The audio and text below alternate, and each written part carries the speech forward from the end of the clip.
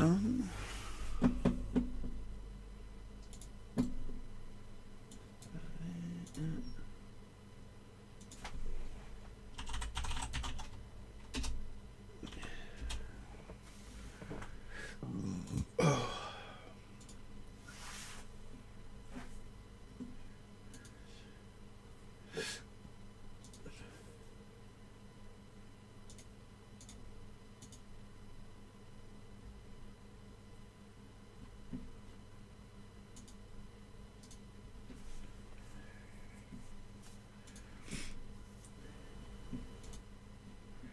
Hello, hello, Unreal. How's it going? Oh, voice cracked immediately off the bat. I think you're the only one in the chat, bro.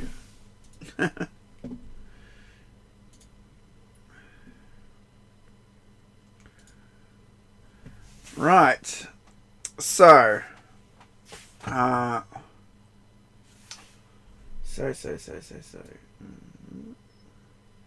I'll just give people a bit of time to roll in, and then I'm going to start this. I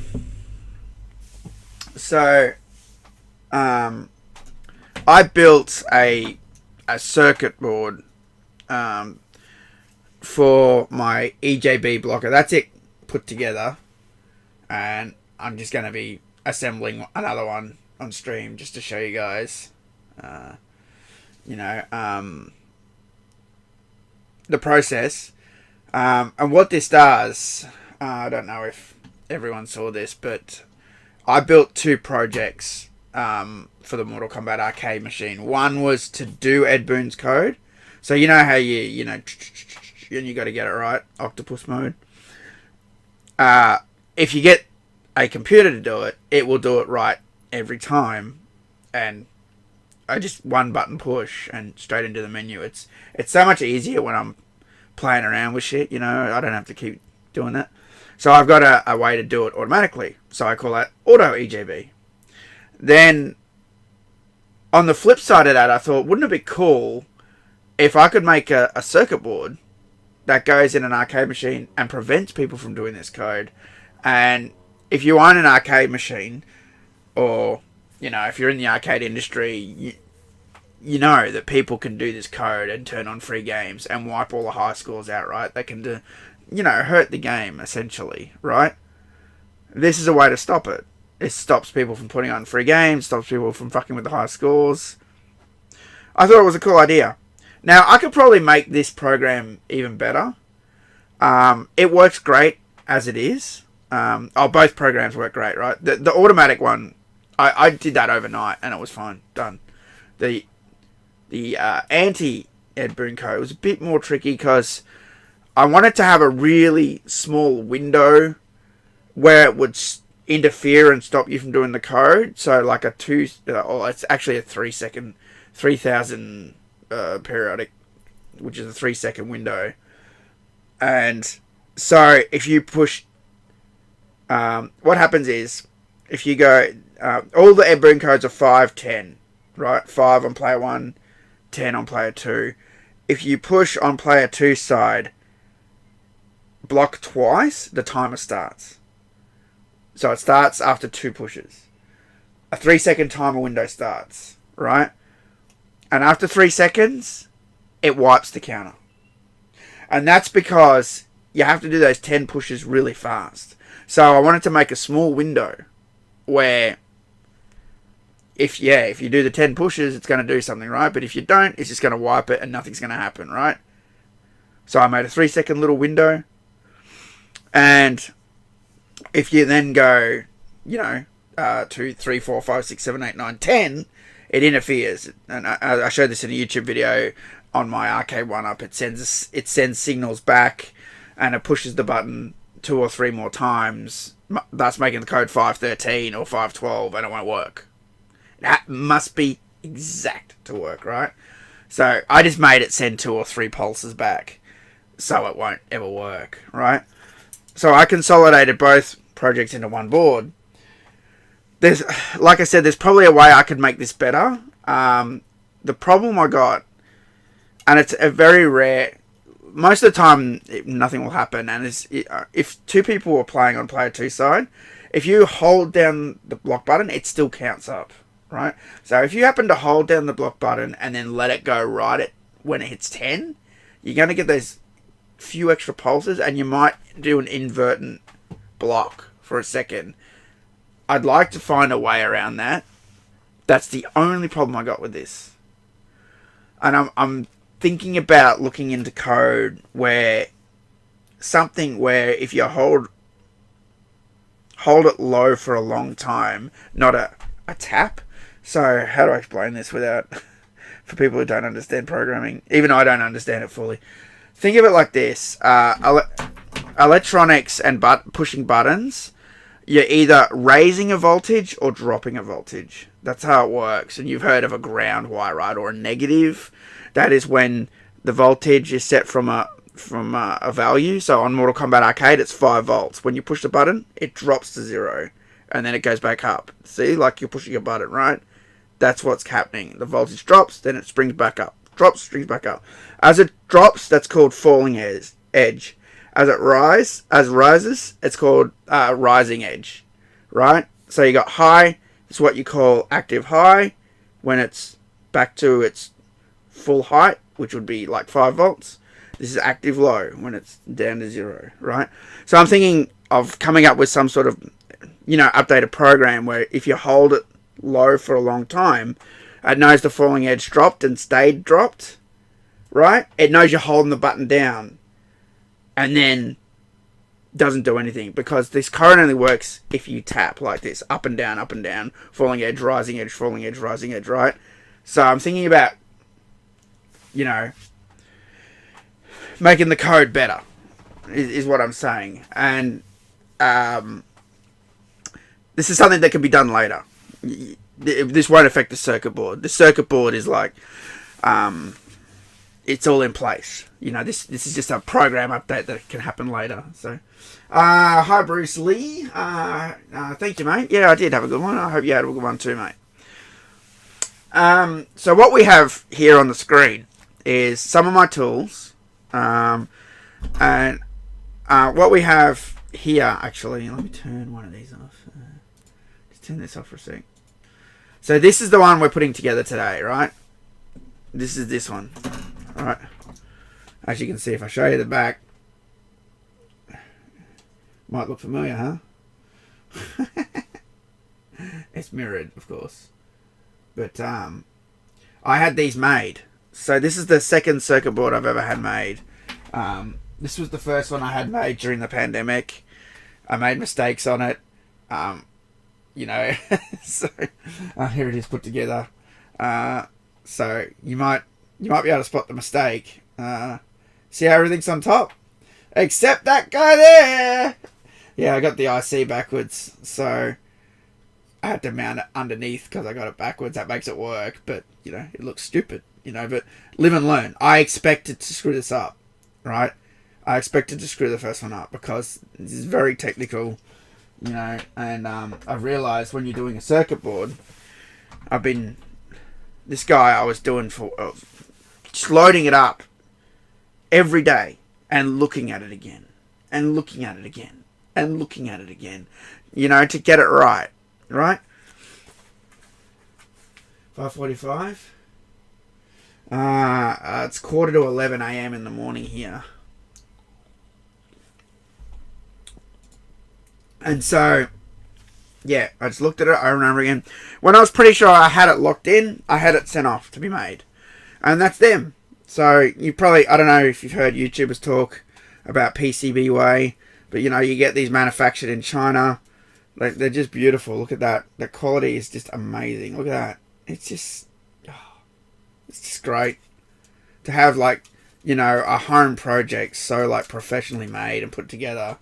And so cheap too. Like, these circuit boards, you get 10 for like $8 Australian, 5 US, right? And the expensive part is getting them shipped. The shipping's like 25 US to get them here, but the actual circuit boards are 5 US for 10. And look at that, they're beautiful. And that's how it comes out. This is what we call a one-sided one. That's why it's not green on the top side. If you put copper on the other side, I think the cost shoots up. But if you make it one-sided, this is pretty standard, this project, because it's using mostly an RP2040 to run the program, and then you just got everything else. Just makes it neater, right? The original one I had was in a box with all these switches and wires and all this crap. This one makes it nice and neat. You could mount this in your arcade machine, you know. And I've actually got standoff mounts there. Actually, I've got another one. The first one I put together that's got the standoff mounts on it. But yeah. So this design is already out of date, because once I got it, you start to see things that you didn't pick up on, and they're little things like, see that resistor? It fits fine there. But it is right next to this switch, like right next to it, right? It bugged me. All the parts should have room. And case in point, the reason why you want to say that is because, where is it? Originally I thought you could have, these are called headers. You could just have a header there for a connection. And as you can see here, SpaghettiOs. See how it hits that switch? That's not possible because I had them too close. We see here, the one that goes to the arcade machine though is no problem because it has enough space, right? So in the new design, which I'll turn back on now, this one here. Whoops. Sorry. This is a bit of a gangster stream. Oh, what's it doing? Keeps selecting the wrong component. There we go. Okay. This is going to be the new design.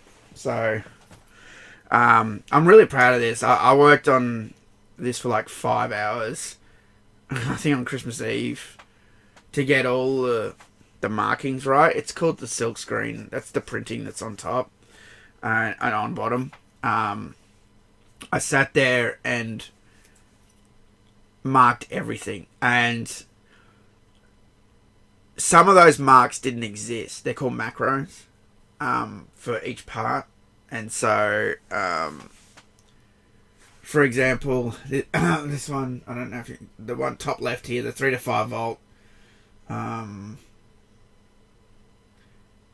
input, you can see it's got a box around it and the 2 circles, and then that is essentially what you're looking at here. That's this guy right here. I can't focus. See, that's the tab at the back. They're the 2 pins, and that's the square in it. So there, I made macros for the headers. I made a macro for the slide switch. I made a macro for the tack switches down here. And I made a macro for the LEDs based on one that existed. The one that existed was off slightly, and I didn't want the holes to be screwed, so mine, of course, is not off, because autistic level of detail. Something I'm proud of. And so, yeah. I also did some new ones on the back. Let me just quickly load them up and I'll show you.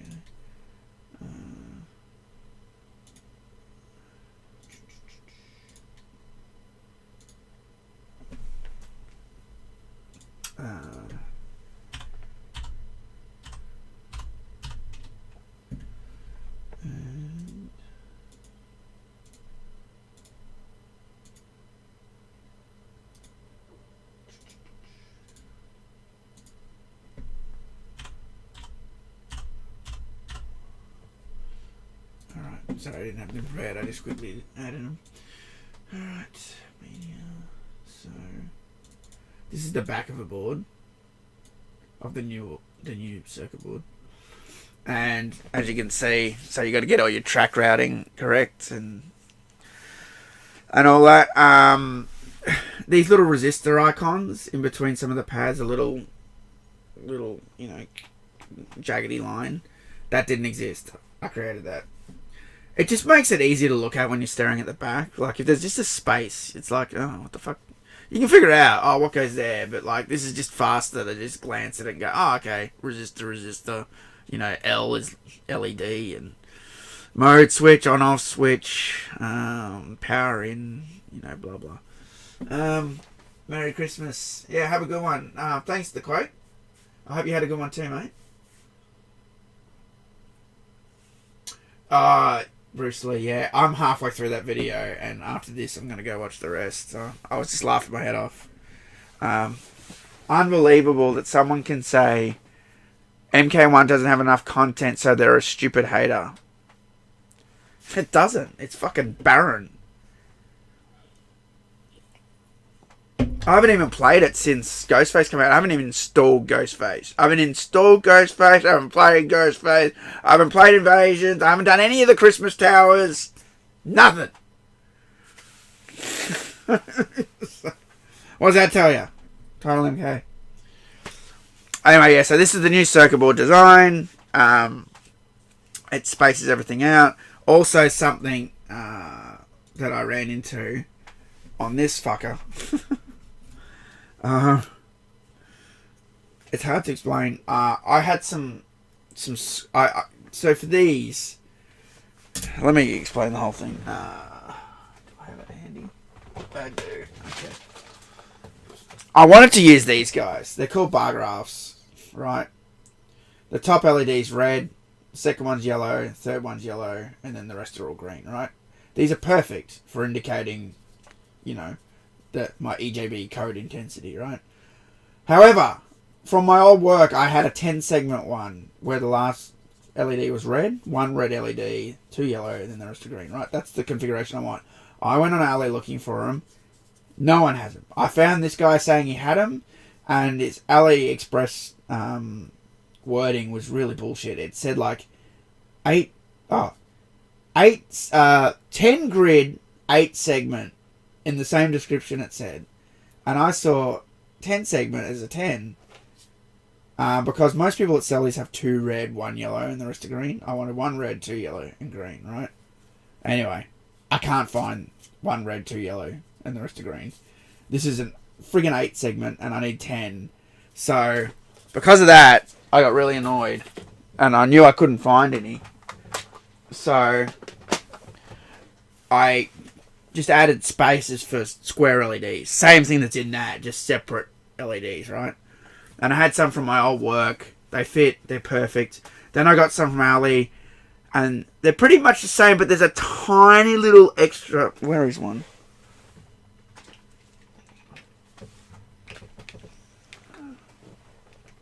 There's this tiny little. Oh god, I don't know if I can show this.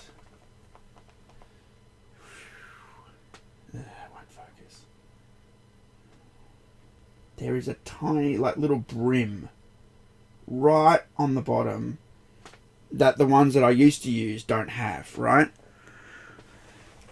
That brim is enough to make them, on the old design, collide with each other. They just, by a fraction of a millimeter, they hit each other and they bend and they look like shit. So, in this new design, I added just the slightest space because it's kind of tricky to do all the routing. So, like, you can see here on the side, it's not too bad. I mean, I probably could work around it, but that should be enough to do it. I've added, like, an extra, like, 0.6 of a mil between each LED. So, that should fix that issue, because I'm just going to use these guys and go from there, so... catching up on chat, isn't there a security switch on the MK machines that makes the dip switch settings not turned on regardless? Is there a security switch on the MK machines that makes the dip switch? I'm not sure about that, Nick Vanilla. I know there's... It depends which MK you're talking about for a start. There's 2 dip switch banks. One is, I think, usually coinage, coin settings, and one is like settings, arcade settings, right? And I think MK1 and MK2 have like 2 or 3 dip switches on that settings bank that say unused. They don't tell you what they are, right? Makes me wonder what they are, to be honest.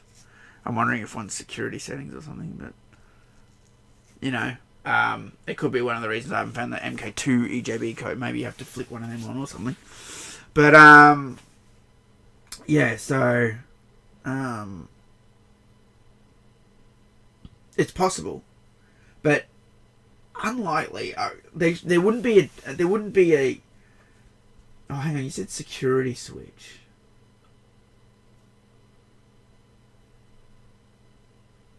What do you mean by security switch? There's a security setting in the Mortal Kombat 2 code that's tied to the EJB. That's tied to what a lot of people refer to as copyright protection. The This is Mortal Kombat screen that I found, the last Mortal Kombat secret. We believe that's security setting. So if someone pirates Mortal Kombat and that message isn't there, they've gone through the code and wiped it out and not realised that that line of code was tied to a string that can be brought up. If that doesn't come up in court, you're screwed because you've removed the copyright. It exists on MK2. It's called MK2 copyright. It's a security. They call it security test. I know that. I don't know how to activate it. So if you're talking about that, it's something I've been trying to figure out, but I don't know. I need to get one of the reverse engineer guys, one of the guys that understands assembly really well to like sort of crack into it and figure it out.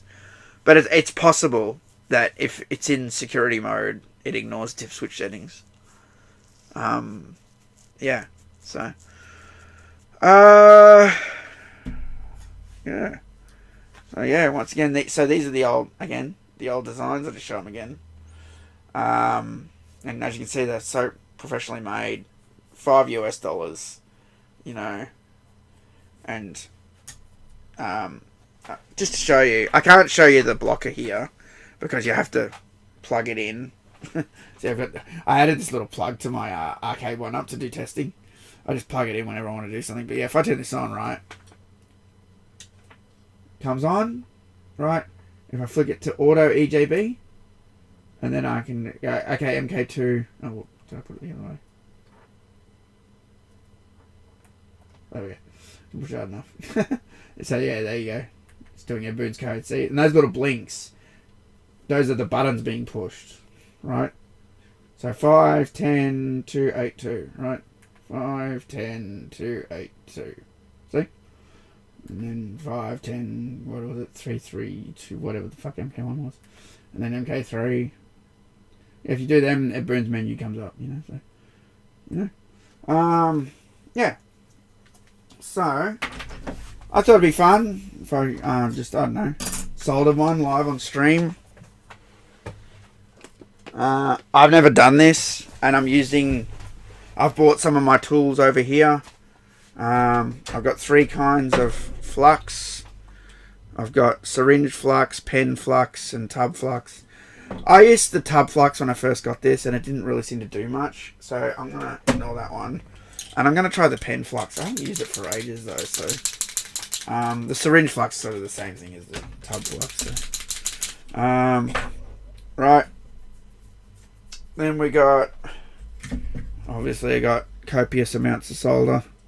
I used to work in an electronics store, so I got lots of it. Oh shit, what's this, that crap? So I brought some friends over from my very messy workbench.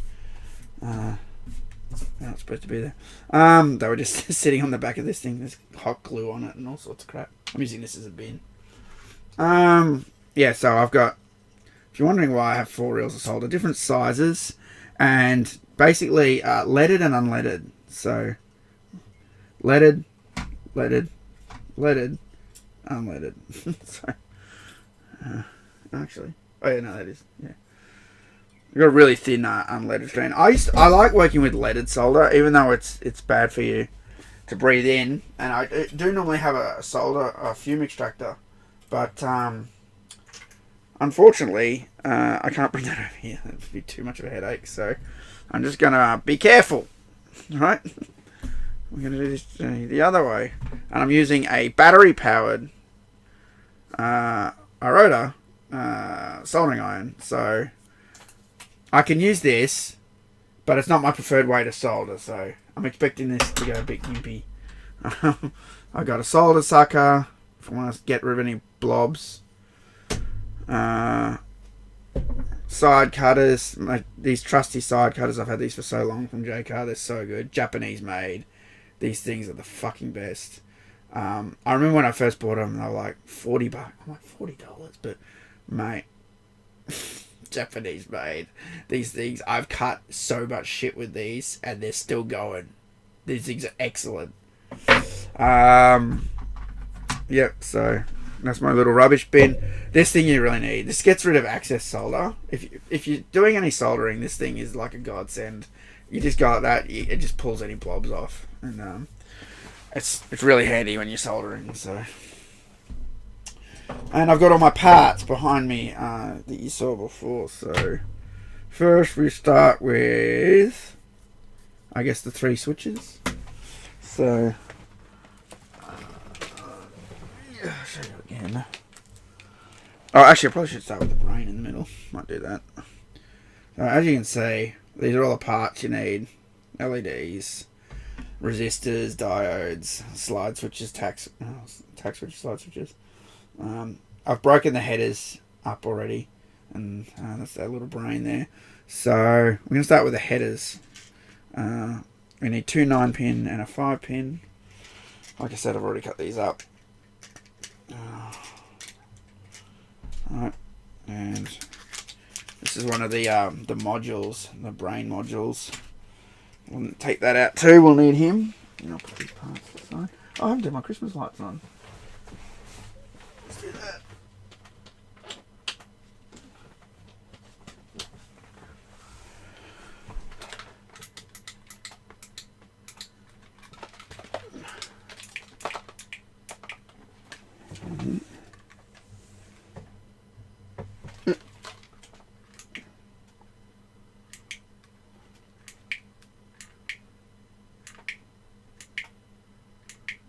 What's going on with that one?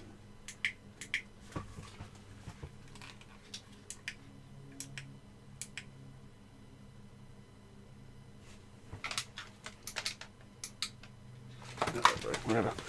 Alright. I think I was pushing the wrong button. Okay, there's 2, so.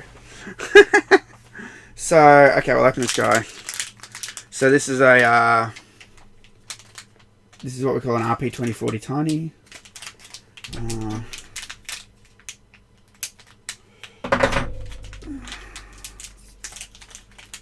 Alright, take him out. And so I really like these guys, they're excellent.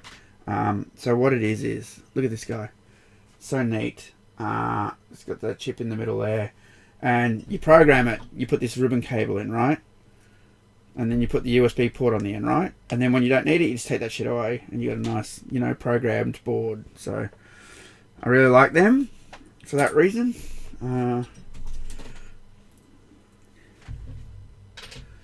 So you love electronics? Oh, so do I. I have an obsession. So we'll start with 9-pin. Drop that in. Alright. Put a 9 with a 9-pin. Drop that in. And 5-pin. Now this is where it gets tricky, because if I haven't trimmed it right, I'll need to give it a quick trim. Yes, I haven't trimmed it right. So see how that pin is fraying away? See that? Can't be like that. So just put that down for a sec. Really important that we shave any excess plastic on it here. It matters. That's why it's doing that. Needs room to bunch up with the others.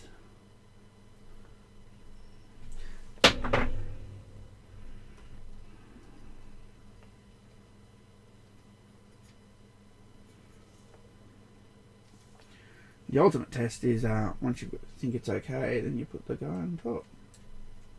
There we go. It's working. It's all in there. And once we got that, we can start soldering.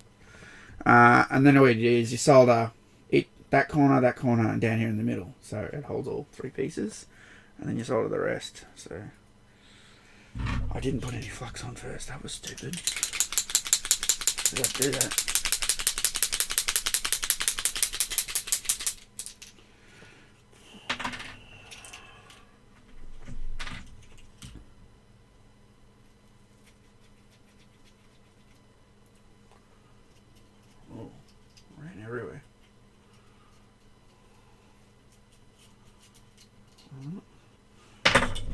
Now we're going to use this thing. The thing that sucks about this thing is you got to friggin' hold it down. Alright.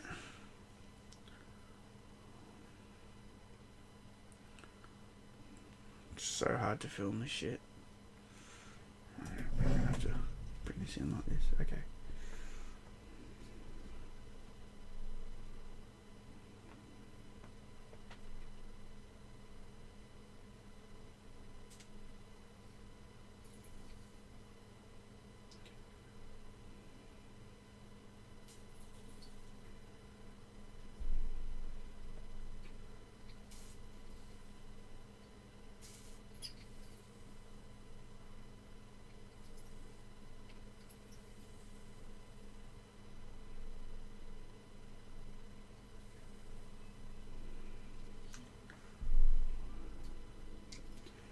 So, as you can see, it's not flying out now. I've locked it in spot. And as you solder, you get like little dark bits of flux coming out of the board. That's normal. As you can see, some of the solder already went askew and went somewhere I didn't want it to go. But I'm not using that GPIO. That's there as an extra if you want to add something. So now I'm just going to do the rest. While you guys watch.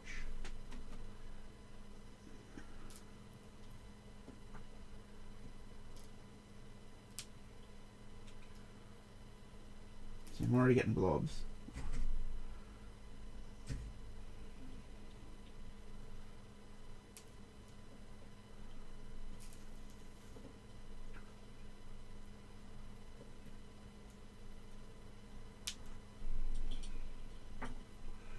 Like I said, this isn't my preferred soldering iron. I don't like the tip on it.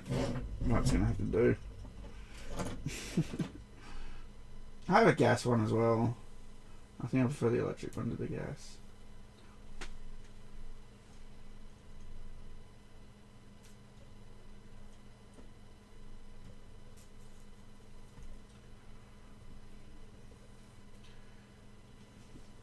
So when in lockdown, I watched a lot of electronics videos because I've always loved electronics. There's a bridge there, we'll fix that in a minute. So I watched a lot of Louis Rossmann and Ben Heck, who I'm a big fan of. In fact, I've got one of his projects here to put together. Look at that thing. That's amazing, dude. Once I get the parts, it's a Ben Heck game badge. Oh shit. Do that. Son of a bitch. Nah, great.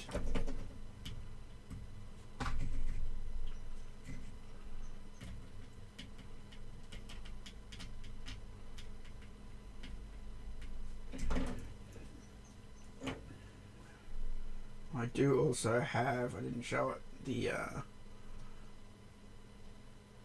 the soldering braid, which is a godsend. Because of this crappy tip, the solder's jumping to other pads because I made them so close together. So, let's see. Now we clean up, get rid of any bridging.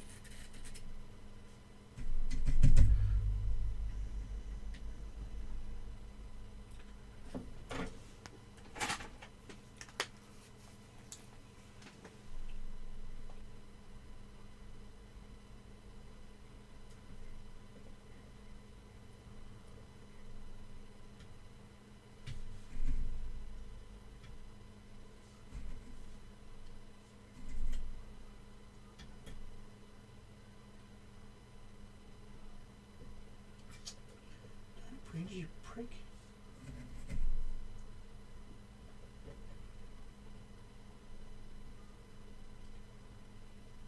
Alright.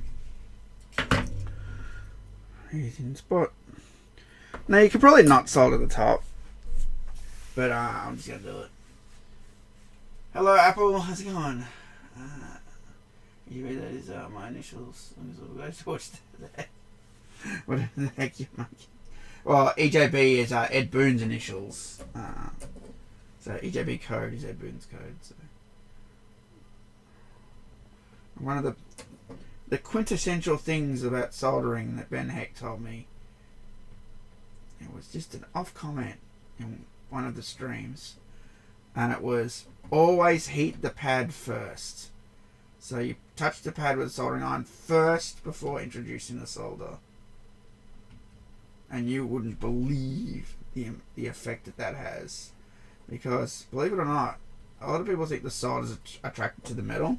It's attracted to heat and metal. So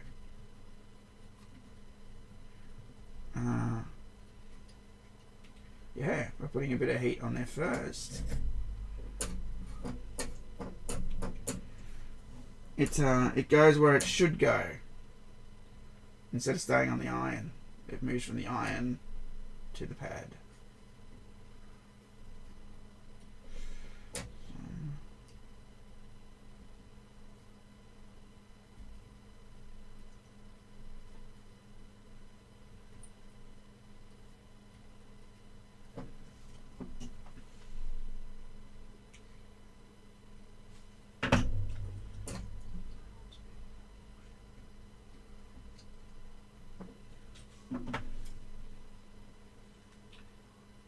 Cool.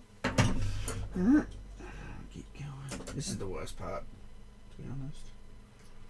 Because you're sort of double soldering this.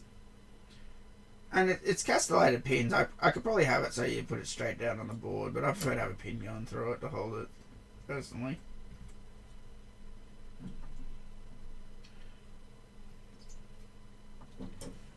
For those going, why are you doing that? It's castellated pins. I know. I know, bro. I know.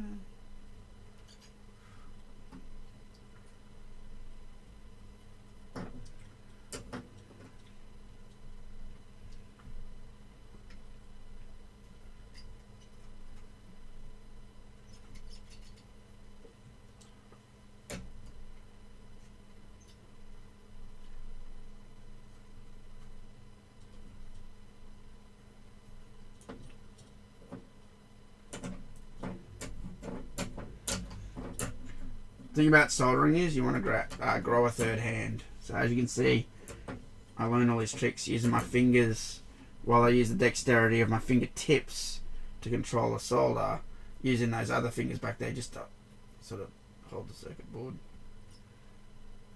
You can get helping hands and stuff. I tried them for a while, but I use them sometimes. But I find it's better just this way. Just grow a third hand, trust me.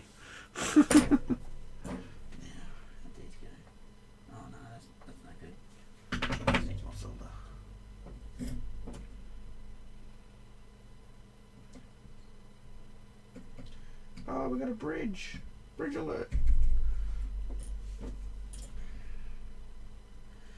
Okay. Cool. I'll take a rest for a sec. Answer any questions in the chat.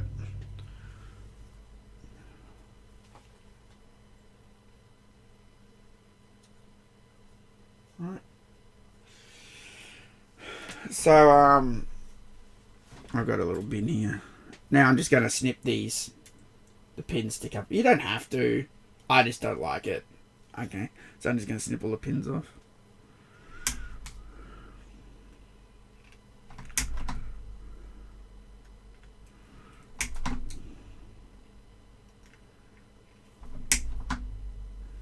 No, you didn't go in the bin.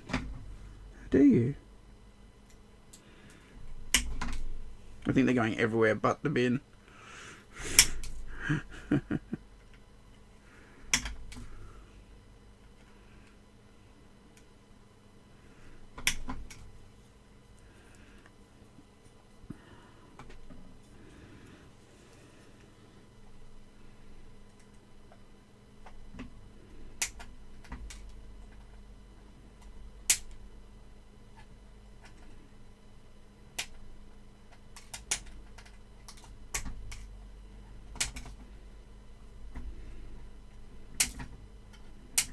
The best way to snip them is this way, and that's the way that is the worst way for you to see. Sorry about that. But you get the point. You know what I'm doing.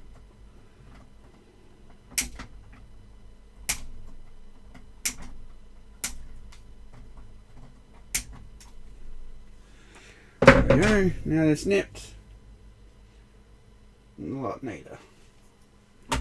Another inspection. Oops, I dropped that.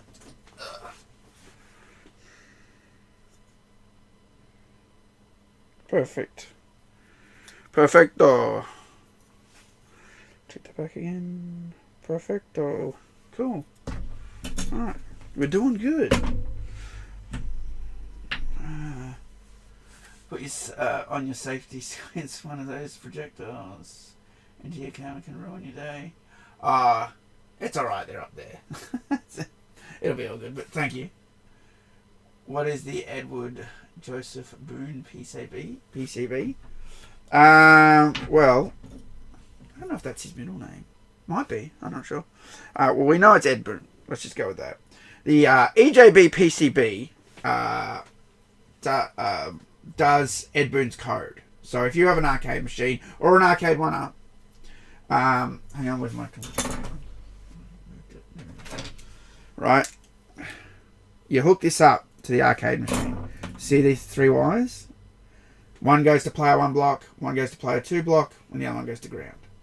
Yeah, so it does this code, and if you flick it to anti-EJB, it stops someone doing the code on your machine. So if you own an arcade machine, it stops them from doing it. I like that. Yeah, so you turn it on, and there we go. I can't show you anti-EJB here because you need it hooked up, but see, auto EJB goes through the sequence. There you go, see? Does the code for you. You just pick Mortal Kombat 1, 2, or 3, and off it goes.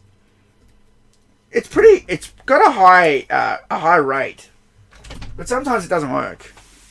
I might have the timing still slightly off, but like, I don't know, it's like 50-50. You just push it to get it, it works. And it's sometimes funny whenabouts you push it. Like, if it's doing that thing, it won't work. Same with Ultimate MK3. If it's doing the it won't work.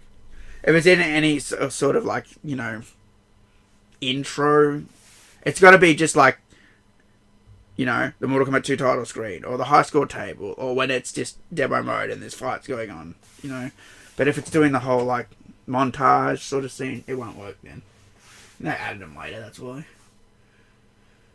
If Warner Brothers were to sell MK, would you want to buy it? Of course I'd want to buy it! Well, could I buy it? Fuck no. Do I have that money? No chance. Alright. Next, tack switches. Let's add some tack switches, man. Yeah, drop one. Son of a bitch. These things are a bit of a nightmare. Oh, it's 2 together. Okay. But once you got them in, they're really easy to solder for that reason. See, the legs look strange. They're not just straight pins. They've sort of got this angle on them. So you sort of got to edge them in. Alright. So start with Mortal Kombat 1. The way I do it is I just do the 2 at the back, hook them in, and then just sort of work it into the other 2 holes.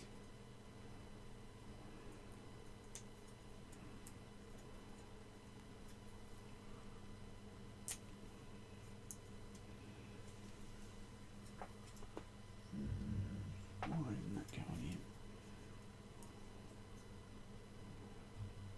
Oh, it's missing that hole. That's what I need. Normally have a screwdriver handy. Oh, that's not too far. There we go. So once we got one in, we just see, just sits there, ready to be soldered in spot.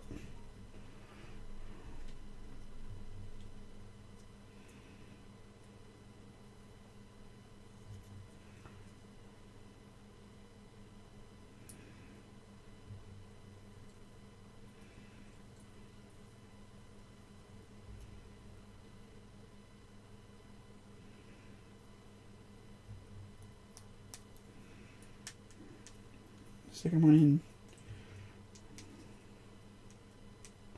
Ooh. He moved a bit.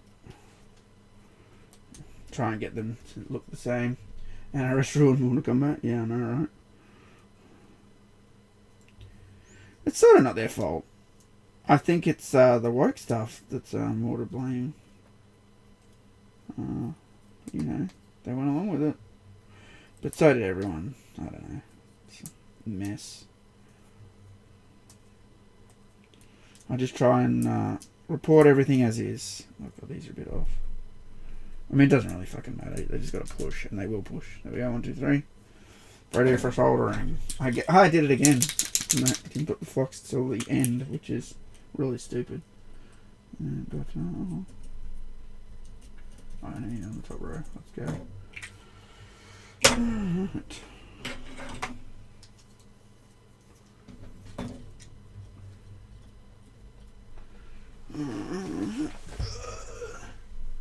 Any news on MK Film sequel?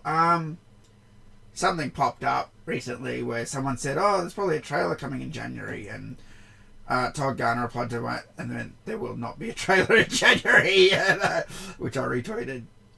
That made me laugh.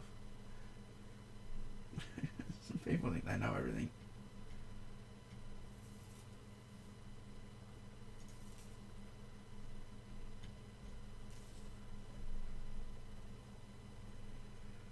A decent amount of solder on the pads.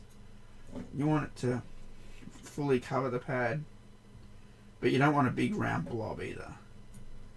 Alright, so you got to find that sweet spot.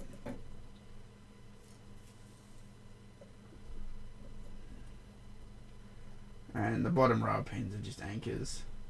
The signal lines are actually on the top row, but we solder them for support. That's why we call them anchors. There we go. Pack switches are done. Boom. That was faster than the last set, wasn't it?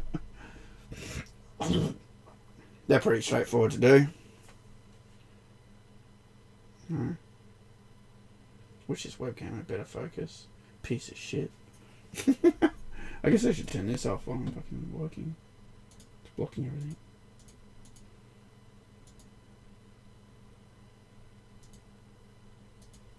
Okay. This one off too. Why not? Alright. Now it gets tricky. It's tricky now. Because everything now, apart from the slide switches, which I might do next actually, they're not tricky. Alright. Slide switches are pretty basic. They can go anyway. They're just a 3-pin dual single post dual throw SPDT. Put them in spot.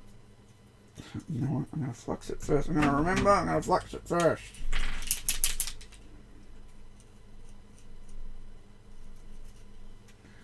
Alright.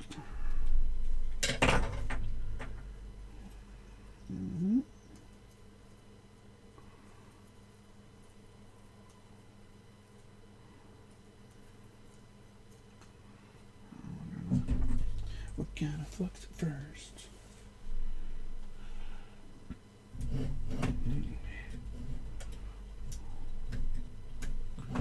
You're constantly always screwing around with the solder when your hands full.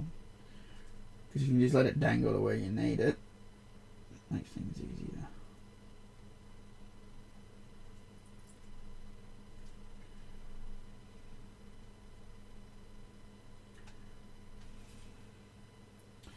Nice. Once you got one pin soldered, it's in spot. You can do the others.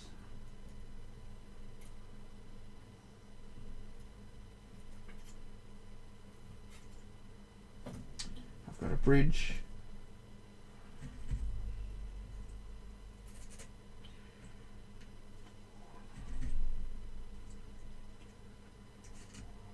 Alright, we got a blob alert. So I added too much solder, so we're going to use our sucker now just to turn it molten, and then we just suck it out. Watch this. There it is. See that?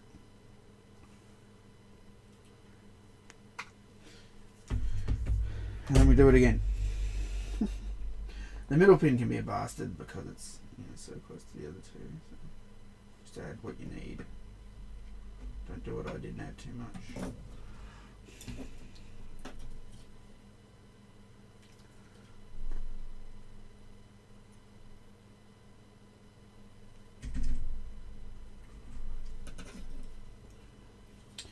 Nice. We've got our switch.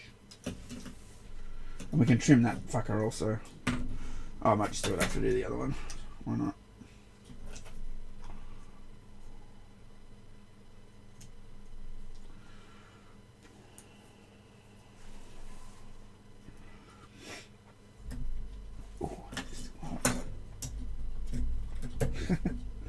The other switch was hot, and when I touched it with my finger, it reminded me how hot it is.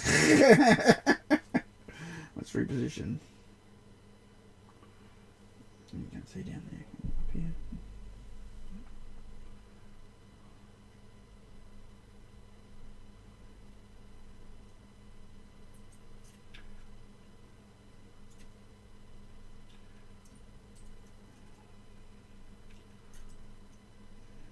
It's getting hot. It's getting hot in here. I'm taking all your clothes.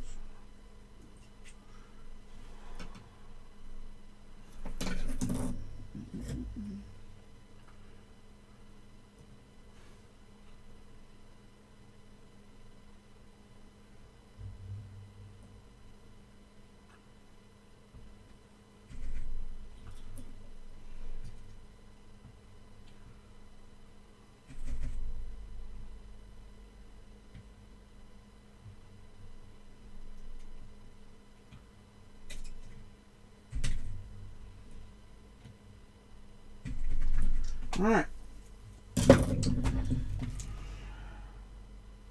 Oh, perfecto. Alright. These little ones.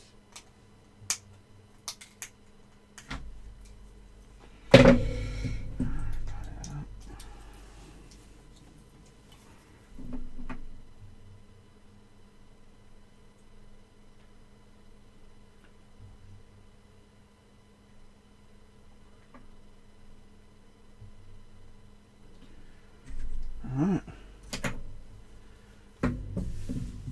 Are you sharing your PCB Gerber files? I don't see it on your GitHub. Yeah, I will once I do the final version. So this one I haven't shared yet. But yeah, I will. For anyone who wants to get it. I love my AliExpress solder stacker. It doesn't suck. I got this one where I used to work. This is like a better one. That aluminium barrel one that everyone has. I had one of them for a while, but it kept screwing up, and then I got this more expensive sort of plastic one. It's a bit thicker and stuff. It's pretty good.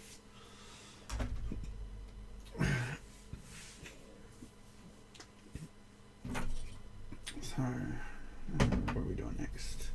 Next, I guess we'll do some resistors. Alright. Resistors. From the gods of AliExpress. Now this is a 68. What are you? 68. Okay. 68R goes from the 5-volt line. It's the one that goes next to the switch. Now they are marked if you look on top of the board. Let's see if I can show you guys. Oh, the light's probably going to kill it. I thought I could magnify it and help show you what the fuck I was talking about. But don't worry, why don't I turn the light off? Oh, there we go. Maybe that will do it.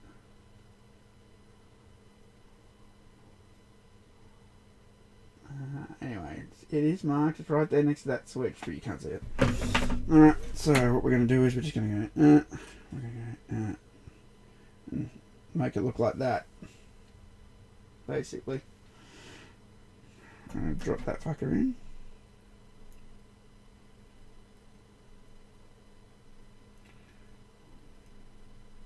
Now, I mentioned before, solder went where I didn't want it to go. It was blocking one of the holes.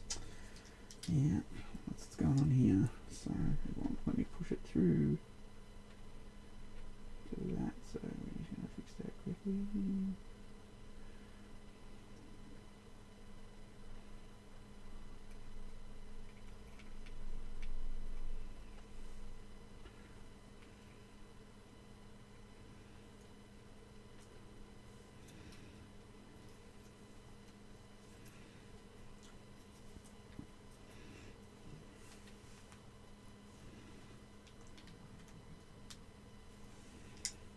Make sure it sits perfectly flush with the board.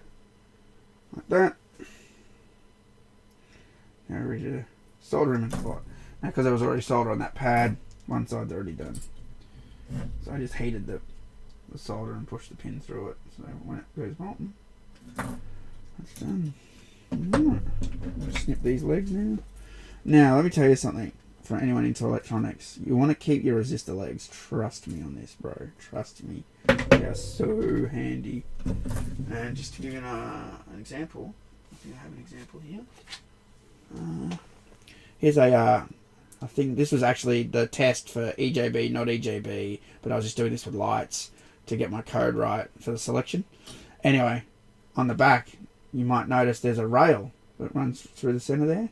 They're all resistor legs, as you can see, and that's just a ground rail, and that's why you keep them.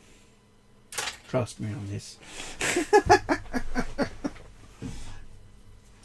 Alright, one resistor down. You only need 168. Now we got our 56s. We got 3 of them. So 1, 2, 3.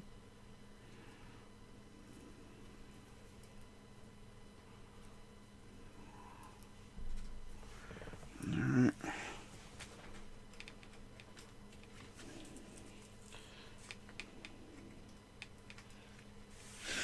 Okay.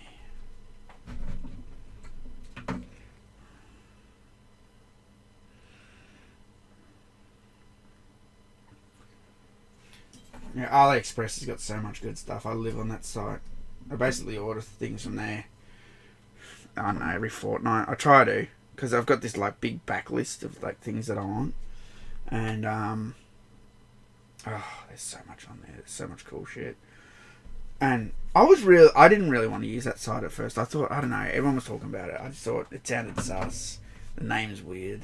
I don't know, but as soon as I started using it, I was instantly addicted. I'm like, oh, this is so good. They've got fucking everything. Apart from that one mistake with the LEDs.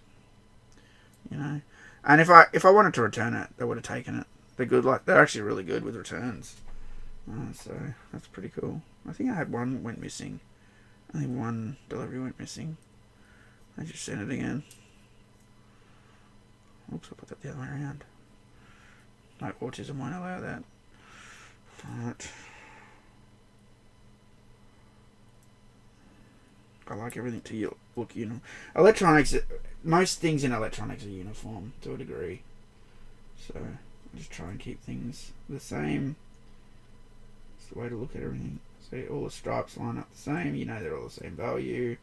If you have it the other way around, someone could mistakenly think it's a different value because you had the stripes going a different way. So there we go, 1, 2, 3. And once you got something in spot, what I do is I fan the legs out like that.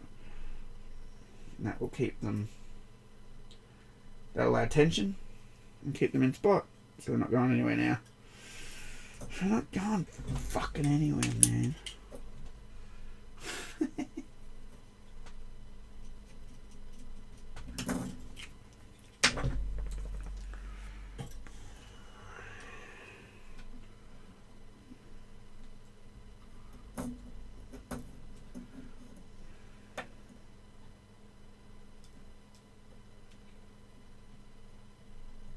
Come on, heat up again. Come on.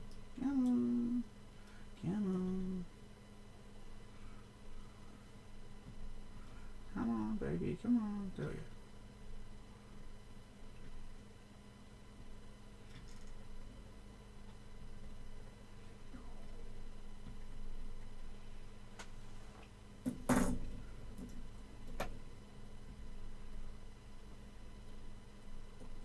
Ooh, bit of a blob there.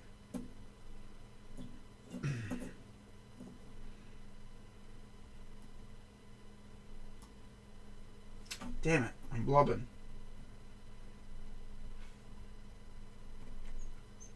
Now,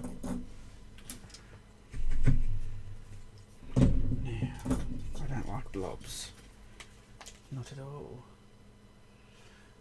Might be able to. Sometimes when they blob, if you just keep the heat on there for a bit, they'll then sort of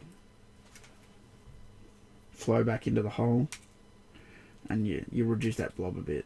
But sometimes that won't work, so we'll see how we go.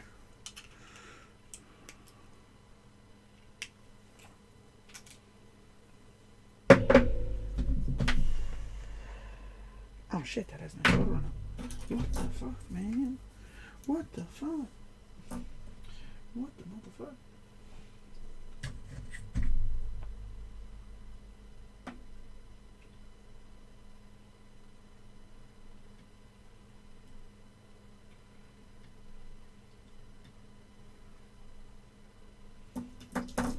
Now I'm trying to do that settling down into the hole method. Yep, that one worked. Yep, that worked a bit too, and that worked as well.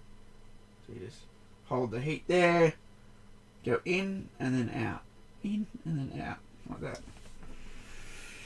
And the result is quite nice. Oops, I just scorched my... Ow. I just scorched my skin and my keyboard thing.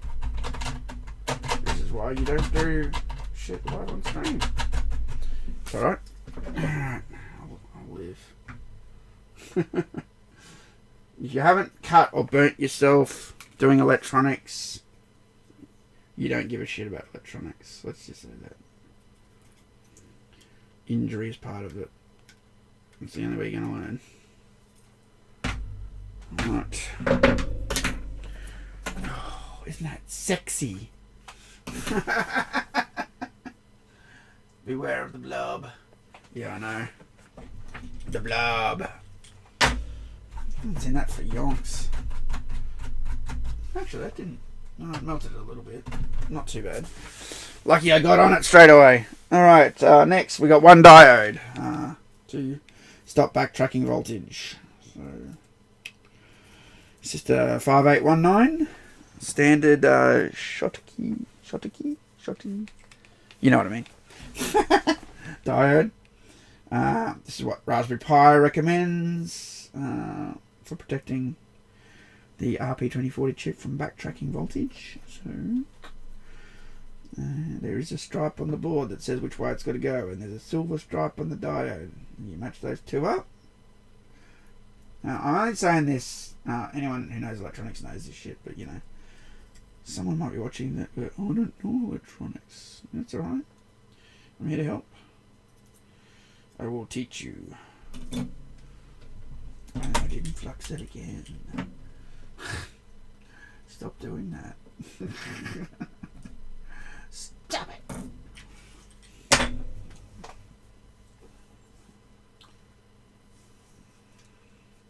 So what did you get for Christmas? I got 3rd degree burns live on stream. Oh, that's nice.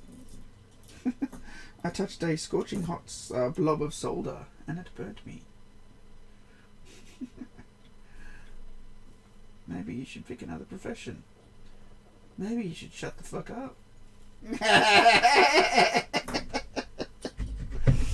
Sorry, I laugh at my own jokes sometimes. Alright, so. Oh, nice tip. Fucking solid legs, let's go. Maybe. Fuck yeah.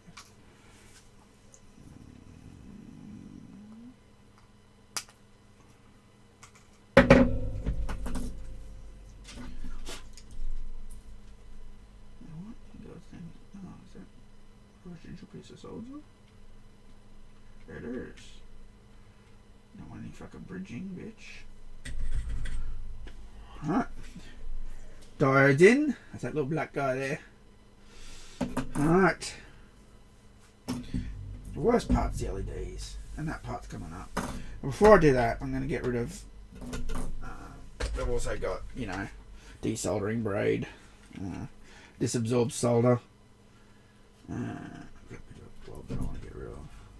Fucking happened before. See if I can show you desoldering braid live on stream. This is how we remove solder. Desoldering braid. That's it. Suck it up, baby. Suck it up. Suck it up. Suck it up.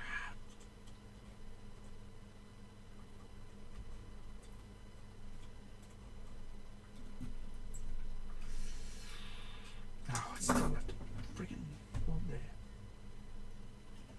See, I actually have a desoldering gun in my workshop that would just remove it, but because we're doing this live on stream, I don't have that facility, so we're doing it the old school way. Now, this solder sucker I find is better for getting rid of blobs, but when you got solder that sits in that fucking hole, like, you know, you got your circuit board's got 2 layers and there's a hole that goes in between the 2 layers, sometimes solder sits in there and it just doesn't want to escape, but the braid works good.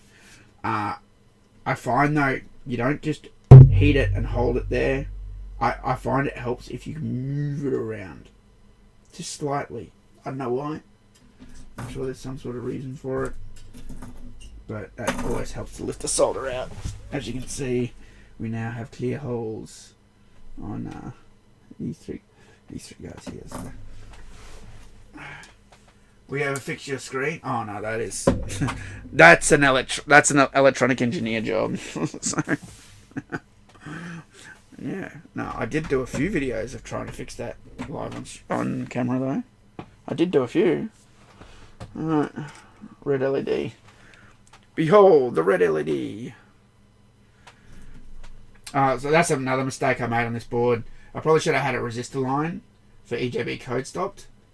But I forgot to add it, so in the revised version, it has a resistor line. Even though it doesn't blow, like, I don't think there's enough current on these RP2040 boards to do it, but I'd sort of just rather do it the right way in case, right?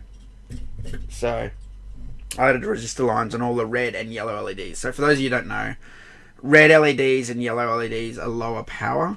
They're 2 volt to 2.5, 2 volt to 2.2 volt.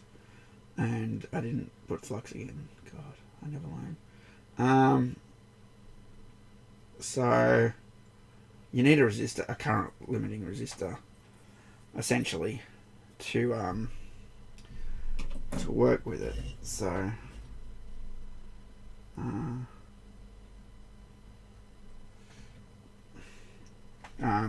if you want to do it the right way without the LED ever blowing up because too much current went through it, right?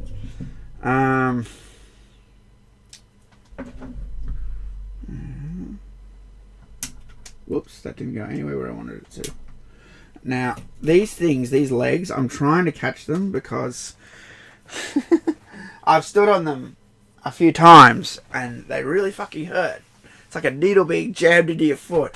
The last one I stood on, normally they only go like in, I don't know, 5 mil or something, right? The last one I stood on went like 10 mil into my foot. It killed. And it immediately, blood gushed out of my foot. And you know it was stuck in there big when normally you just pull it out and it just comes out straight away when it's only in there a little way. But it was like, you know, like took like 4 goes to fully retract it out. Yeah. Well, that's alright. I chucked some betadine on it. It's uninfected, so. That hurt though, let me tell you. It hurt. Next colour. What do we got? We got a green LED, a green one. It's the power on light. Power on. Guess what? I'm going to flux it first. How's that? I remembered for once.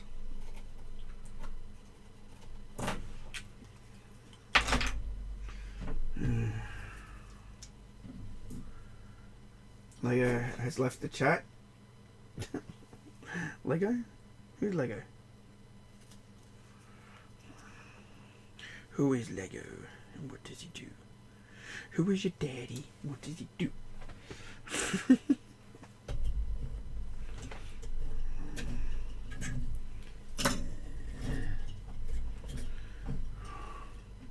Constantly will be adjusting this shit if you get one of these, trust me.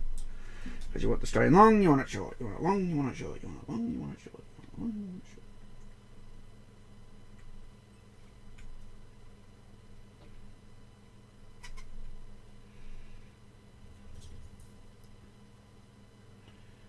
Cool.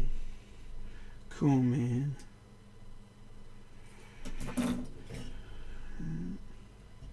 Something I did on my PCB design was all the ground pads are square.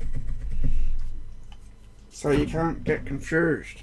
On an LED, the shorter leg is the negative.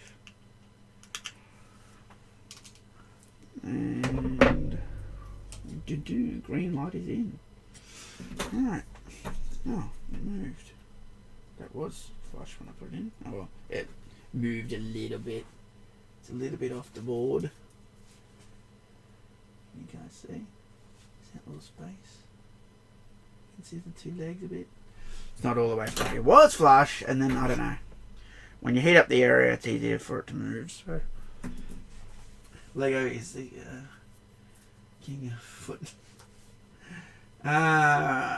Won't work unless it's a blue LED. Well, you know, if you ever want to be interested about the history of the blue LED, check that out. That is an amazing story, because the blue LED, when they knew, so from my childhood days, there was no blue LED. Everything was red, green, yellow, and orange. They were the only colours. There was no blue. There was no white. And this is confirmed if you watch the movie The Running Man. The guy, Dynamo, who's got all the lights all over him, there's no blue. Okay, look. No, because they hadn't invented it yet. Okay? So they knew when they invented the blue LED that it was big news, because once you had red, green, and blue, you have the three colours that you need to make up, you know, any LCD screen, any. Once you've got those three colours, you can do anything, right? So the guy knew when he came up with it that it would be big, and it was. It was huge, and it's, of course, this Japanese guy did it. He devoted so much of his life, the stuff that he went through, man. My God. To come up with the blue LED, you know, it's such a fascinating story. He knew how the technology worked, but he had to, you know, experiment with things. And actually, there was people in America that were onto something. They had, I forget, it's all explained in the story, but yeah, he had to go to America to look at this machine that they had that was doing something special that no one else was doing in the world, that put him one step closer to getting the blue LED. You know, and he worked at this business, and at first they supported him. Yeah, invent the blue LED, yeah. And then after a while, you know, new owners took over, and they're like, stop doing the blue LED. It's a waste of resources. And he goes, yeah, no worries, I'll stop. And then, of course, he never stopped. He just threw those requests in the bin and kept going. What a legend, man. Absolute legend. I didn't flux it again. God, I'm so stupid.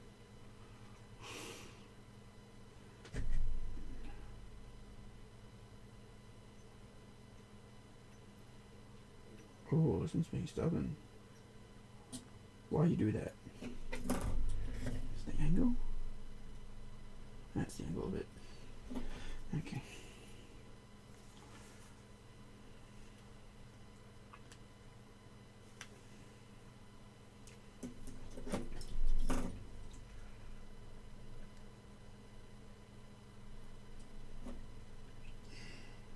Did I bridge something?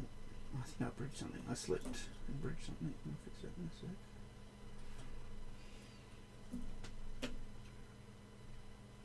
There we go. Okay. Flux pen. LED story.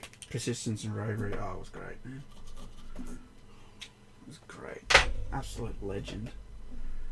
I was loving every minute of watching that video. It was a long video too. It was perfect though. It was perfectly told. It just goes to show you never give up, man. It's easy to give up. Anyone can give up, man. But the two trailblazers kept going, right? So even me with this stuff, I'm still a novice with my programming, you know, because it's not my thing. I'm still a novice, even with the circuit board creation, right? But I've come a long way. I've learnt so much, you know, and it's progressing pretty good, you know. I keep learning new tricks, and that's the way you want it. Yeah, blue LEDs.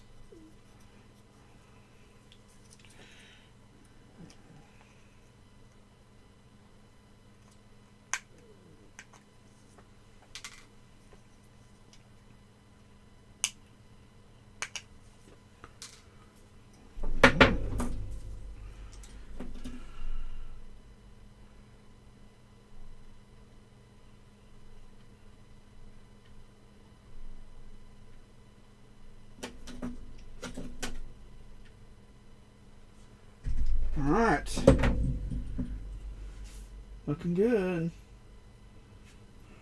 Looking good. Looking fine. It looks a bit messy because A, the camera's not focusing, and B, there's flux residue all over the board still. Making square foot pads is equivalent to confidently commenting your code. Thank you. You should see my code. It's overly commented, dude. It's, oh, I did melt part of my keyboard protector. Oh well. Them's the breaks. I feel like, you know those guys in the 80s that used to smoke around the computer? You see all these feral photos all the time online of like all these cigarettes all over the keyboard and cigarette burns. Well, I now have a burn in my keyboard, but it's not from a cigarette, it's from a fucking soldering iron. Well, it's not what I'm making. I designed these circuit boards to do the Ejb code. This is what it looks like in the end. So you turn it on, and it will do the codes for you once you hook them up to your arcade. Or it will stop people doing the code. That's what this side is for. And I just thought I'd put one together on stream. Show off my circuit boards. I had them professionally made at PCB Way. I'm not sponsored. Hashtag not sponsored. Yeah. I just paid and had them made. Because I'm still a noob. So PCB Way doesn't know who I am. And they probably laugh at my circuit board design. Going, oh my god. He didn't do blah blah blah right. Blah blah blah. Alright. Alright. It's just those 10 LEDs. Now this is the problem I told you guys on this design. These LEDs hit each other. So this is gonna be tricky. We'll see how we go. You know, that's something I've amended in the what the fuck? I don't want that to fall. Because the lid's just open. The lid is just open. Maybe I'll put it over here. Because I can't close it because I've got a bandolier tape of resistors, so without separating them all, and there's 100 on that roll, so I don't want to do that. Alright, red. Lux. Better the universe!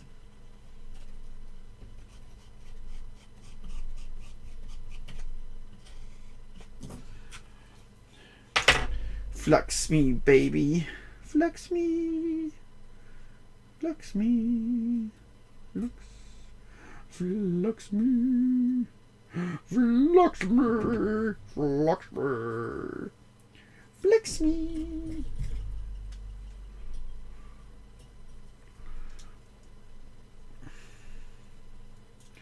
Oh, this is tricky. This is getting tricky. This will all be fixed in the new design. All the pads are near each other. It's just chaotic. I don't know why I did that. We fixed in the new design. I think they're made.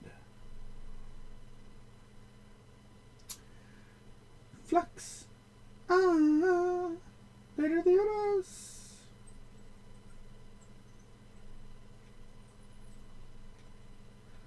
Get on the pad, baby. That sounds bad.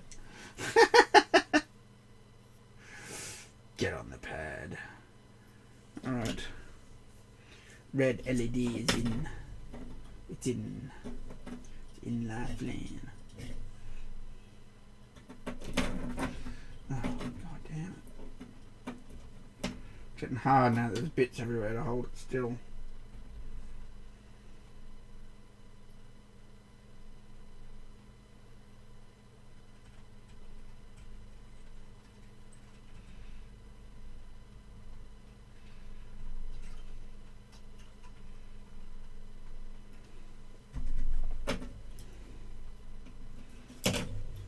Yay! Did it move? Good. Did it move? So, I watched Squid Game Season 2 last night. Every single episode in a row. And it was excellent. Surprisingly excellent. I really liked it, actually. I think I'm going to watch it again. I really enjoyed that shit. So, and they announced one more season, and then that's it. So I won't say any spoilers. Don't worry, guys don't have to run from the chat. But yeah, I really like Squid Game. Squid Game. They really expanded on the first season perfectly. And here's that problem I talked about. So you might be able to see it now. See how it's hard to show you. You can just see this. See how I can't put them flush next to each other? It's hard to show you. But yeah, it's interfering. And that's the problem. I'm just going to have to leave it raised up a bit. Because if I don't, then the next one won't be able to sit down. Then the next one. Then the next one. So it's just to put one in spot.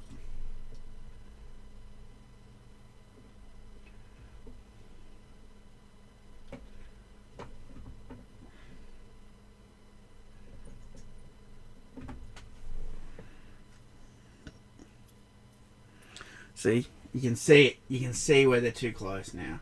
This is where you can really see it. See how the holes... See those holes? It's too close to the component. Now, it's fine if you've got the other square LEDs I have that don't have that little skirt. It just happens that this plastic mold happened to have a little... The ones I've got are straight down. They're just... If you got them, no problem. The ones that go straight down, then right at the bottom there's a little notch for some fucking reason.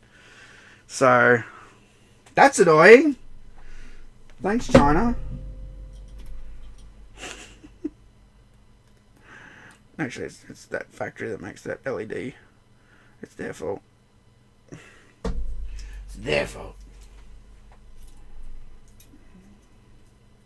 So I'm just going to put these in a crap way, because the new circuit board will fix this problem anyway. So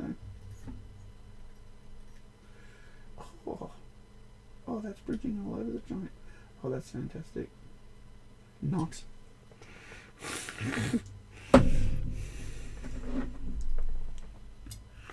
gonna solder them in spots. Screw it.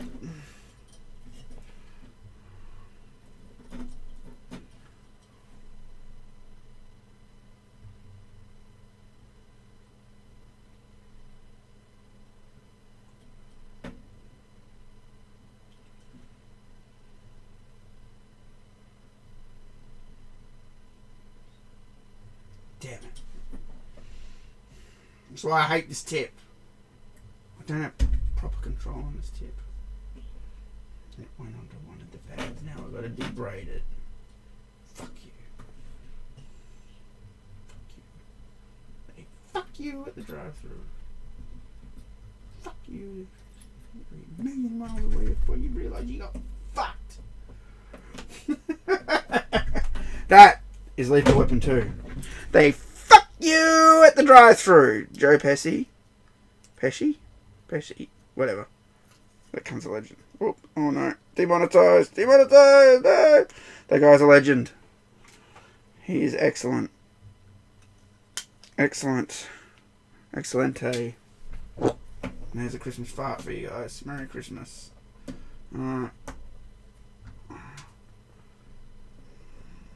TMK. Authentic fart. Now let's inspect this mess that I made. It's actually not too bad. Holy shit. That's actually not too bad. Fox pen must be pretty damn good. So it seemed to go where I wanted it to go. Apart from that bridge. Where is it? Now it's over here.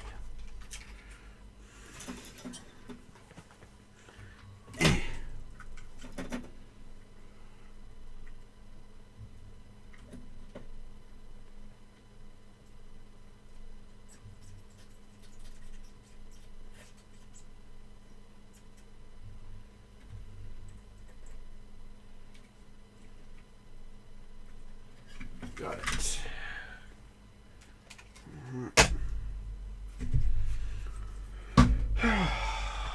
break.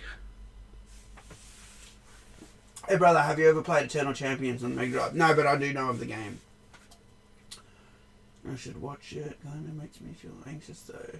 Like your soldering does. You don't like my soldering, bro?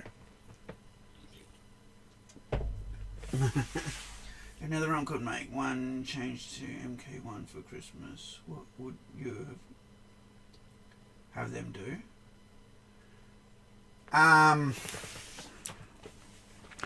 They should have added a new mode. To be honest, there's nothing to do in the game. I mean, the towers are nice, but once they're done, it's like... I didn't even bother with them this time. I did the Halloween ones and they were dog shit. I think you get a pallet this time around. But only if you bought the skin! Only if you gave us money! Should have been the skin and pallets. If you were going to go down that road. But, you know, greedy guys, so...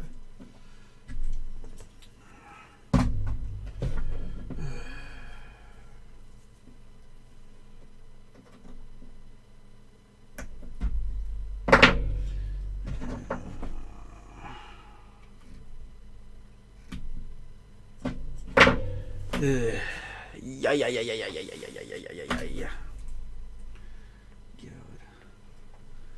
Can't believe I made that mistake. It's not my fault technically because I was going off my work LEDs that were perfectly square, and it's something they don't say in the description. They just say rectangle LED, you know, and the voltage, and you know 5 by, you know 2 by 5 by 7, the width, height, depth.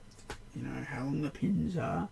They say everything except they don't mention that little bit of plastic that they added for no reason.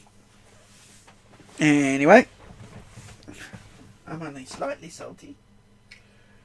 I'm going to add this battery clip for fun now. Why not? So, one thing I need to specify when I do make this more public is just because there's a battery snap here doesn't mean you can put a 9-volt battery on it. This is a 3 to 5 volt. If you put a 9-volt battery on it, boom! So, you be warned. Don't put 9 volts through it. It is marked on the board, 3 to 5 volt. So, but I will make that abundantly clear once I make it public. This is not for a 9 volt. Flux pen. Son of a bitch.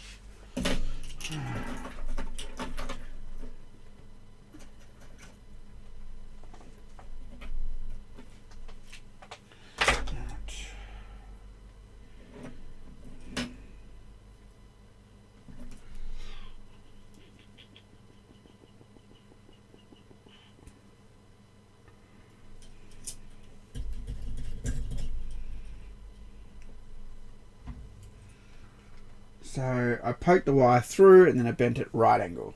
Right, so the wire is poking just through the hole. I've got the flux down and I'm going to lock it in spot with a glob of solder.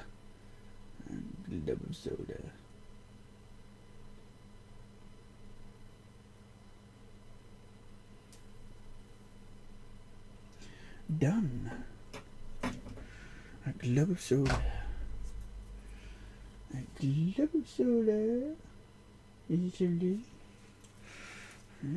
can put the wire underneath if you want. It kind of looks a bit messy on top. That's why I was going to have headers. So you can just plug them in. Make them look nice and neat. You know, but see how we go. With the new design. It should be alright. It should be fine once it comes. Once I order it. Should be soon.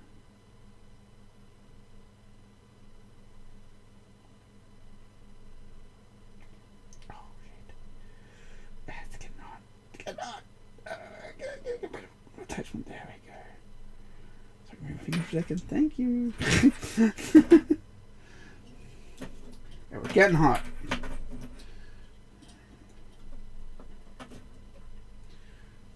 Funny thing about solder is it makes things hot.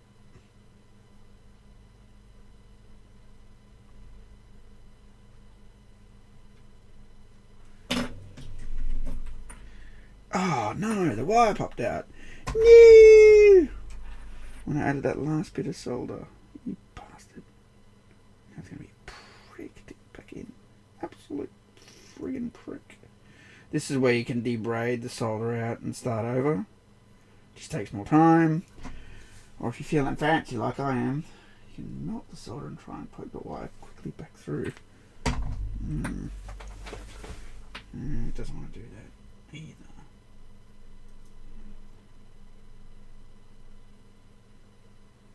Gotta have some pressure right on the right spots.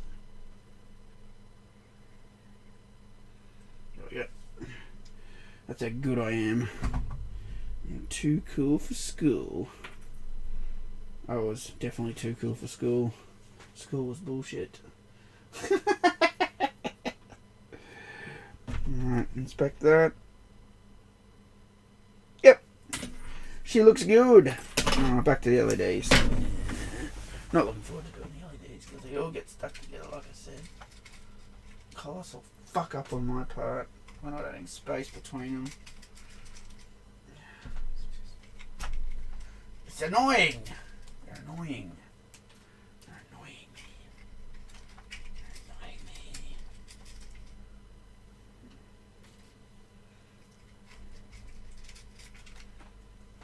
me. Alright. If next MK is balls, you're wiping your hands off until WV relinquishes.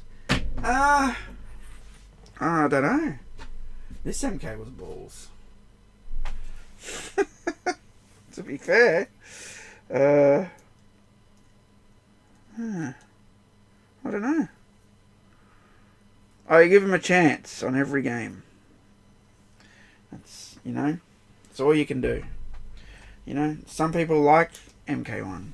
It's not totally bad. I love the graphics. Graphics are excellent. But, it's a lack of modes. Cameos aren't that fun. Invasions was lackluster. Wasn't improved enough to, now they've retired it. It's just, what are you doing, bro? Oh, God. Got a big fucking blob. No! No! Not with the crap soldering iron, no! No!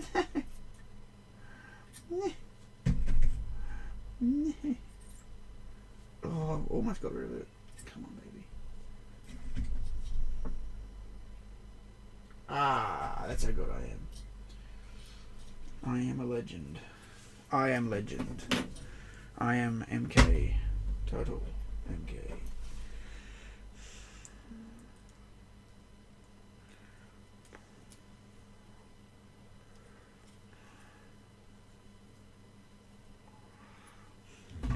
Blubber solder is the worst. Just goes everywhere. No, it's easy to fix. It's just annoying. It's like, fuck. I'm gonna fix it. Now I'm gonna get the thing. Don't fall, please. Just don't fall. It is so awkward doing this stream. I'm showing you guys. Oh no, another blob. Fixed it. Alright. And I'm only doing one leg here because I'm going to have to move crap around because it's bullshit. Because I screwed up royally. As I've explained 1,000 friggin' times.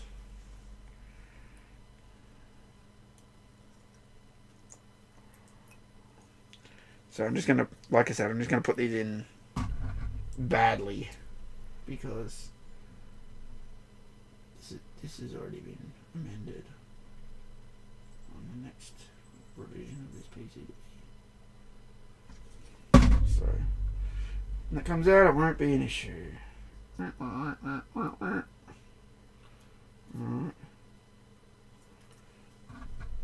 Putting stuff together and soldering things and avoiding the toxic fumes.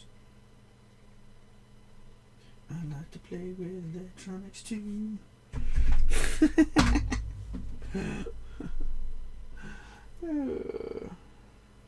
3 more.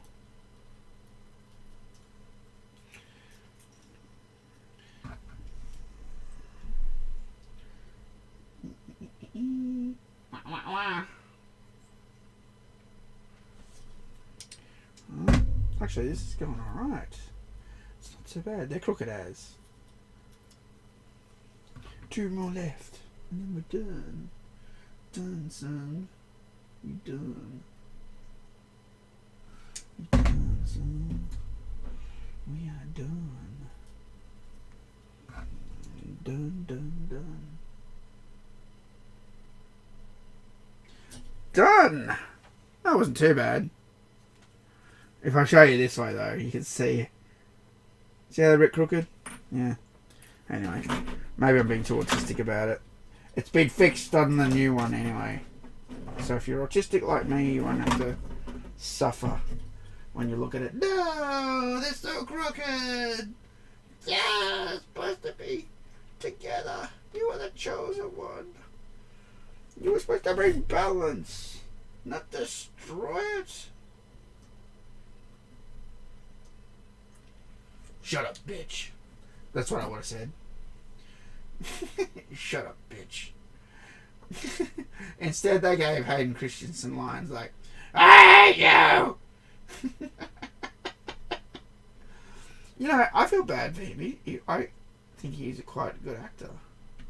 I watched another movie he did, Shattered Glass, and that was quite good. And these poor fucks who do Star Wars, you know, it's such a big opportunity. But it also is career ending, and you get bullied if you're a child actor. You get bullied by everyone at school. Look, I can use the lightsaber, and all the stupid bullshit that comes with that. You know what I would say to those people? Yeah, make fun of me all you want, but I'm the one that made how many $1 million? Alright, now it's time to snip off all the legs. See all the legs? All the legs. Oh. Legs 11.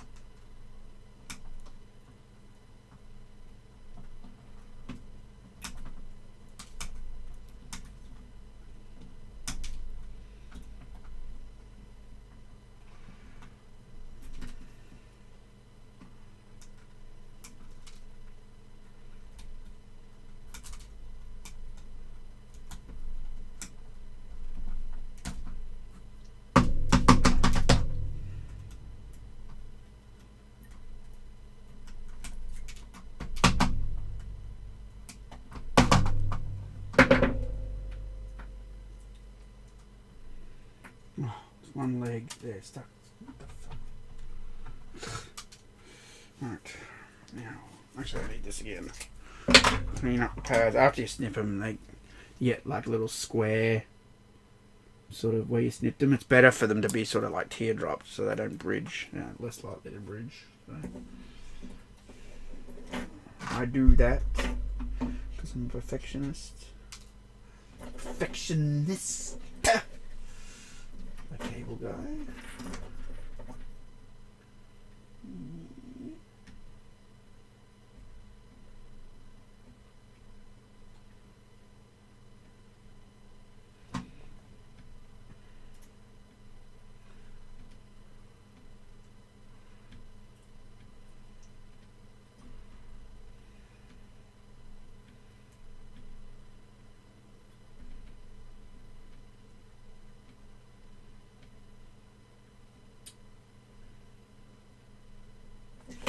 Done!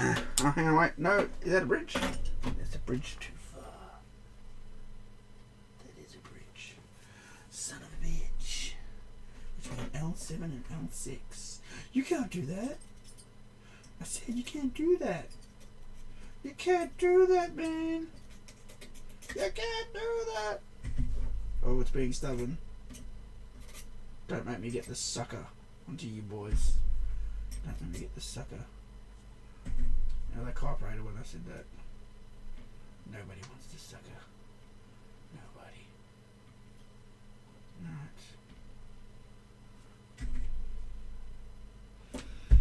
Alright. Alright. Now I think it's done.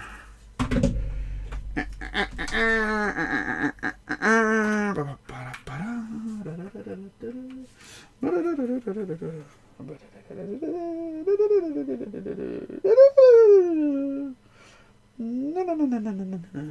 snip that leg.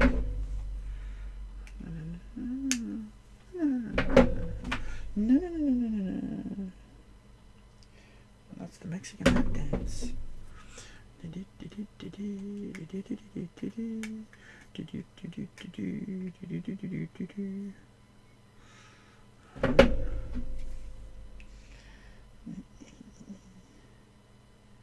Oh, I don't like that. Let me fix that shit.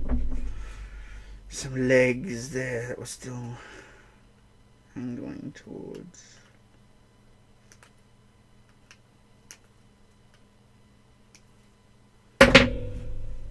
That's better. It's angling towards that way. That's what happens when you fray them out to add tension. You do get the pin can be like that, so like that, leaning towards another pad. So we just snip everything at the end. I go around with this nice high magnification thing. It blows everything right up like I was blind as a bat. And any problems will stand out, which is great. I see one. I see one.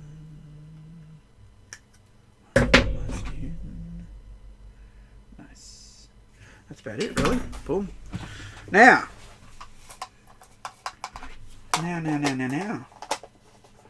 Just catching up on chat. Off with the legs. Yeah, exactly. Infections when I see one, there is no cure. Do you mind me explaining what an Ejb Pcb is for the 100th time possibly? Sure, Quaker Grits. It's a program I developed. So every Mortal Kombat arcade has a hidden code in it. They all start with player 1 block being pushed 5 times, and player 2 block being pushed 10 times. Then on MK2, player 1, 2, player 2, 8, player 1, 2. So 5, 10, 2, 8, 2, right? You got to do it quick. And a secret menu comes up. Right? Your timing's got to be really spot on, and you can't screw up the code. What this does is it does it computer accurately. With perfect timing, you push one button and it does the sequence for you. Brings the menu up. It's great. Now, if you're an arcade owner, you may want to stop people from doing this code because it lets people turn on free games, reset high score tables. If in that case, then you flip the switch that way, and then this will stop someone doing from the code, and that's what this is. It detects those 10 pushes I talked about on player 2 as this fills up. As it gets to 10, it then intervenes, sends a kill signal, essentially, to the game to stop the code from being done. So, what I'll do now is I'll show you my code. That's what we'll do next. Right, so give me a sec to move some things around.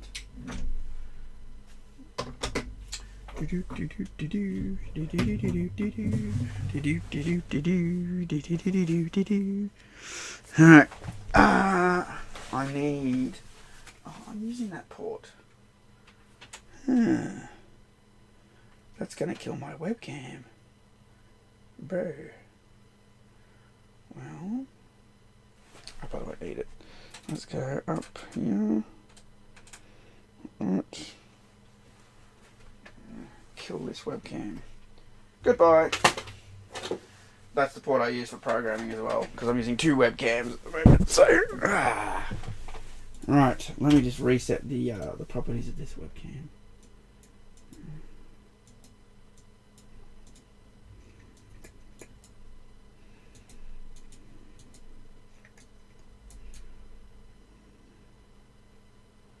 We do it live on stream, live. All right. Hello. Now,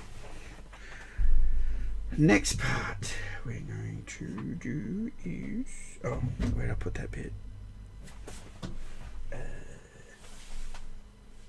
Is that the busted one, or is that the one I just opened? Hopefully that's not the busted one.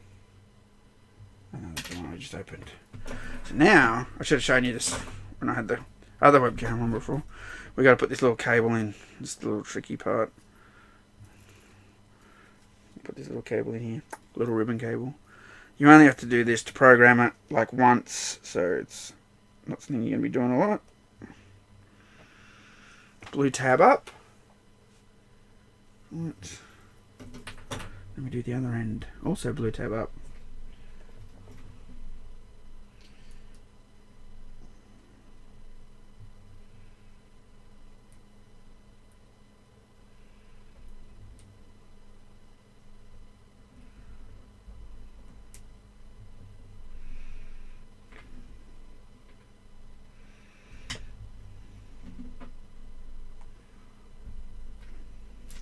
There we go. Now, we plug it in. We have a green light. Okay, the first thing I do is I go into my Raspberry Pi folder and I have a folder called MicroPython Flash. And I pick Pico. I pick version 1.22. I copy the UF2, not to cut, copy. Then I go to the drive that just popped up, paste it there, and it will now program that as a MicroPython device. There it goes, setting it up.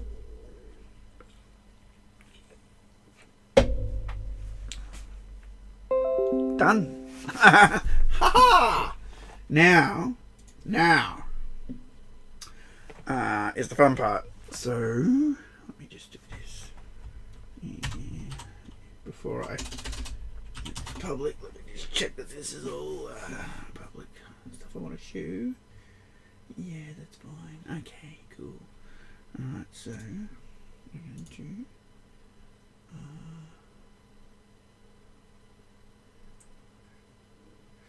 to Donnie! Oh, it's not there. Why? Oh shit, that doesn't work. Why the fuck doesn't that work? Bro.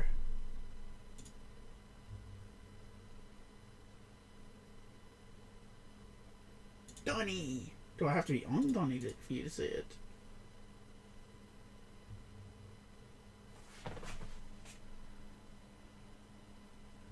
I don't know if you can see this or not. Hang on. I'm waiting for the stream to catch up. No, it's still not working. Oh, that's lovely. Really lovely. Okay. Oh, now it's working. It works over there but not on this side. Oh, that's weird. Oh, well, I'll just do it over here. Screw it. Alright. So now we have Donnie open. This is what I used to do all the programming. Setting this thing up the first time was an absolute bastard, but once you got it set up, it's fine. So up here, this is local. Down here, this is the device, and as you can see, there's nothing on it, right? And this is my Raspberry Pi Pico projects, Auto Ejb and Anti Ejb consolidated, because it's one. So this is the file we need, this one, and we are going to just upload it. And there it is. Now it's on here. So now we can double click it. And there it is!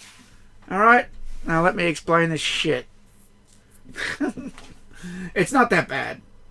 It looks scary, I know. But it's not that bad.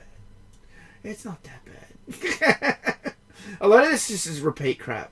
Okay? So, it starts off, you got to have your imports. So this is, you use these functions in the program. You need utime, you need machine, and you need garbage collect, or GC. That was the thing that I was missing that made my blocker not crash constantly because the cache was filling up and then falling over. That clears the cache each time it runs and keeps it from crashing because my code is trash. From machine, import pin. You need pin. Anything that's set up is on pin. So you always need pin. And timer is for the anti-Ejb. Then you got from time, import sleep in milliseconds and sleep. That is just two types of, delays. Then we got here, this is just advertising that I added. Anti-Ejb and AutoEjb.TotalMK is my YouTube channel and GitHub. These are the Ejb codes, if you don't know them. So as you can see, you got player 1, player 2, player 1, player 2. So yeah, MK1 you got 5, 10, 2, 1, 2, 3, 4. MK2 5 10 2 8 2, MK3 5 10 3 1 2 2 3 4. That one's a bastard to do, by the way. This is also Ultimate MK3. I just didn't bother putting UMK3 as well for the same thing. There's no point. And it keeps it uniform because MK1, MK2, MK3 are uniform, 3-letter code.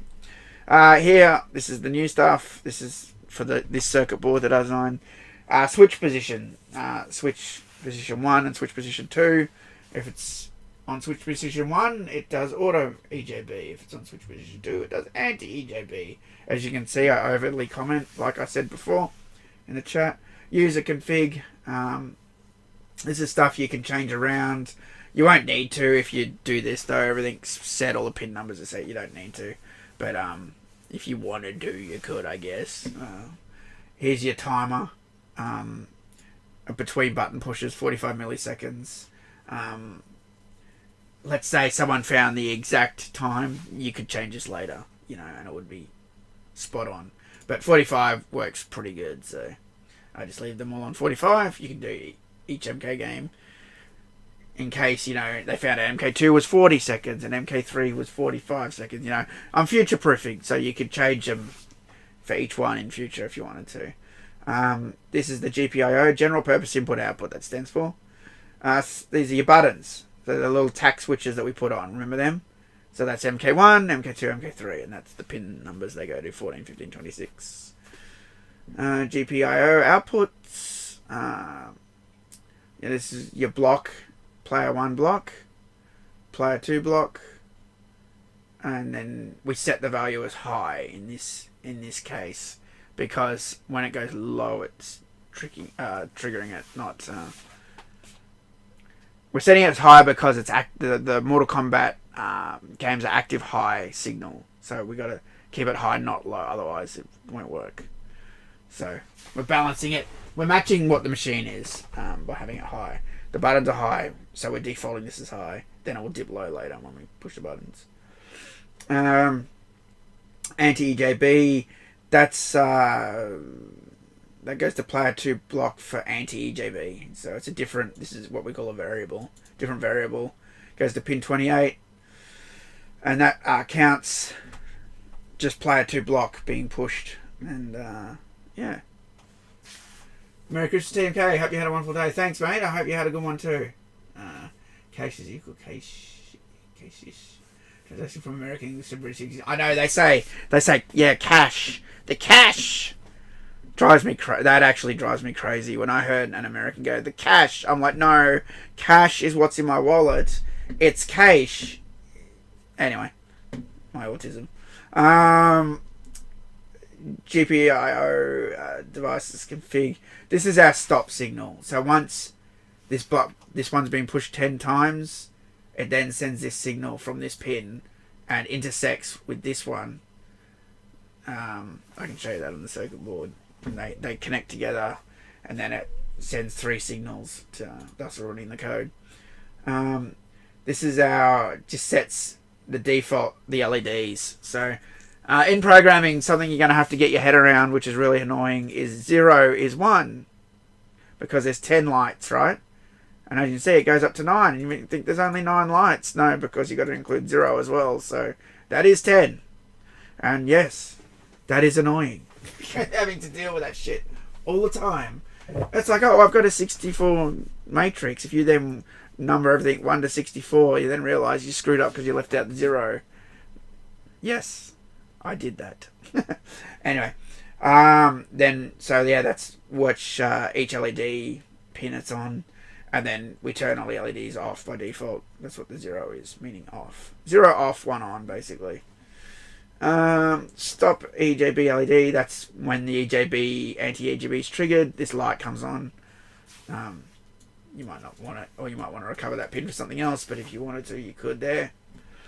And then I say end config, and then I've got do not change anything below unless you know what you're doing. I don't know. I just put these warnings in case someone was screwing around and didn't know what they. You can change it. It's not gonna end the world or anything. I don't know. That seems a bit extreme, but these are our counter values. Our default counter value is 0, obviously. Our counter change value is 1, so every time the counter changes, it goes up by 1. You can make that go up by 2 or 10, whatever you want it to. But in this case, we're going up by 1 because we're counting singular units. Player 1 block value is the default value, so obviously we're defaulting that at 0, right? Player 2 value, same thing, 0. It starts at 0. And then we've got counter P2 block, that's for the anti-Ejb, and that also defaults to 0. I then got it so we print, and it says that the player, you know, when you start it, it says, it echoes down here what the block is currently on. Now we've got to define here, there's define reset, source, global bar off, so that means it has access to bar off, which is another define, which is under here. We'll get to that in a minute. If they're in defines, they're normally self-contained, but if you put global in front of them, they can access the program anywhere. So always stick global in front of them. So we need counter player 2 block as well to be accessible everywhere. Then we print what it's on, print the value. And yeah, so this is if a reset's triggered. This is after the timer runs out. It basically turns all the LEDs off, sets the counter back to 0. It tells you that it sets the counter back to 0. And then, yeah, turns it off and then resets the timer. That's what this does. This is all this does, resets the timer. And then bar off is just a quick way of saying turn all the LEDs off. So bar off's defined as all LEDs is off. You can just call bar off and it will do all that. Now this is the main chunk of code. This is what makes it tick. The first part is auto Ejb. So we've got if the switch is on position 1, which is auto Ejb, then do this. Otherwise, if it switches the other way, it will do anti-Ejb. This is real basic. Basically, this is all it is. Honestly, it just repeats it. So you might remember that the code was 510, right? So I've got if you push the MK1 button, do the MK1 code. It prints MK1 code to look fancy. And then we've got 4i in range 5. So it means it repeats this 5 times, right? And that's our first input. So that turns Ejb player 1 block value to 0. Remember, it's active high. So it goes 0. Then it waits 45 milliseconds. Then it goes high again. So basically, that's the equivalent of me pushing the button, waiting 45 seconds and then letting it go, right? 45 milliseconds. Then it does it again, right? That's one button push. It repeats this 5 times, as if someone was pushing the button 5 times. It then tells you that, and then it just does the same thing. It just keeps going. It goes 10, 2, 1, 2, 3, 4. And then once it's done that, it just says, automatic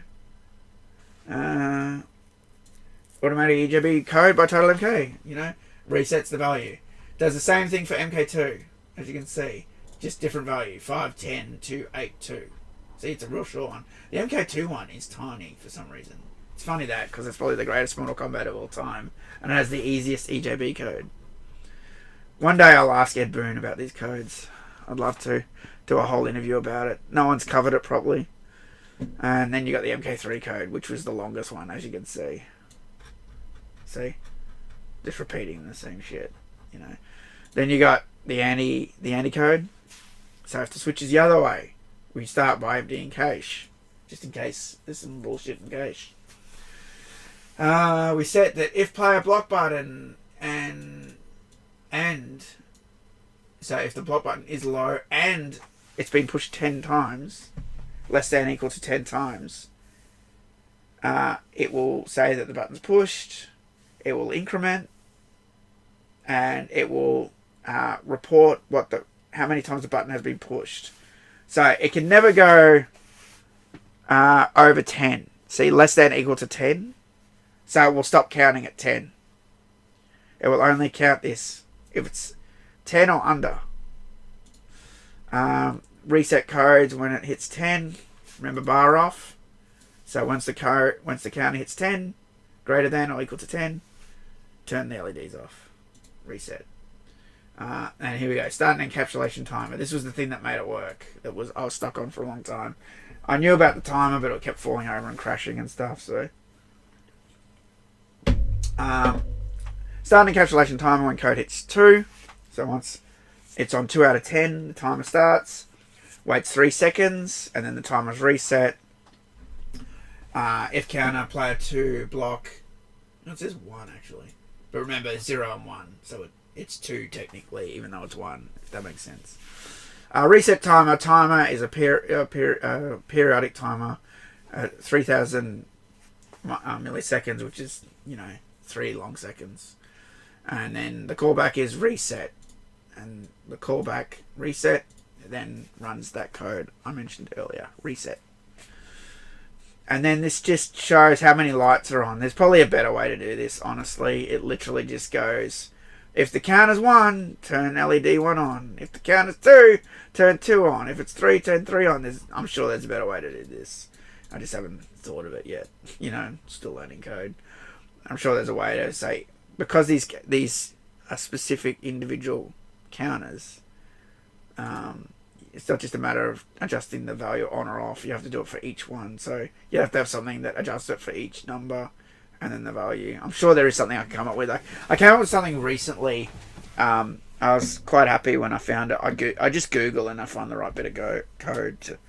I had a file called shadow_1.bmp and then shadow_1.text, and I wanted to effect change if the BMP loads, I wanted to then change something in the text file. So I found a bit of code that strips away the extension, that removes the .bmp, and then changed it back to .text, and then applied the change, and it works. And it works great. And that saved huge lines of code. So I'm sure there's something I can do with this, but I haven't thought of it yet. So. And this is basically the cancel signal for it. So if the counter is 10, so only if it's 10, not then, less than, or greater than, only if it's exactly 10, turn all the LEDs on, showing that it's on 10. And then it prints all this bullshit. Code fragment detected. I don't know, this is just me being a nerd. Sabotaging code. You don't need any of this crap, but, I just make it do all this crap. And then here we got, pull the signal low, the kill signal. Wait 50 milliseconds, pull it high, pull it low, pull it high. So as you can see, it pushes the button 2 or 3 more times. Done! Print done! In capitals. And then no free play for you! By the way, you don't see this on the device. You only see this in this programming window. So this is sort of, to make people giggle. And high score is protected. And then print a space. And then anti-Ejb by total MK. Then we reset the counter back to 0. We reset the stop Ejb signal back to active high. We wait half a second. And then we reset the signal back to low. Oh, there's my third push. Oh, it's down there. Why did I do that? I wonder. That might be a bug. That might be an actual bug. I'm not sure why I've separated that and this. Oh, that's code stop. Oh, this is stop Ejb. Oh, that's just the okay, that's just the light. Yeah, that's the yeah. Okay, I don't know my own code. This is the light that comes on once it says it stops the Ejb. It goes for half a second. The red light comes on, showing that it killed the Ejb code. Then it turns all the lights off, and that's it. It's reset. And Bob's your uncle. Boom. So if I play it, you see it's on anti-Ejb. See, it's waiting for this to increment. Now, I might be able to cheat it for you guys with a screwdriver because I'm that good. So, let's do that, shall we? Hang on. I had a way. What's that wide on? There it is. Perfect. I use the via. Alright, so if I was to push by 2 block like this, see? See it counts? Or it resets. But if it gets 10, sabotaging you're done. No free vote for you. Alright. Now, the other way is when we do a sequence. Here we go. See? See? There you go. That's how it prints it. Player 1 block 5 times, 10 times, 2, 1, 2, 3, 4. We do MK2, same thing. 5, 10, 2, 8, 2. Done. We do MK3. MK3 code. 5, 10, 3, 1, 2, 2, 3, 4. That one's a bastard. I hate that one. Ed, why did you make that one so bullshit? Why? Why? I hate that one. And you kind of want to do the MK3 one the most because it's got that cool fucking game in it.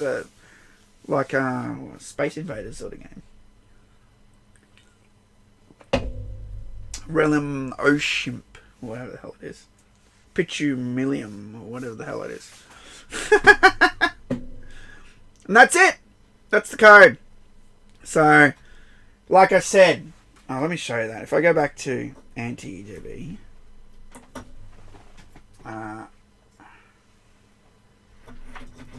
like I said, when you hold it down, this is something I want to fix. So let's just say I'm holding block. Alright. Hang on a second. Why you not count? Why you not count?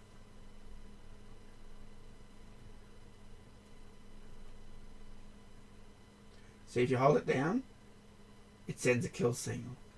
I want to find a way around this. That's the only thing I need to fix. And I'll feel happy if I do that. So yeah.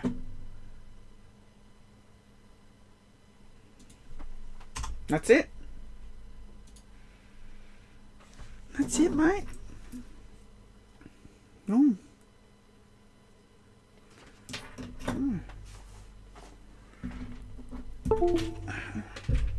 Another one put together. I've put 3 together now. I can't wait to get the new one, but like as I said, the new circuit board's gonna be boss. Look at this thing. I'm excited about this thing. Like I said, I fixed all the spacing. I only added a tiny bit. It wasn't easy to add a lot of room for 10 LEDs going down the side of the board there, so I just added a little bit of space. That should be enough to fix that issue with the LEDs. Yeah, I spaced this resistor up here near the on-off switch and that. Even though they don't collide at all, they basically just sit next to each other fine. I don't know, it's just better to have space. Put all the proper markings, all the proper silk screen. Once I learned how to do the macros, I could make that, auto AGB and anti-EGB with a box around it. I wanted to put a box just around that stand, but I didn't know how to do it. And then I learned how to do all these macros, so because they didn't exist, so I made them. So, yeah. And that is that. And yeah, I'll get that made soon.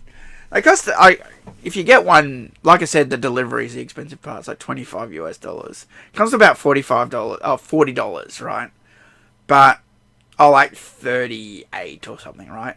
But if you get 2 boards made, you're paying the same shipping, but you get that's why I got these Ben Heck ones, right? These were I added $8 to this, and it made the shipping worth it. Then you get 2 delivered, right? So this is what I'm going to do going forward now. This Ben Heck one is amazing. So this is someone who knows what they're doing versus someone who doesn't know what they're doing.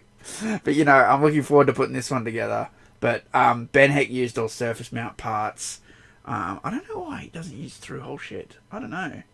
I don't know, this board might be more advanced than I know. I don't know.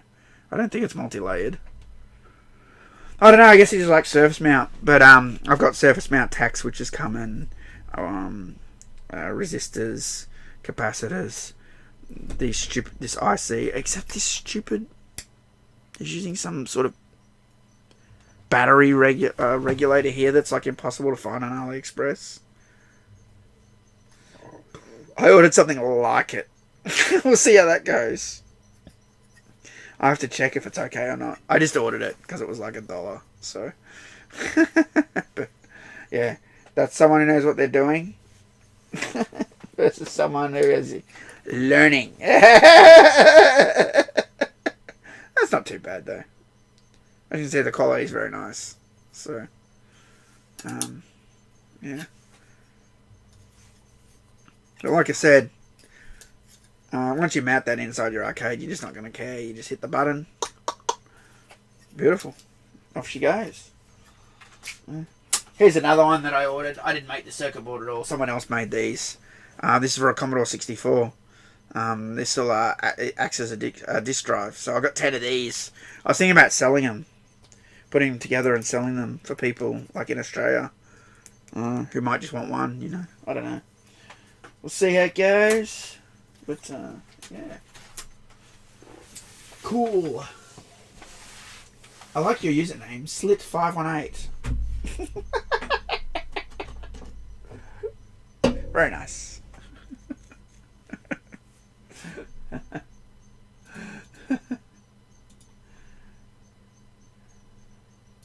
Anyway, that stream didn't go too bad. That wasn't too bad. I thought I was going to get into all sorts of trouble soldering with the battery-powered soldering iron. This thing's pretty good. Sponsor me, iRotor. This is a 25L. There you go. Good soldering. They make good soldering irons. They do. They make gas ones as well. They make gas and electric. It's been that since, I want to say 2002. With AIM. AIM. Good old AIM. That was never big in Australia because AOL was huge in America, so it was a big like AIM was bigger overseas than in Australia. I think that's what helped MSN Messenger become big, because it was like similar and I don't know, had a more global sort of thing going on, but. Oh, I'll show you guys the other part of the circuit board. I didn't show you guys the other bit. I'm tired because I stayed up late watching Squid Games. Squid Games 2. That's what it looks like when you're designing it. I know, right? Make you crazy, bro. You can separate the layers. You can turn things on and off.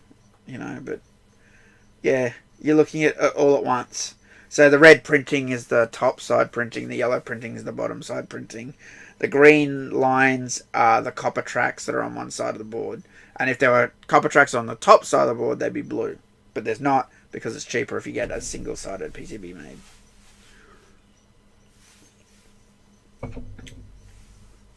I stared at this thing for hours and hours and hours, getting it all right. Oh, man. Making macros and shit. And then you got the bottom. The bottom side. This is the bottom side. That's the bottom side only. This will be the new one. As you can see, I moved GP13 down the bottom. Also on that board, I called it GP10. It was GP13. So that's a fuck up. I think I had it called 13 and something went, oh shit, I called that the wrong, because you're dealing with it flipped. I go, oh shit, I've given it the wrong number, and I changed it to 10, but it was actually right. So I changed it to the wrong thing. I know what happened. So I'll be looking forward to getting this made, and once this is made, that'll probably be it for this project. It'll probably be just finalised. Like I said, I'll probably make the Gerber files public, you know, so you can use them. When you put this circuit board into manufacturing, it doesn't display it properly. The holes aren't there and stuff, but when you get it, I got no issue. I got no email saying the holes are wrong or anything. But the way it works is you extract each part of the program. That'll be like the copper layer, the silk screen on side 1. That's the printing. The silk screen on side 2. The drill holes, and then there's something called the milling, and then you've got the outline. That's that black line that goes around like inside the board. That's where they cut it, right?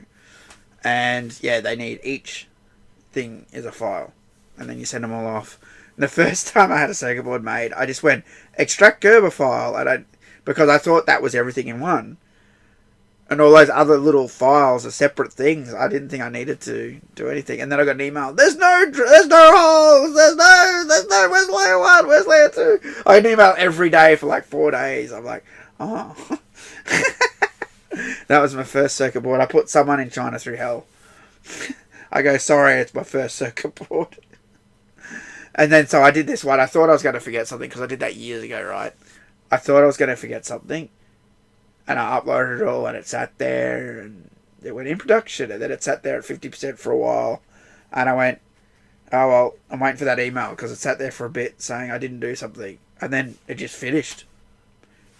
So I did it perfectly. So...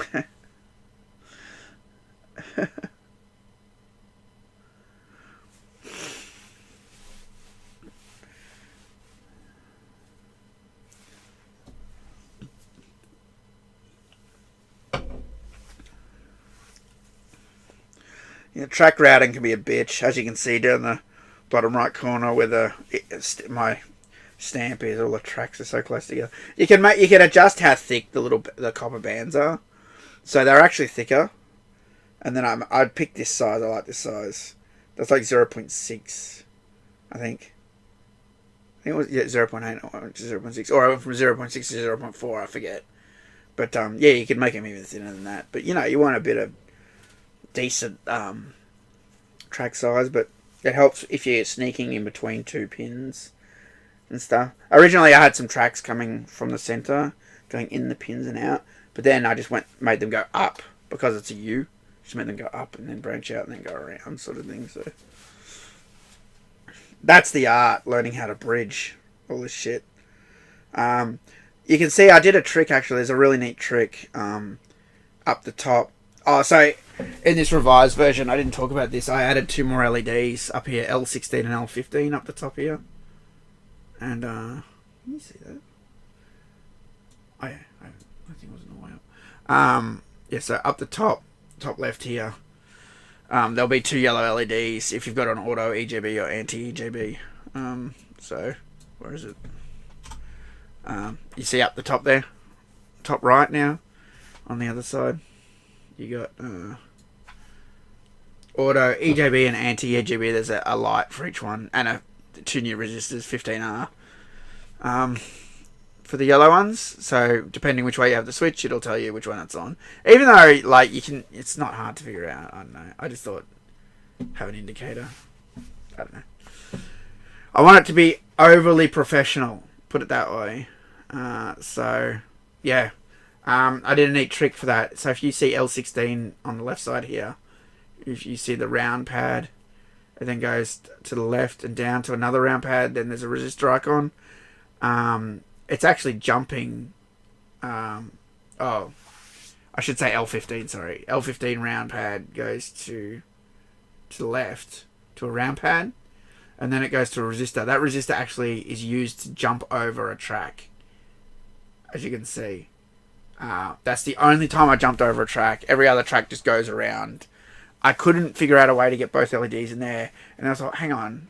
If I use the resistor, because the resistor is going to be on the other side, so the copper doesn't need to go over it, because it will go through the component on the other side. So you use that as a bridge. And then, yeah, that's how I got around that. Essentially what I'm saying is... It's hard to explain it, but you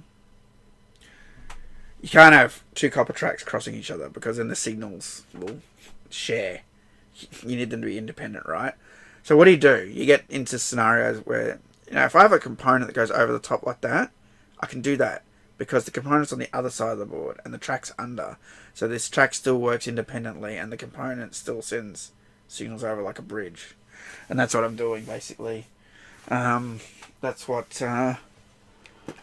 when you do these resistors and that, they jump over. See, there's a space, right? So I could run a track through there if I wanted to, So, you need to learn all those tricks when you're doing a circuit board. And this thing is as basic as they come. You saw the shit that... Look at this shit. Look at this thing, man. Look at this thing. This is someone who knows what they're doing. Look at that crap. Look at it. Holy fuck, dude. It's amazing.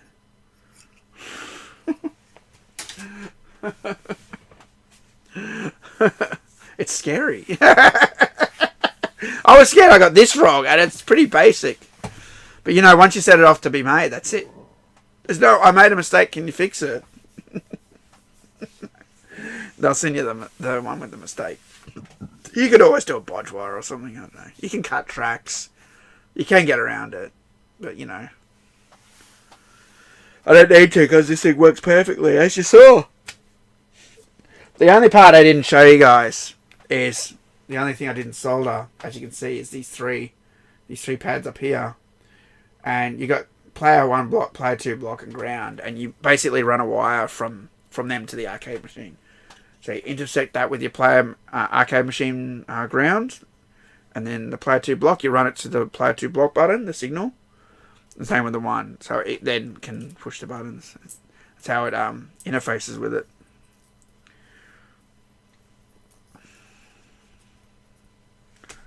Yeah, and that's that.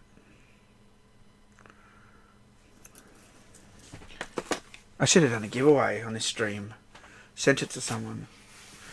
I could have signed it and given it away. Oh, thanks, Quake. I'm quite proud of it. I've worked... My friends have had to listen to me bang on about a circuit board, on and off, for the last few weeks. Sucks to be them. I can't help it, though. I was so excited about getting this right and having something professionally made, and I don't know. The reward is you put in all that effort, and the reward is quite nice when you see something that's come out so. Well, I mean, these just look so good, and I mean that's on China. China just knows how to make these just look so beautiful, so perfect. All the holes are drilled perfectly. All the silk screen's perfect. All the solder mask is perfect. It just looks excellent. It looks like this would cost way more than like $5 for 10. They sent me an extra one too. I don't know if that was a Christmas thing, but I got 11 of these, so that's all right. But it just looks so great. Yeah. The good thing is too, when you get excited about waiting for these in the mail, they don't even take a week to get here, man. They're here within a week. That was like that during COVID.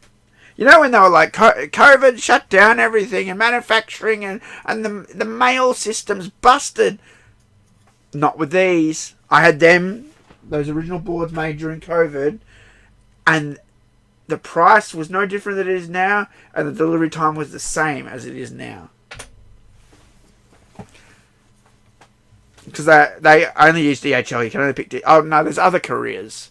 But, I mean, they're all couriers, right? There's no, like, standard mail system. So, yeah, you pay the courier fee, $25 to get it from China to Australia. It gets here in 3 days. And, yeah, it's on your doorstep in 3 days. This is made overnight in 4 days. So it gets here in about 4 or 5 days. I'm not even kidding.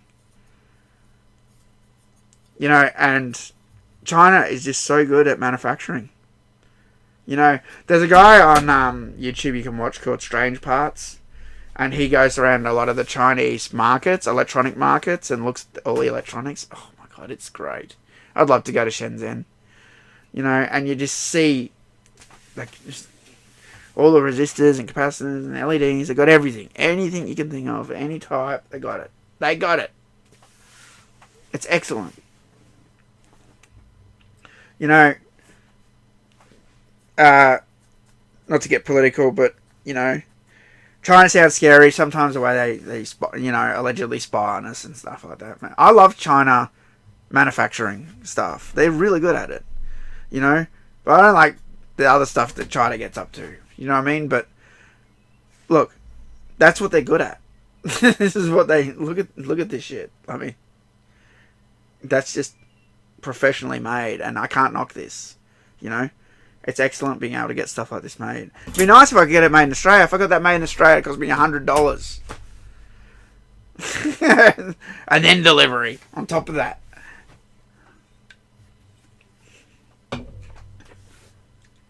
China has lots of vested interest in us. Everyone loves Australia, man. We have so many natural resources. We have gas, we have minerals, we have lithium in your lipo batteries. You know, it comes from Australia. And lots of lithium. We're not the only place, but, you know, the thing, it's, someone said it to me once, Australia's stupid because we export everything. We should be keeping it for ourselves and making the products here and selling them to the rest of the world instead of selling the ingredients essentially off to these other countries who then make the profit and get really rich on it, you know. But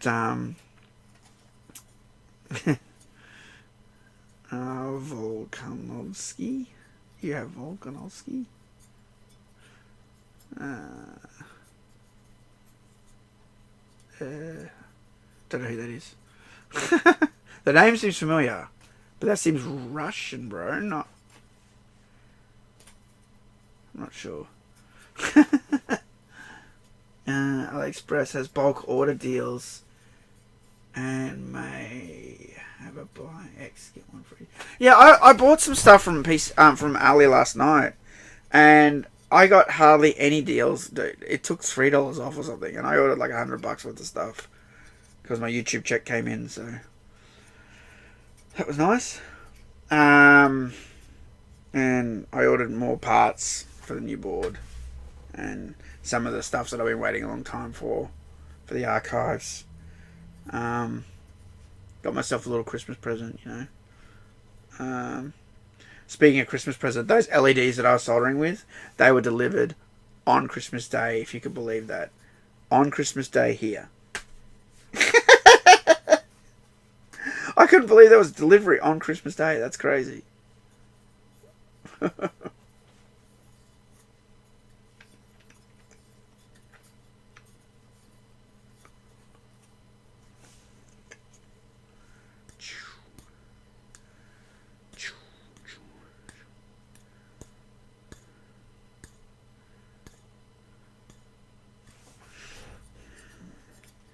Crocodile Dundee, Steve Irwin, Kano. Mate, you want to see a good Australian film? I'll tell you a good movie. Like, I love Crocodile Dundee, don't get me wrong. But check out The Man from Hong Kong. You want to see a good Aussie movie? It's an Aussie movie with, you know, martial arts. Asian martial arts. So, people who know actually know how to fight. And they come to Australia looking for some, I don't know, some drug connection. They come from Hong Kong to Australia and he has to deal with the backwards Aussies that are all like, you know, yeah, you know, they're like, I'm trying to think of a quote. Back off, you little bastard. You know, just stuff like that. Like, you know, this is Australia, mate. We don't do things this way here, you know. Yeah, it's real bogany, yeah. But it's like 80s, 70s bogany, where it was like even more like, you know, like the fight scenes in it are so cool though. There's a fight on Ayers Rock at the start. You can't even step foot on Ayers Rock anymore. There's a fight on Ayers Rock at the start. This is why I say it's one of the quintessential Aussie films. There is a fight on Ayers Rock at the start. You know what I mean? You don't get that in Crocodile Dundee. You know what I mean? You get some like helicopters blowing up and some cool stunts with cars, and it's so excellent. And then they go to Sydney. There's a fight in like a Chinese restaurant in Sydney. It's brutal as shit going everywhere. Fish tank gets smashed. There's glass everywhere.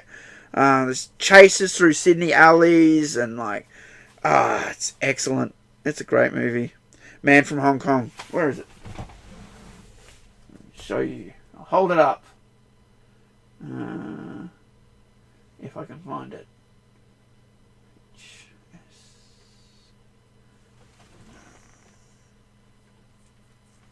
It should be behind here. This is what sucks about this system. Natural molecular more rats. Machete.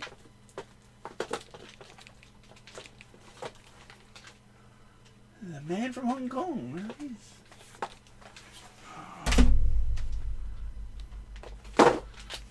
Alright. The Man from Hong Kong. There you go.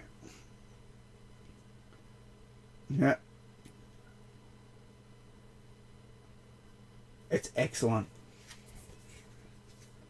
Excellent movie. It's so cool. I actually bought this just to get the soundtrack. I've actually got it again somewhere. I own it twice. I bought this because it came with the CD, and I thought, oh, that's awesome. Because there's a really great song by Skyhooks in it. Sky High. So yeah, there's it comes with the soundtrack. Only 3,000 soundtracks. So I literally bought it to get the soundtrack. You couldn't just go in and buy the soundtrack. No one has it. That's an old film. So, The Man from Hong Kong. Oh, makes me want to watch it. It's so good. I can talk movies all day. That's a real Aussie film, though. Yeah, it's excellent. Man, I can't believe I just did all that shit on stream. How long has it been? What's the time? What's the timer? Bit rate, drop files, total bytes. Viewers 0. That's bullshit. There's 13 people watching. What are you talking about? Oh, it doesn't have the time up there. Oh, it does. Oh, wait, there it is. 2.5 hours, okay. No, I don't have Tekken 8. Mate, I don't have a PlayStation 5. How am I going to play Tekken 8? I can't afford it. Lucky I got that Xbox when I did. I got it right before Japan. First time I went. For MK1. I bought that for MK1, that fucking Xbox.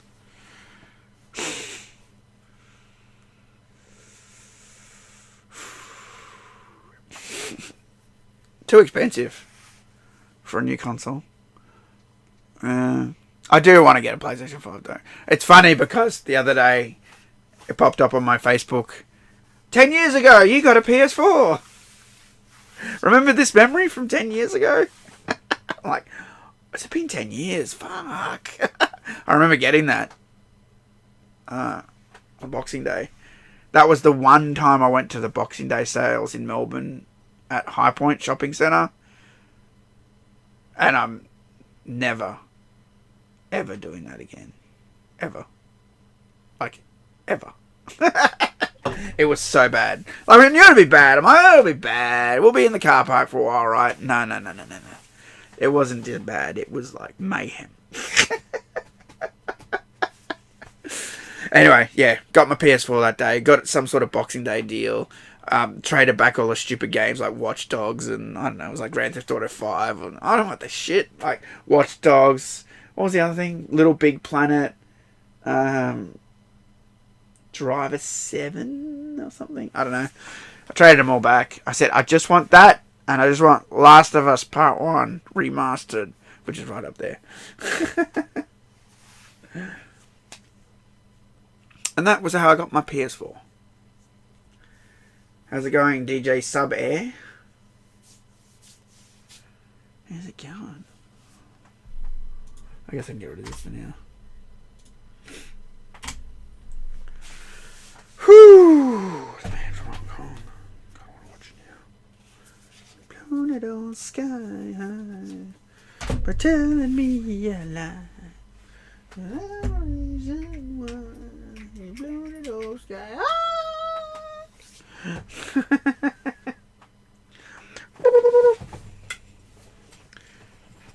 Now this bit of salt came off this reel. It's the old shit, I think.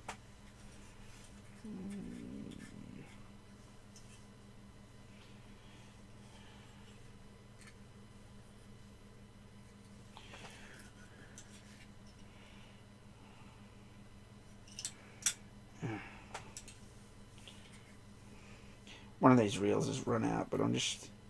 There was a tiny bit of solder on the end. I was just going to put it back, but it's being difficult, of course.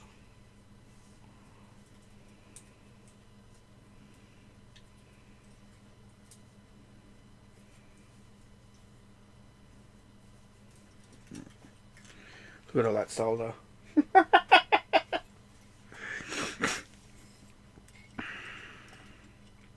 Different thicknesses. Different thickness.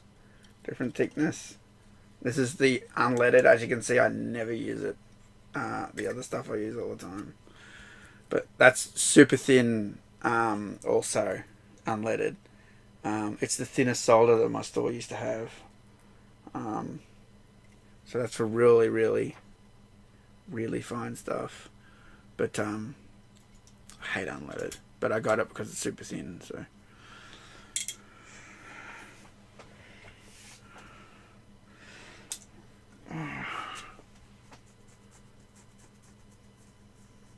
Stream a game?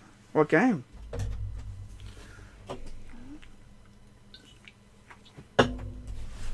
I could stream something. Let me clean up some shit. Alright, I'm going to put some things away. And then I'll see if I can stream something for you. Alright. That's got to go back. That's got to go back. That's got to go back. That's got to go back.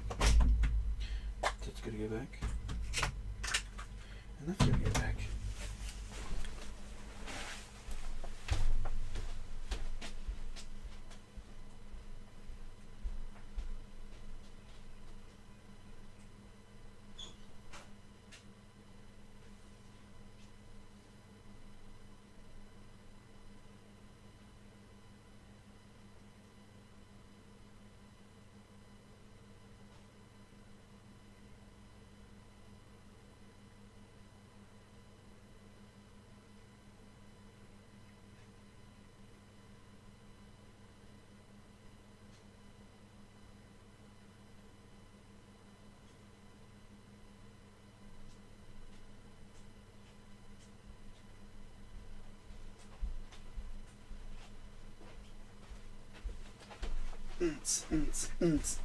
Actually, I'll keep this one over here. Oops,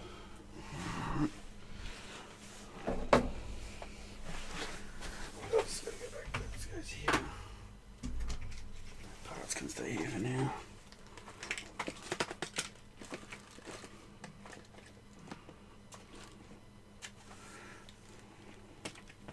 Oh, that's so gonna fall. So gonna fall.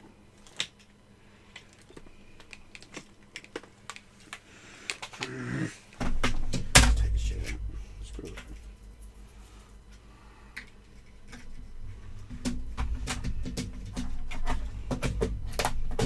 Wouldn't close because of all the resistors.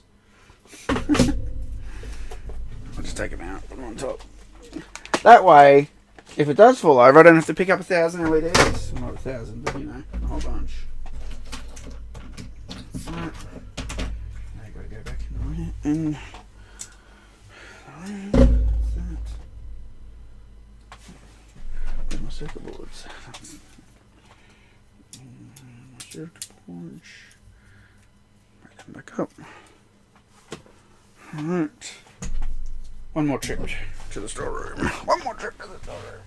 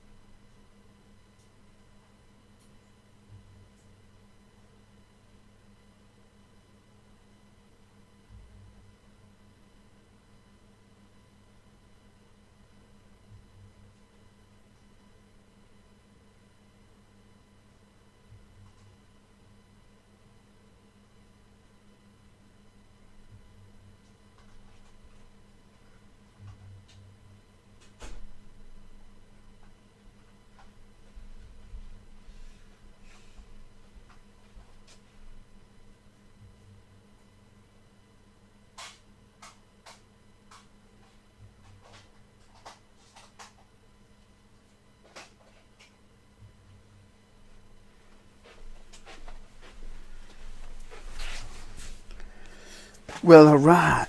Alright. Solder blob. It's great when you drop solder on the floor. It just sets, and you can just flick it off. Doesn't even mark anything. It's awesome. Play Special Forces? Stop asking that, bro. So kick yourself in the balls. I don't think so.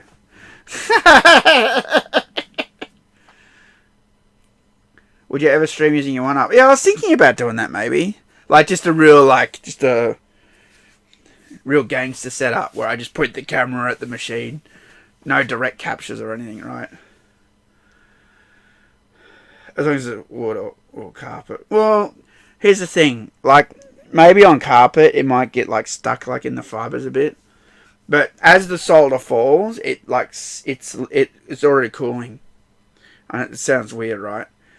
So a hot piece of solder falling, it's already starting to cool. And then it splatters and goes flat, and then basically just sets, like immediately, before it can sort of like burn something, like I did this keyboard protector. Lol.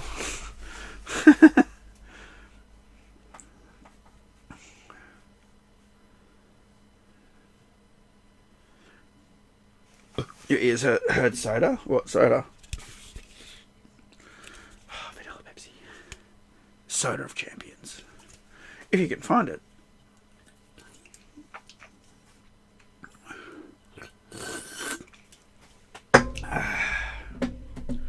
I don't know what to play.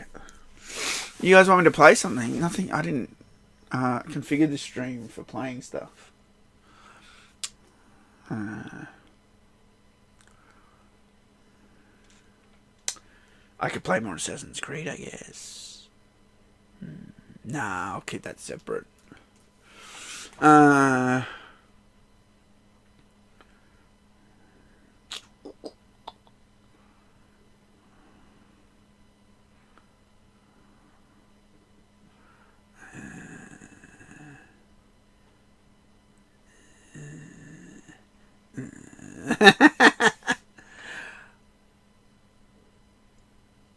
Oh, I got an idea. Let me go find it. Oh, hang on.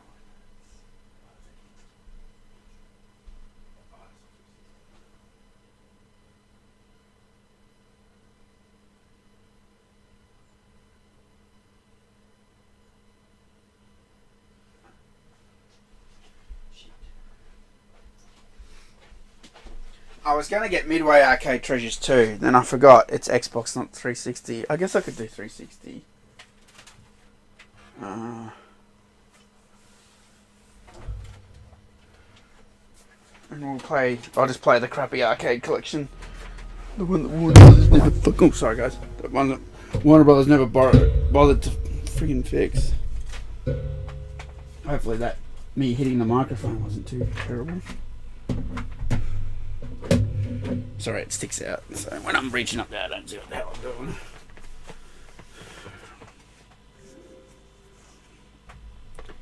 And the 360 is making several noises.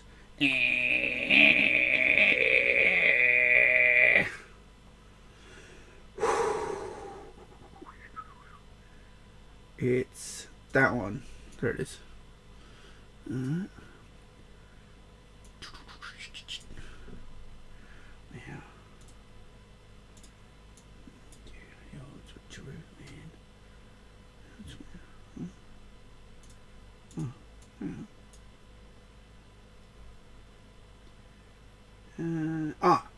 Why is it there twice?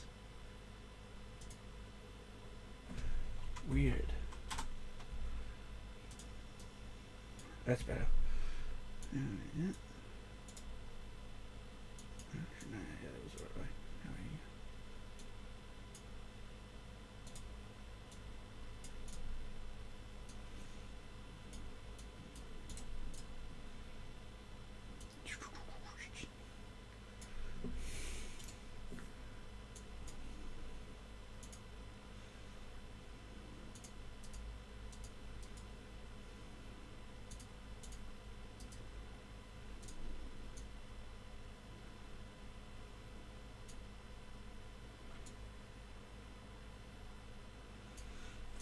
Let's see how that goes. Alright, games. I can still pick my games, right? Oh, hang on. If it asks me to sign in, I won't be able to sign in. Oh, actually, I don't need to. I don't need to save anything. It shouldn't matter. I think it'll still work. Hang on, what are all my fucking games? Did they get fucking deleted when the server shut down? What? Oh no, there it is. It's right there. So it didn't delete games. It looks like there's less though. I don't know. I didn't investigate that fully.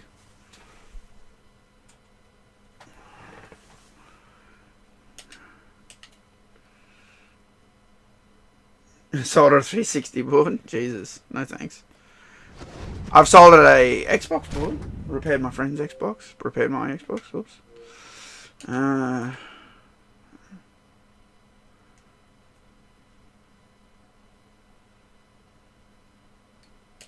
Scale form, whatever that is. You want me to play some Mortal Kombat? It's Christmas. I feel like I should play some Mortal Kombat. I actually was going to make some videos. I was thinking about doing some videos playing Mortal Kombat 2. I know Fate did them. I'm not copying him. This is an idea I've had for ages. I've just been sitting on it. I even set up a thumbnail like back in 2023 for it.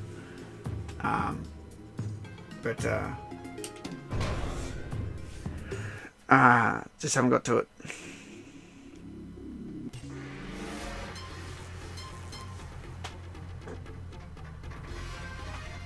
Who are we playing as? Raiden? Raiden.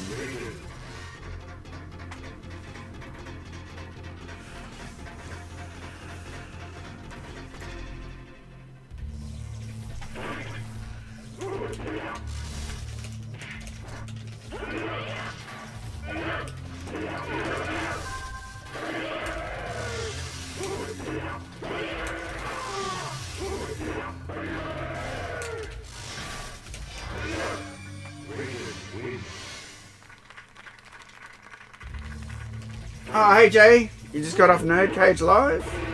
Nice. You missed me soldering, bro. Maybe that's a good thing. You came in at the right time and be playing Mortal Kombat.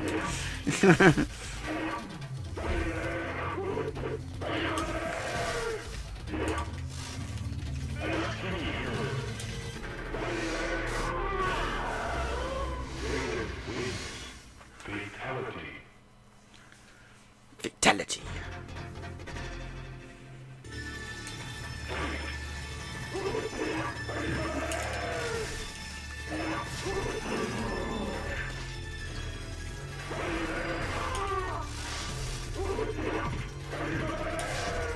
So Jay, I'd like to know what you think about Undy's comment about anyone who hates on Mortal Kombat 1 for it not having enough content is just a hater and is stupid.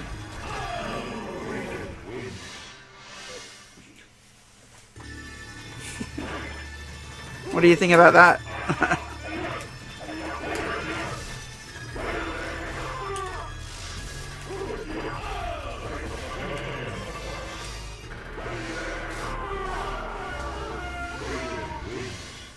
Yeah, in his latest video, he puts it up.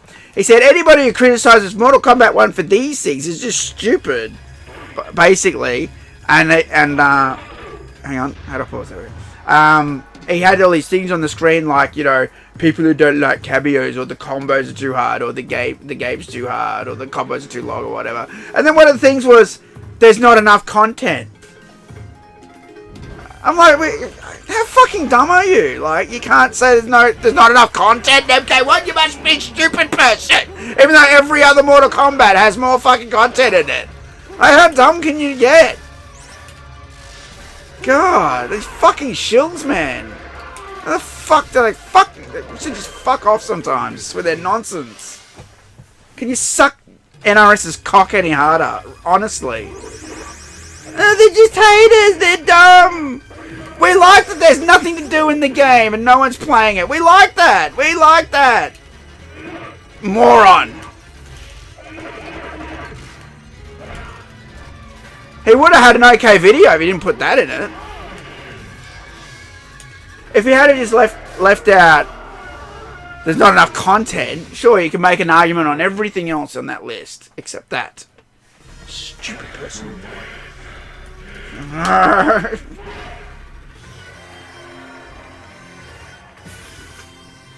You haven't played. I haven't played as Ghostface or coded yet. Question mark. Neither have I, bro. I haven't even installed Ghostface. I'm like,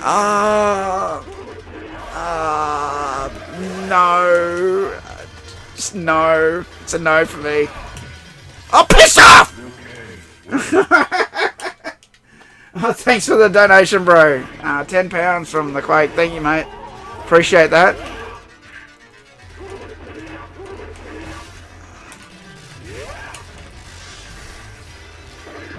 No! What's that crap?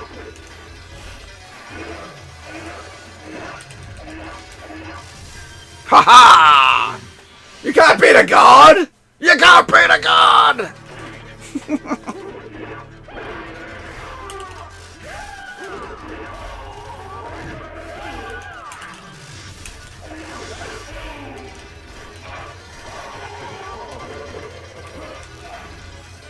You can't beat a god!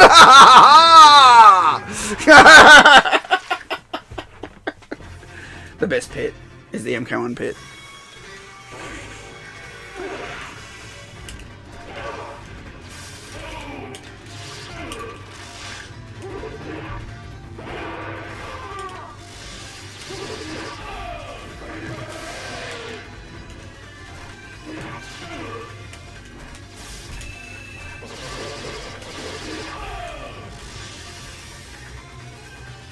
Oh! I did my... It didn't go. Oh. I'd rather lose to Kato than Liu Kang.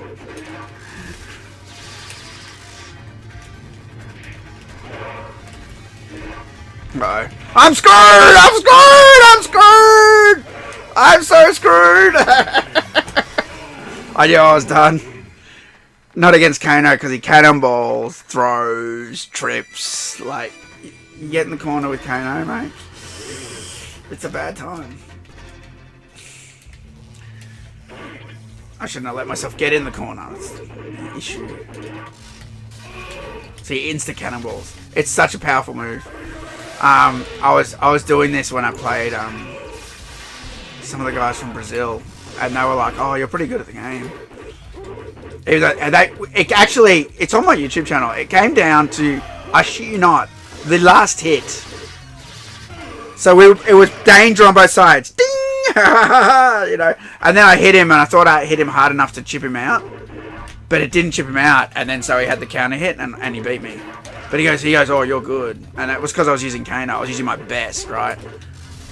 And that cannonball is such a powerful move. You have no idea. You can do that thing instantly, and I can. Without charging it, if you know the trick. Oh man, he's going to beat me again. Spewing.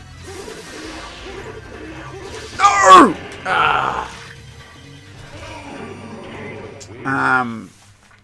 Yeah. Kano, powerhouse character. Raiden is weak. I'll be honest. I lose a lot when I'm playing Raiden. His fly kick sucks. You know, his uppercut has a crap range. It's like too close to his body. So you have to play a different way as Kano. And if you get in the corner like that, you are so royally fucked. And this isn't even endurance yet. And I don't know if you've noticed, Kano's in most of the endurances. That's because he's a good character. It's usually Kato and Liu Kang are always in there because they're really good. Okay, I'm going to concentrate because I keep losing. I don't like being a loser.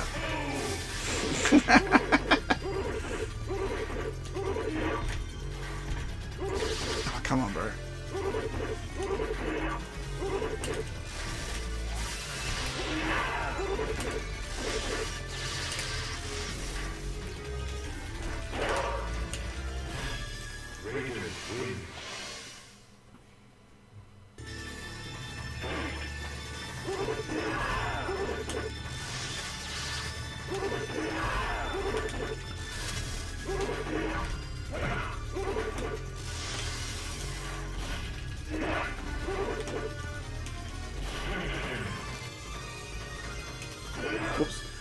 If they had a definitive version of this game, would have 10 people write and Reptile Blur.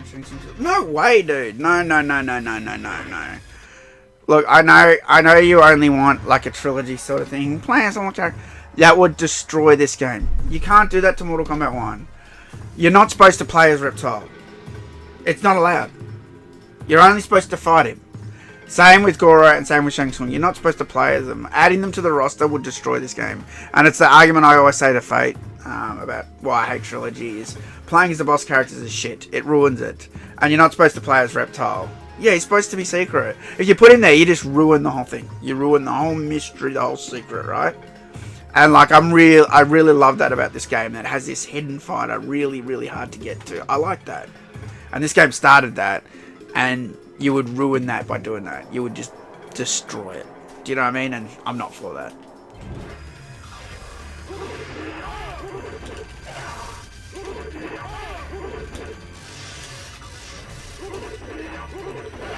And I mean, remember back in 1992 or 1, whenever the hell I was playing this on Sega Mega Drive, we played the same characters over and over and over again. 7 characters.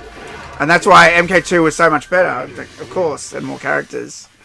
But we still played the hell out of these 7, and we learnt so much about the game. Oh, why do you uppercut me? Bullshit.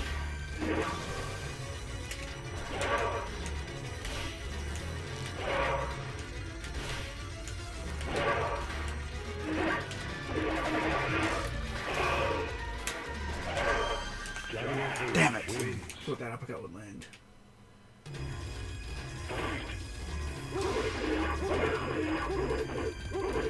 Yeah, but I got the last thing. I'm pretty sure when he said that, it was the security thing, and I figured that out. I think. Because I've looked through the code, and... Well, not the source code, because I don't have it. No one has it. But, I've looked through, like... Oh, damn it. I screwed it up again. I've looked through all the sounds, I've looked through all the graphics. Do you know what I mean? There's nothing else like that in it. So...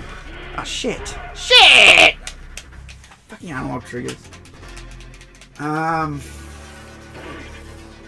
You push it when it's high enough, but because it's analog, it's got this whole, like... The trigger has a whole range, so it delays before it connects. And as you push it in all the way. Any other button, you just have to tap and it would count it. Digital button. Ah, shit.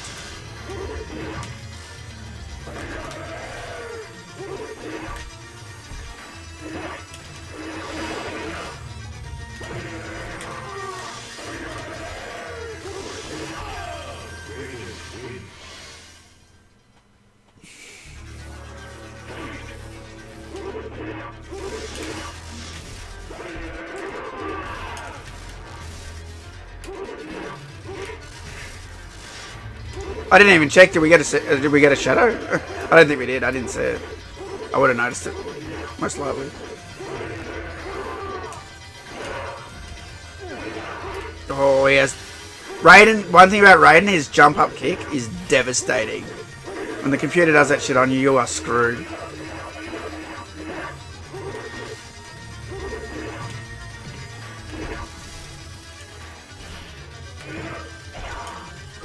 Damn it! I tried to do that.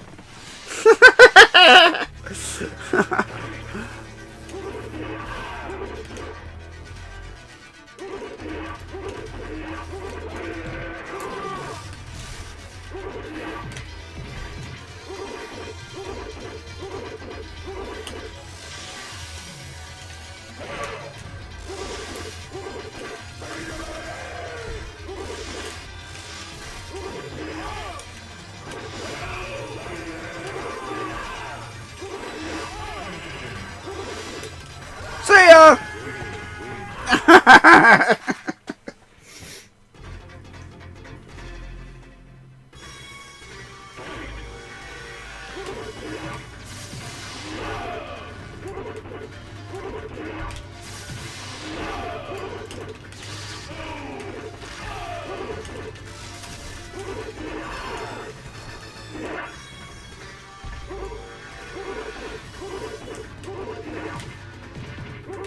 Shit! But input reads bad.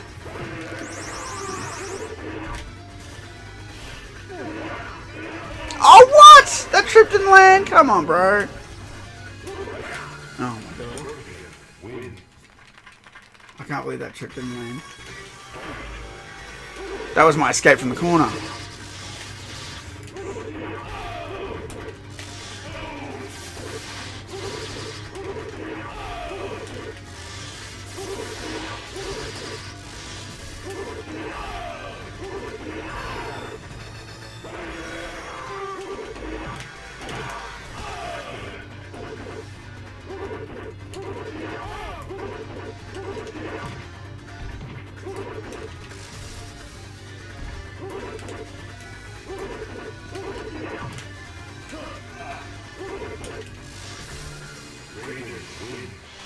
How's it going, Seeker?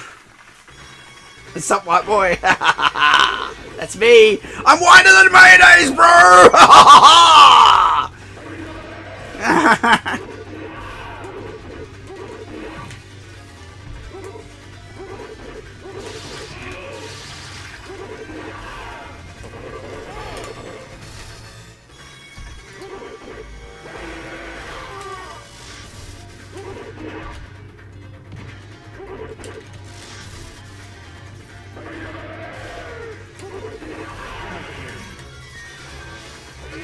Ah! Keep screwing up this fatality. I was doing it like a champion at the start. Alright. Come on, shadow kick me. I know you want it, bro. Alright.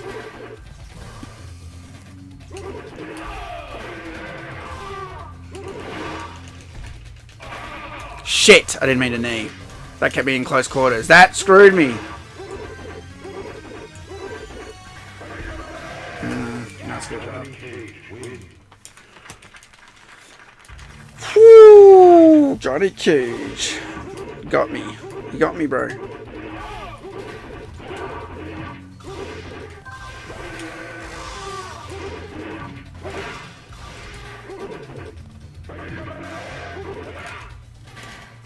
Oh, I'm screwed.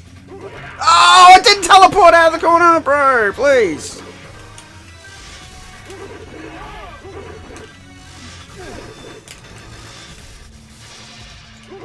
That's not what I wanted to do. I'm screwed now.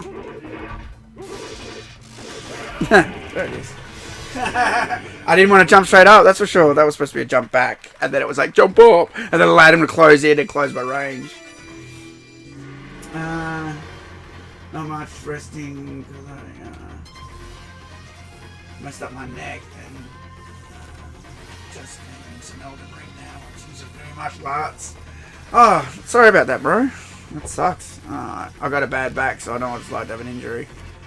I'm just doing this stream, bro. Just post-Christmas sort of thing. I knew a shadow kick. Your shadow kicks into the corner. Oh, you need space on. Alright.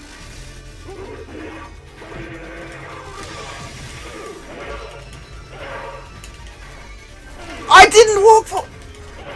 Fucking Xbox controller. Yes, I'm blaming the controller. Sue me.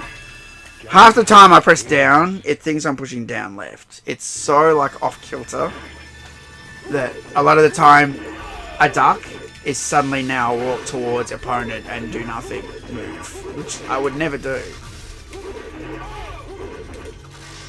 And this is what sucks. See, again, that was a jump back, but it said I just put it straight up. I wouldn't do that. Please, bro. Please.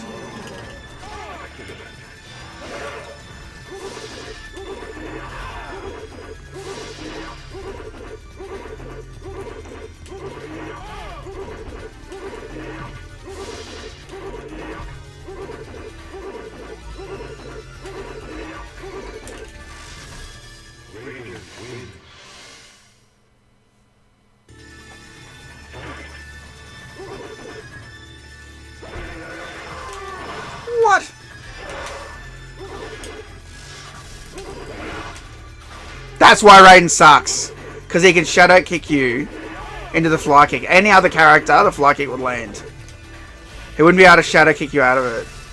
Especially Kano's. Because it's so direct. It's so like downward facing. See, he shouldn't have been able to... That's so bullshit. How the fuck was he able to get out of my palm spam? God. MK213 looks so much better in than MK1 in 92. Yeah. Yeah, it's funny that.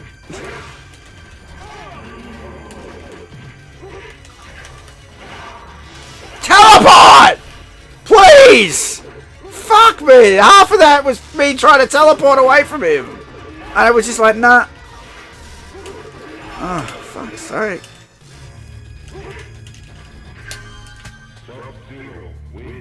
I love it when it plays the courtyard music for no reason over the top of the Warrior Shrine. I love it when it does that. And did Warner Brothers fix it? No. Not at all. Why would they? Who gives a shit? It's only old Mortal Kombat. Fucking 10-second patch and they couldn't fix it. Or wouldn't fix it.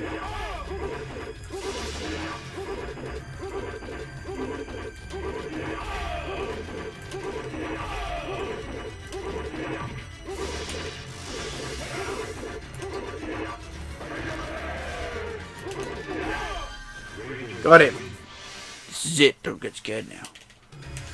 Alright.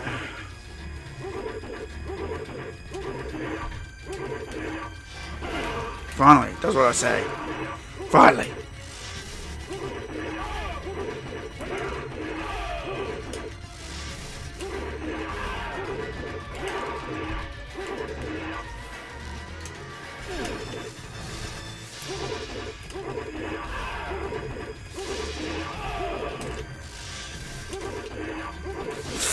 No! No! Why did I do that? No! Stop it!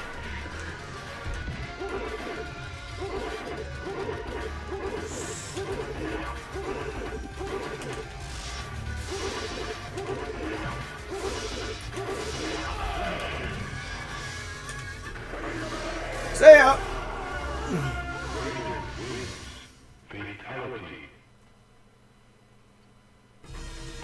Oh, what? I can't believe I failed such a mind before. Just because I didn't push the trigger hard enough. Because it's like, instead of just, you have to push it all the way. Anyway. Cause a delay. Delay in the strike. Oh, I love it when the music stops for no reason. Great collection you put together here, Warner Brothers. Good job. Man, they were really good at making games, weren't they?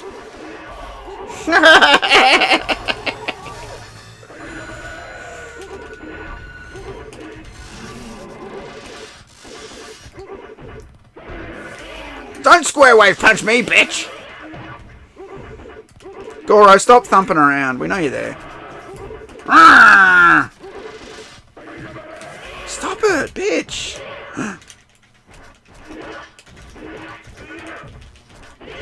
Ah! Fuck. I actually tried to down punch. I forgot that's not in Mortal Kombat 1, so he did an uppercut, which he immediately countered. I totally forgot about that not being in Mortal Kombat 1.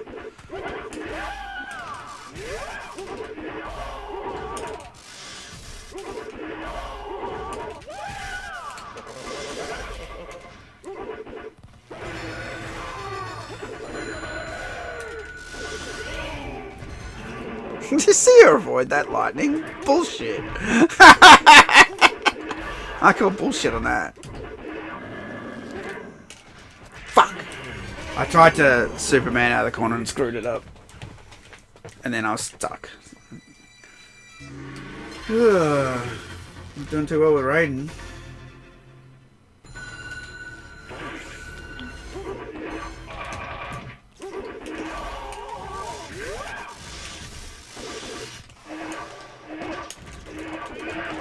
Finally.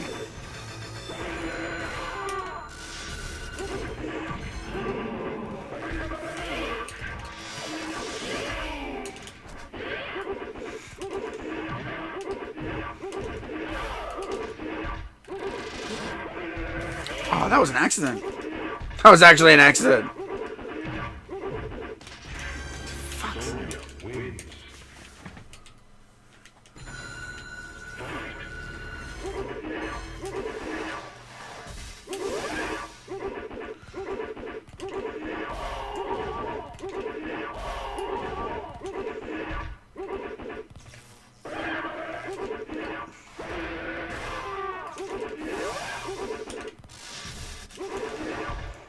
What? He blocked that.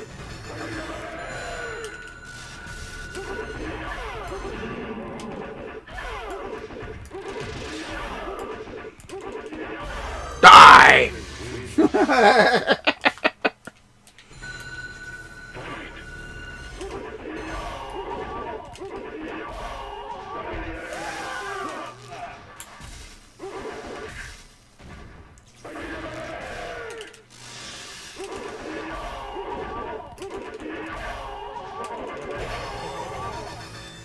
Oh, what?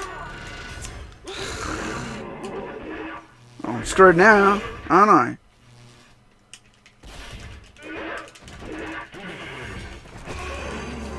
When it didn't. My torpedo push didn't go first go. You've literally got one chance. When the endurance swaps, you got one chance to do the move, special move, first go. If you screw it, they block it. And she blocked it and pushed me into the corner. Oh, bullshit, he kicked me out of that. Fuck off. No way, bro. God, I'm so rusty at Mortal Kombat 1. But I hate playing on this D-pad. And I hate this collection. It's fucking terrible.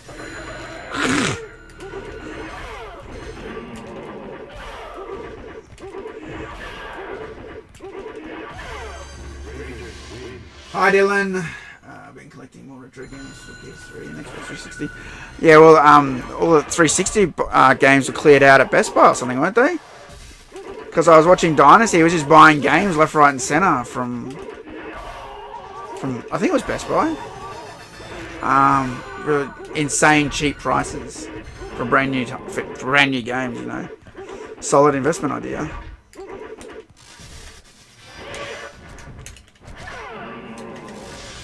What? That didn't hit. Oh, shit. Got it. Nah, I pressed the wrong button. Goro time. Hello. It's gonna be hard. It's gonna kick my ass.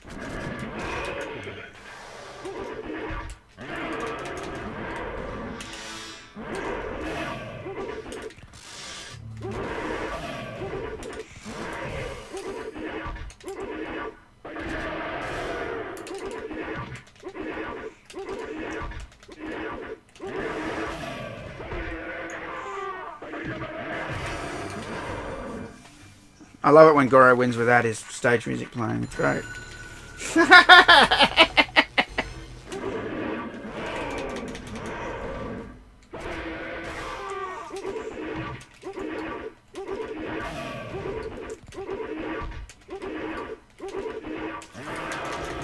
Ow, ow, ow, ow, ow! Stop it! That hurt!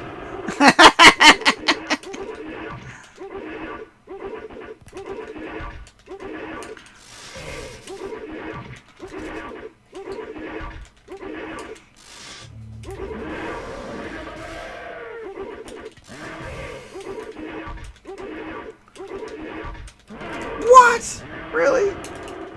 Oh, come on, bro.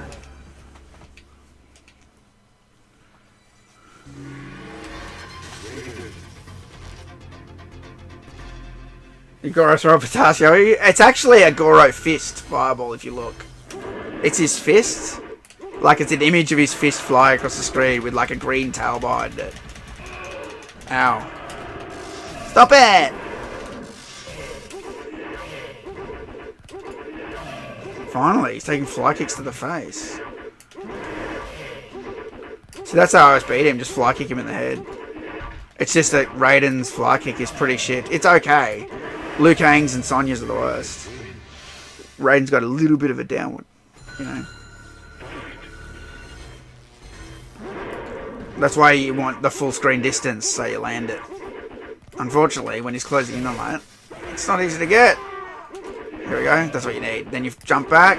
Then you clear that full screen. You're going to land the fly kick. As long as he doesn't block it. He blocked it. Okay, we do a fireball. Push him back again. Try to keep that distance. Flawless victory. There you go. Let's play through the SNES version. Let's not. Let's chop my dick off live on stream. Why would I want to do that?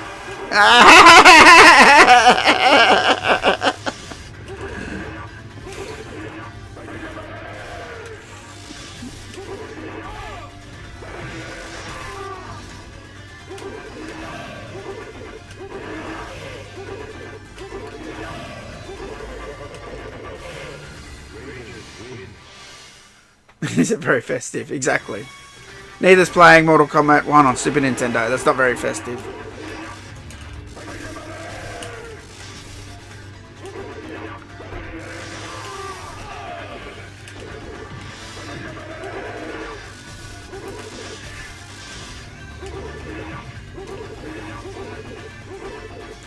Shang Tsung's got this one. I can't get away from him. He's backing me into the corner. Oh, maybe. Oh, there's a chance. There's a chance. I got him. Nice.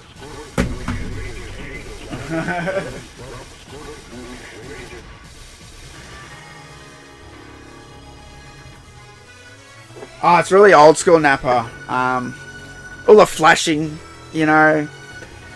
There's something that's so great about MK1, and MK2 has it too. MK1 and 2 have all the flashing text, and I love that. There's something really great about it. MK3 loses it, you know, but MK1 and 2 will always be my favourites, always. MK1 is my most favourite, because it's just so violent. You know, the pit, the gore. MK2 is the best, let's be honest. It's just the best. Multiplayer, it's the funnest, more characters. I get it. Most people say MK2. But for the originality, for me, it's MK1. Yeah, the crunching sounds, exactly. MK2 has them a lot though too, Nappa. It has like the uppercut sounds, it's still intact. It starts getting weird. MK3 starts getting weird. It starts getting like hokey and I don't know. MK2 has the best atmosphere and soundtrack. I would agree. Although I really like this soundtrack, but I'll give you the atmosphere angle on that. I think the MK1 and 2 soundtrack is they're equal. Shadows on the pit. Oh.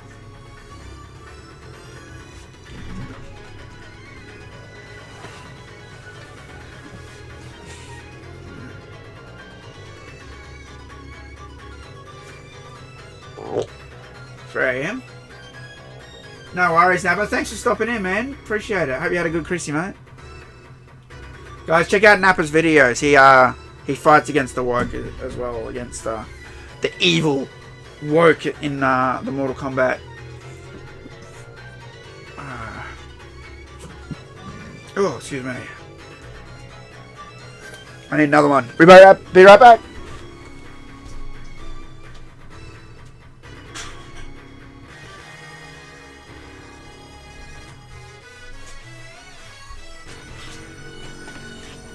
A regular game over screen. I wanted the secret one. Alright, I'll play one more game up to the pit. Because I want to see if we can get a shadow. We'll do a reptile fight. It depends if we get a shadow. If not, I'll go play MK2.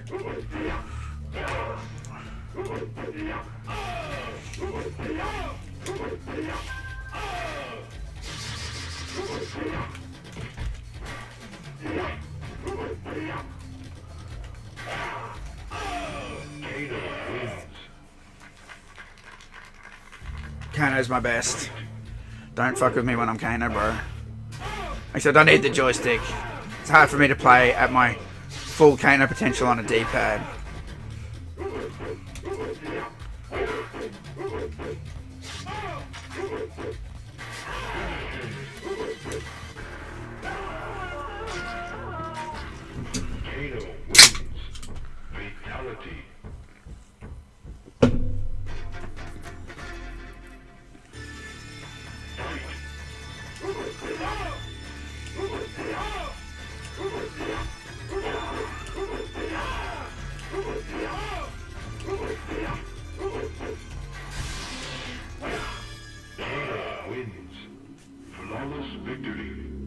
Watched your videos since the early YouTube days. Always love that you have such a loyalty. Okay. Thank you for that, mate. Appreciate it. It's hard when you got a stinker of a Mortal Kombat game. And everyone wants you to be like, it's great! It's great! No, it's not great. I'm loyal to the brand. As long as the brand is good. I'm not killing Scorpion. I can't do it. Can't do it. Scorpion's my favourite. I think I killed him last time though. I'm not killing him twice in a row. Can't do it.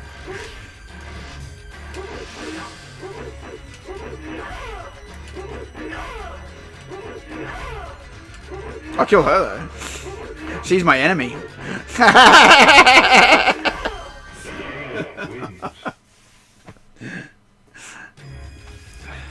I'm gonna pull a booby out.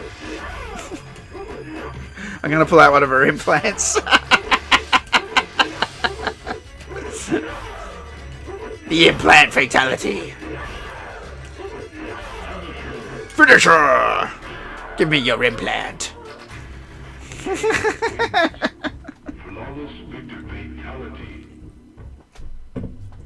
Nosferatu?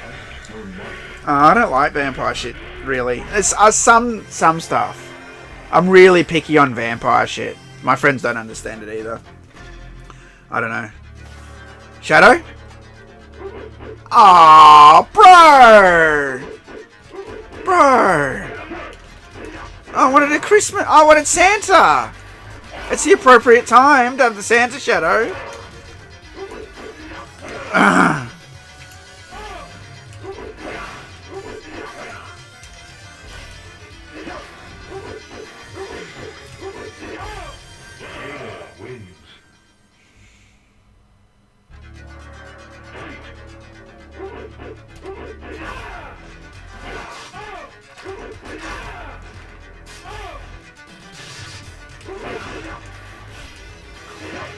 See you, Cage.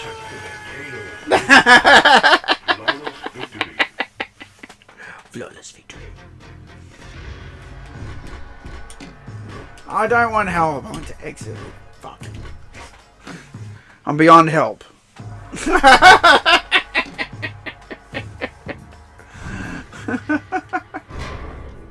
No Shadow, no Christmas, exactly. Oh, I could write a bit of code in my secret Mortal Kombat project that brings up pit shadows. I should have it check the date, and if it's the 25th, it does it every time. Not random. And it's just Santa every time. I could program that. Ideal.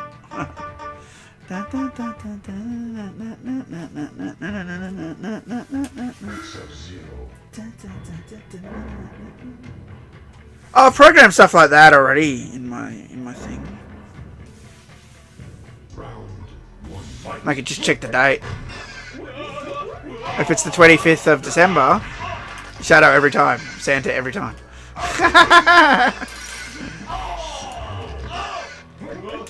Outstanding.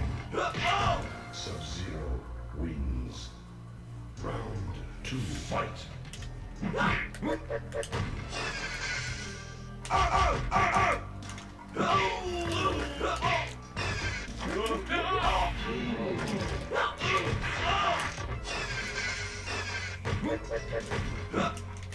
Whoops. Didn't get close enough. Finish him.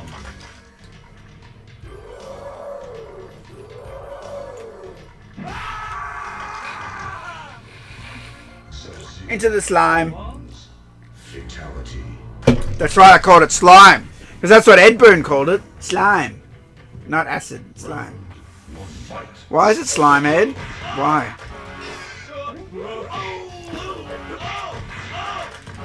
I wonder if it was originally different. Maybe it looked like slime originally.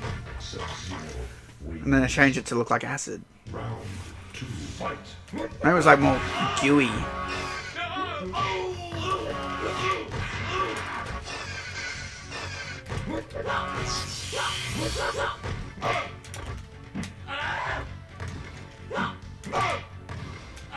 Insta throw shit pisses me off in MK2.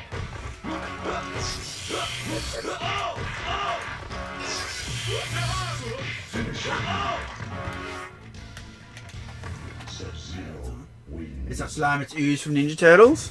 It doesn't say ooze in his code though, it says slime. In the source code, he calls it slime. And you can't get any more dev than that. It all goes back to the source code, baby. That's the OG programming. Piss off Katana, you bitch! Stop it! I met Katana. Catalin Zamia. Very nice lady. Nothing like what you're seeing right now in the game where I'm being annihilated by her. Outstanding. Sub-Zero wins. Round 3. Fight.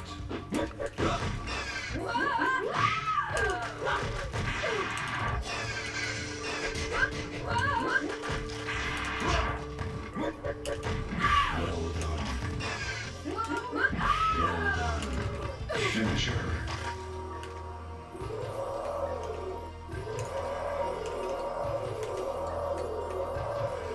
Chill out, bitch. Whoops. That jump was an accident.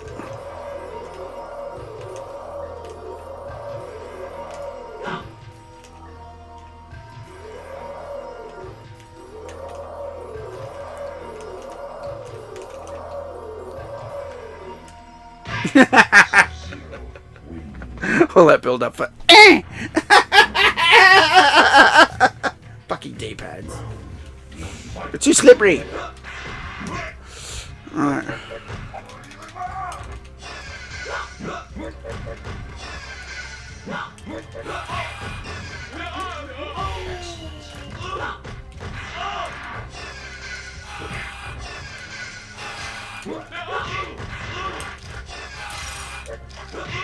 Sub-Zero wins. Round 2. Okay, my biggest question is why haven't they made a classic MK collection like this now in 15 years? You can't even download this collection anymore because they hate the old Mortal Kombats and they just want you to play the new ones, and the new ones are woke. They hate the old ones because they're not woke, and part of being woke is that you have to destroy the past, kill it if you have to. You know, that was literally in one of the Star Wars movies. Most famous person you've ever met? Probably Malcolm McDowell. I met Malcolm McDowell. He signed my Clockwork Orange. Now, where is it?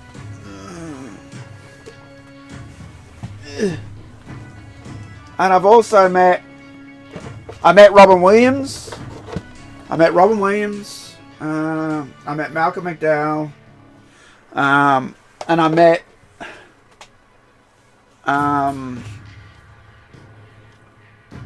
what's his name? Paul Thomas Anderson. He's a director, though. So... it'd be one of those two. Fight. You know, after you unpause that, you can't move for like a good second.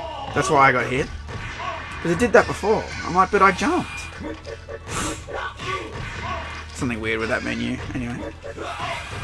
Whew. Oh yeah, I met Robin Williams.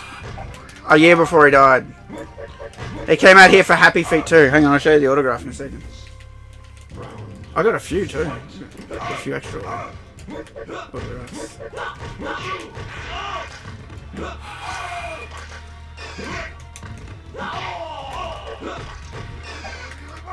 Fuck you.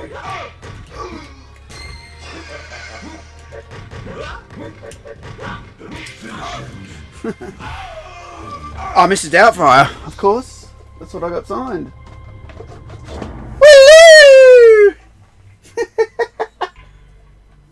Woo! Rest in peace, Robin Williams.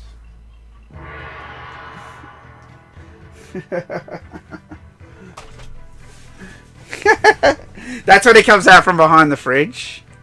And he's got the the meringue on his face. Woo! And she's like, ah!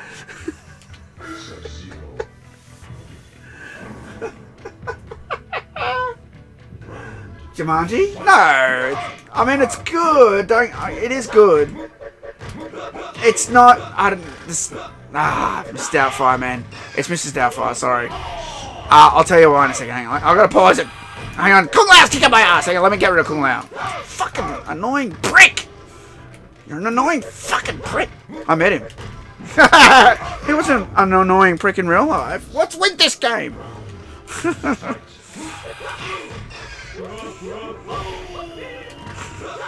What? How did that fly kick not hit?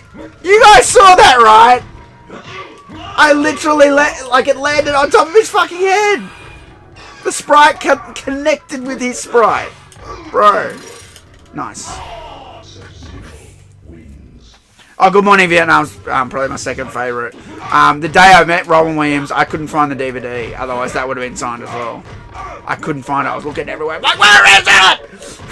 I put it in some weird spot that day, and that's why it's not signed and will never be signed. Oh, fuck. Shit. Fuck! Alright, I'm just going to pause it so I can tell the story. The reason... Okay, I've killed the bastard, exactly. There's just so many good moments in Mrs. Doubtfire. And Pierce Brosnan is like perfect in that pretty boy, you know, after the... You know. And there's... If you've watched all the special features like I have, I've listened to the commentary, watched every deleted scene, every feature. I've watched everything Mrs. Doubtfire, right? The studio wanted them to do the happy ending in the movie. They wanted them to get back together and all this shit. And then he pushed for it not to be that. He wanted like a realistic sort of ending where they stay divorced. I think that's really great. It's while the movie's funny in that, it's got a real message that like, not everything always works out for the best. Or the you know, the Hollywood ending, right? In the end, everyone's good, right? I just think it makes the movie so much better. It makes it, like, genuine. It makes it fucking genuine. When you've got a genuine movie with genuine story, even though, like, you know, him dressing up as a woman's, like, all crazy and shit, the baseline story is that it's genuine. You know, and that's why I like Mr. Doubtfire the most. It's just hilariously funny. Everyone's good in it. Love that movie. Good Morning Vietnam. I love that movie as well. I recently just watched it again, actually. Jumanji I really like, but it's just an like an action adventure movie. Do you know what I mean? It doesn't have that heart that Mrs. Doubtfire has. It doesn't have that. Do you know what I mean? And that's why I think it's a step above Jumanji. Because having that whole family thing, the divorce thing, he's like, I'm going to see my kids, you know, like the whole courtroom thing where they take the kids away from him because he dressed up like a woman and acted crazy. You know what I mean? Like, there's a lot of shit going on in that movie. You know, it makes it better. Rest in peace, Robin Williams. Fucking legend. Oh, do you want to see the photo? I've got a photo with him. The photo's not very good because my cousin... It's funny because I bought the camera off him and I told him, you know how this camera is. You got to keep the button down for a long time before it'll flash. I don't know what was with it. If the lighting was funky, it would take like 1, 2, 3, 4... Flash! It would just take forever to do that. I told him and he let go of it. I said, whatever you do, don't let go of it. Wait till it flashes. It's going to take a long time. And I told Rob Williams, I said, look, the camera's a bit funny. It just takes a while for the flash to go. He goes, yeah, no worries. You know, and he didn't do that. And then so he took another photo, and it's kind of like, not blurry, but the flash didn't go off, so it's not a perfect photo. But it's a photo, and I'll take that because he's no longer with us. So,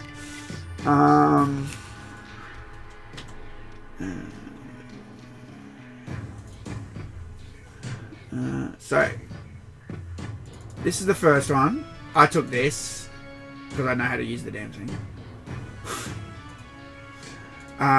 This is him signing one of my autographs. That's not the Mrs. Doubtfire cover though, because he signed Happy Feet 2. That's what this was. It was a Happy Feet 2 premiere. So that's him signing my Happy Feet 2 autograph. And then there was this shadowy thing where the flash didn't go off. It's okay though. It's just a big shadow on his face. Yeah, he was cool. It was pretty quiet. He didn't say a lot. I said, I love your movies, man. No, thank you. You know, usual stuff, but he was a cool dude, man. I would have loved to have just spoken to him. Like, because we were in a line of, like, there were like 10 of us. My cousin actually won this competition. And he found out about it. He entered it. He won. And it was him plus one to come meet, you know, come to Happy Feet 2. I've still got the, like, the bag that you got. You got, like, a goodie bag. And it was Happy Feet 2, though, right? Wasn't the most exciting, but, yeah, you got a photo and an autograph from Robin Williams if you won. And he won, you know. And only 10 people fucking won that. I think it was 10 or 20 people in this line, you know, and I was like, that's how it happened, you know. So, hang on, I might have a photo of the line of people. Let's have a look. What else have I got here? Oh, there's crappy photos. I got a photo where he walked in. It's really blurry. It's crap. Got a photo of someone else getting his signature. The one I showed you. That's my cousin. I'm not showing you that. Yeah, nah. Nah, I don't really have a photo. But yeah, there was just like 10 of us in a line. And, it was funny. I was talking to my cousin after getting the autograph. We went to the... I think I went to the candy bar. Got some popcorn. And then I saw my cousin and I walked past. And then, you know, when I'm talking to someone, I sort of not concentrate. And then he walked past on my cousin's side. And he goes, dude, if we just walked past him again. I'm like, oh, shit. And then my cousin went, see ya. See ya, Robin. And he turned around and went, see ya, mate. He said that to my cousin. So, that's how Aussies talk, you know. That was cool. He was the quickest comedian. The quickest. Just so fast, you know. Yeah, I loved him. He was cool. Big fan. Apparently he loved video games. He named his daughter Zelda. You know, apparently, I don't know if he was just Nintendo or... But he, I bet he knew about Mortal Kombat.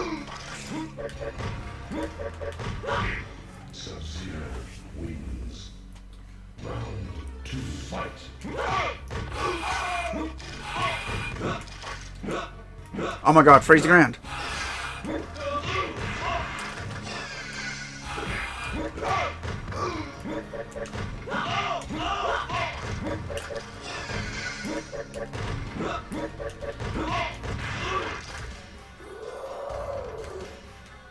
God, I always have trouble with that second part. Forward down, forward, high punch. I know how to do it, it just... I know when you do it quick, it's easy to screw it up. If it was just forward down, forward, high punch, it'd be better, I reckon. When you press forward quickly, you can easily bump the wrong direction and make a mistake.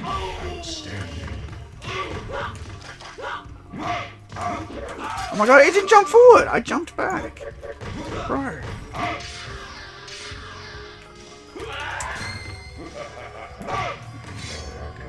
Wins. Round 2, fight.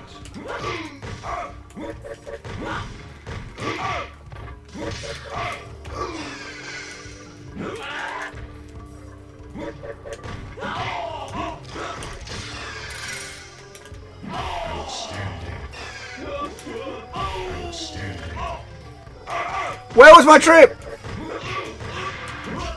I did do a trip. Close. Round 3, fight.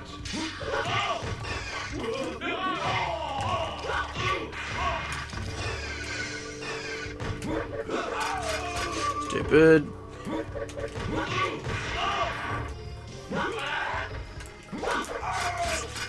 I'm in trouble now. Yep. Da-da-da. I knew I'd do it. Just had a feeling. Wins. Fatality.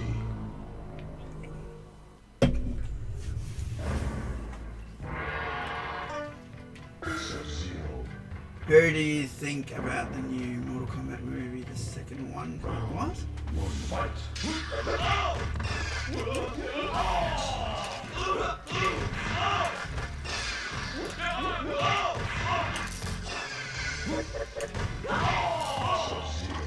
wins. Oh, what do you think about the new Mortal Kombat movie?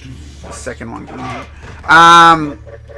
It looks good to me so far, but we won't know till we see it. You know, I know people have gone, oh, they went to a premiere screening or some shit. That doesn't mean shit, bro. As someone who's worked on movies, that shit changes. God damn it.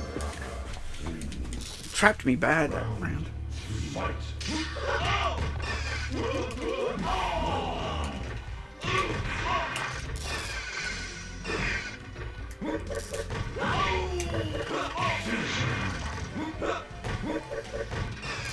Ha! Got it right at the end. Fatality. I actually got it right at the very, very end of the cutoff. Fight. You couldn't get any much more closer than that.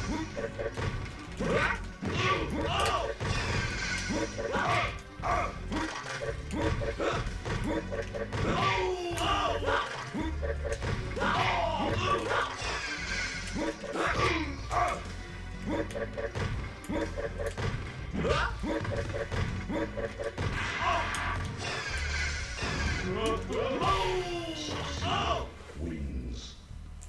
Round 2. Fight.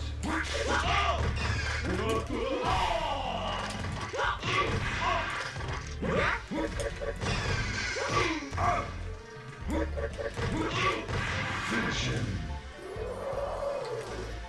Finally. Sub-Zero wins. Fatality.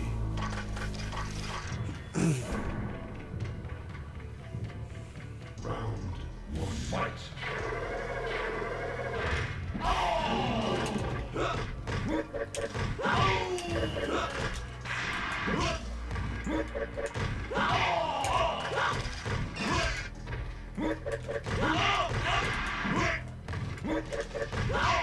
Sub-Zero wins. Round 2. Fight.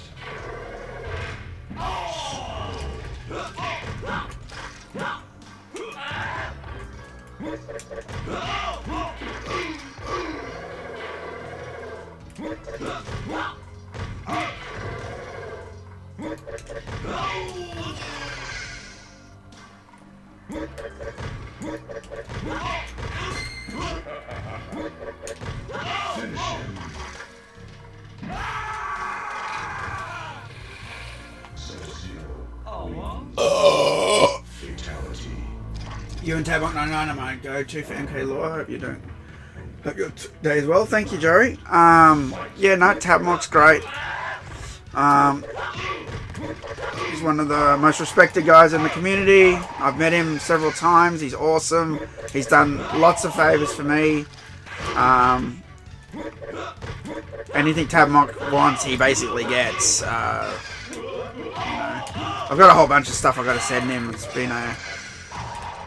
been a whole roller coaster with that. I've got this giant box of stuff. It's going to cost a lot to send it, but I've got to get that off to him. It's been ages. Fight.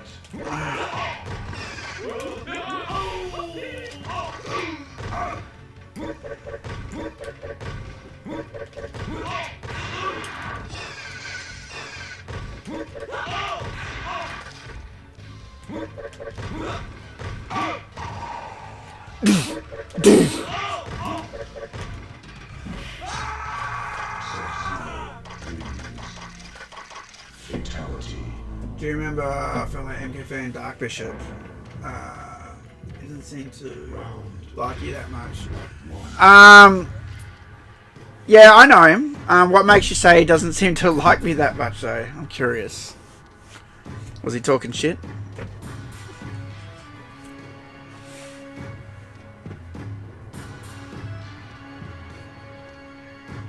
I'm curious.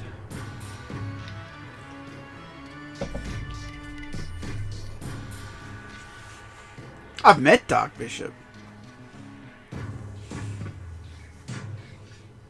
We played Mortal Kombat Armageddon against each other. I think he staged fatality me. Yeah, the death traps.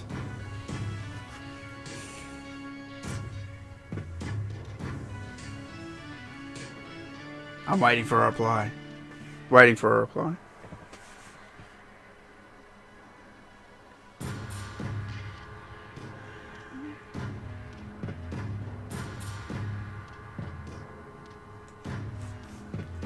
Ghost of Enzo.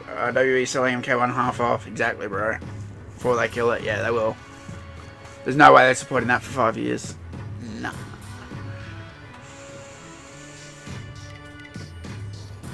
What they're probably going to do, they'll probably do something sneaky, like, say, they'll release, like, a new... I don't know. Like, the new Mortal Kombat will be tied to this one somehow, so they'll be like, no, it's an extension. Sort of like a combat pack. I don't know.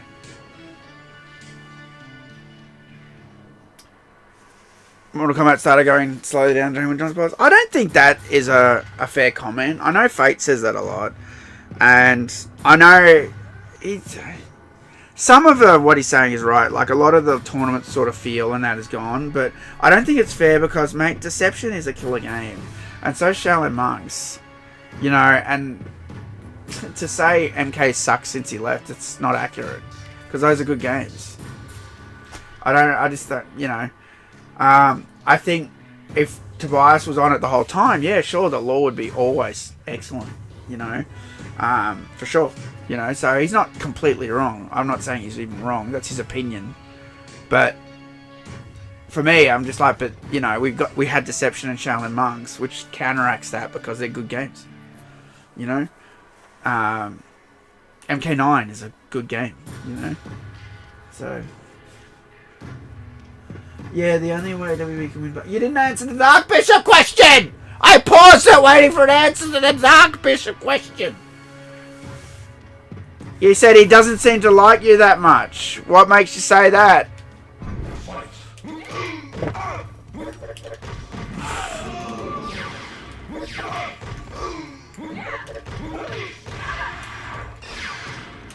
Oh, you bitch! Step on the ice!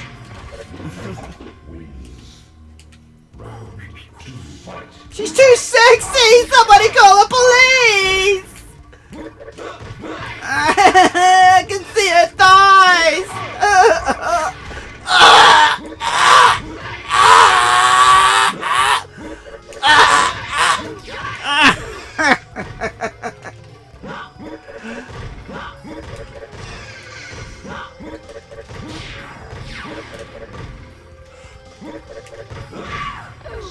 He's still not answering the question! He's avoiding it! You can't just say, he didn't seem to like you that much, and then not answer. Oh, the MK Online incident. Which one? There were so many, bro. You don't know the half of it. Okay, so here's the thing. I'm going to tell you. There used to be an official Mortal Kombat chat. MK Online took it over. They took over the Mortal Kombat chat room. They somehow got it off the Mortal Kombat website or whatever, right? And then they were running it forever, right? So I used to sit in there. I was in there all the time because I liked MIRC, text-based chat, right? And then they made me a mod. Everything was cool. And then it was around this time, actually. It was around Christmas time one year. I made the great statement that Americans are fucking stupid. And that didn't go down well. They were so butthurt by this statement that they then decided they wanted to remove my mod for saying Americans are fucking stupid. Even though in the context of this statement, the reason I said it, and I told them, was because I'm like, I ordered this poster from New York for my cousin for a Christmas present. It was a Texas Chainsaw Massacre 4 poster where he's holding the saw and it says like the saw is family. It's like this awesome fucking poster, right? And my cousin told me about it. I tracked one down. I got it for him. And I don't know, the poster was like $20 or something. And then it was like, he was like, oh, it's going to be $50 total. I'm like, why is it like $30 to send a poster? Oh, packaging and handling. Like, that's how much it costs. He said some shit like that. And then I got the poster in the mail, and this is why I said Americans are fucking stupid. Any poster that you get sent to you, or any package that you get sent to you, has the amount that someone paid to send it to you on the fucking box, or the postage tube, in this case. And in this case, it said $9.70 US. I'm like, that is not $30. That is not. I said, Americans are fucking stupid, because I know what you paid to ship it to me. Don't tell me it's $30 when it says $9 on the thing. I go, you think I'm that fucking dumb that I don't know? Anyway, so I said this. It caused this massive fight. You know, yeah, they said we're gonna have a vote if you should stay as moderator in the chat, and I'm like, this is so rigged. Like, it was so obviously rigged. And Dark Bishop's like, I'm abstaining from the vote. I'm like, why? That sounds sus. That sounds like you're rolling the vote a certain way because you're abstaining. You know what I mean? He's like, I don't want to be involved in it. I'm like, this is so bullshit. This guy is running the chat room. Do you know what I mean? I had nothing against this guy, but I had fights on and off with MK Online all the time. They were on the biggest fucking high horse they are, and they still are. That, like, they're the greatest, blah blah blah. You know, and don't get me wrong, they did a lot for Mortal Kombat, and I actually respect them for staying around and doing a lot for Mortal Kombat. But they're not all good people. Like that what was it? What were they called? Was it Realmcast? Yeah. They did that whole thing recently with Ed Boon and Kerry Hoskins, and I don't like shitting on a charity. I really don't. But there were people who were involved with MK Online, involved with that. Some of these people have told me to kill myself. They've put all sorts of bullshit comments on my YouTube channel, and they're involved with those Realmcast people, that group, and that's MK Online. And then there's another guy that's in their group who was literally stealing videos off my YouTube channel, uploading them to Twitter and laughing about it, going, I deliberately stole it, until I hit him with the copyright stick. And I said, well, you can't fucking do that. Do you know what I mean? And these people are working with these people. You know what I mean? And I reached out to Justin. I said, mate, just so you know, you're working with fuckheads, you know? And anyway, look, end of the day, I actually like MK Online, even though we've had a billion fights, right? Because they've kept supporting Mortal Kombat. So is TRMK. I've only ever really had one blow up with him. You know, the reason I have blow ups with people is I don't take bullshit from people. I tell it like it fucking is. And people are so weak. They hide their true feelings. They're just pathetic. I'm not like that. I'm outspoken. Australians will just tell you to your face, go fuck yourself. Do you know what I mean? And Americans won't. They'll be sneaky and like, you know, they'll scheme and all this nonsense. Anyway, so yeah, Dark Bishop, you know, I've played Mortal Kombat with him. I've had good chats with him. We've had good chats. We've had fights. We've had everything. He probably doesn't think the most of me because of the fights. Do you know what I mean? You know, I was a little immature in the chat room back in those days. I will say that. Just, you know, horsing around and just nonsense. You get bored in a fucking text-based chat room, okay? You know, so I used to horse around, make scripts, you know, annoying shit. I get it. I look back on it, I'm like, kind of cringe, you know. But, yeah, I don't know if I assume that he probably, I don't think he hates me. He probably doesn't think much of me. I would say it's probably at that point. That's my guess. He might actually hate me. I don't know. Do you know what I mean? I don't ever really speak to him, but yeah. And that's that's how it is, you know. And that's what caused all that shit. Everything was good, and they did things I didn't like. They accused me of stealing things from them, and I told them to take down. I did this really good guide for Mortal Kombat Tournament Edition that's still on their forums. It tells you where all the coffins, what every coffin is, everything. Me and a guy from MK Online helped me get some red coins that you needed, and I did a full guide. And once they you know, got rid of me, and I said, well, you can fucking take my guide off your website, and they left it there. They wouldn't remove it and all this shit, you know. That's what I mean. There's tit for tat. It's all sort of kind of petty shit, back and forth. But you know what? Through all the fights, through all the bullshit, through all the nonsense, through all the crap that doesn't matter, Tabmock99 never stopped talking to me. Never. Never. Do you know what I mean? He didn't get into it. that's cool. He just said fuck all that, you know. Just he knew I was a real fan, you know. So he's the goat, man. I think Tabmock 99 should probably maybe have some sort of affiliation with Mortal Kombat, more so than ketchup and fucking mustard. Fuck off. He's, and I really like Justin because, like I said, I've met him several times, and we talk, and you know, I can talk Mortal Kombat with him forever. And you guys saw it, the Mortal Kombat tour. You can see our energy. Me, Justin, and MK Dan, and no shade on the others that were in the group. I'd never met any of them though, but I really wanted to do that tour with Justin and MK Dan the most. And like I said, no shade on any of the other blokes. I just never spoken to them, or I only spoke to them like briefly. And you know, I'm funny like that with people. You know, I'm especially in the MK community. There's lots of snakes. Lots of people say they want to be your friend, and they don't. They just want to like get close to you to sell their fucking Uppercut Editions guide or some bullshit. Do you know what I mean? The MK Encyclopedia crap. They want to get near you because you're near Ed or some shit. Do you know what I mean? Like, and I hate all that. Tabmock's not like that. He is fully loyal. He knows the real people. You know, he's excellent. And he should be working with NetherRealm because he's an American. Someone like me couldn't probably ever work with, even if I was not on their shit list, whatever.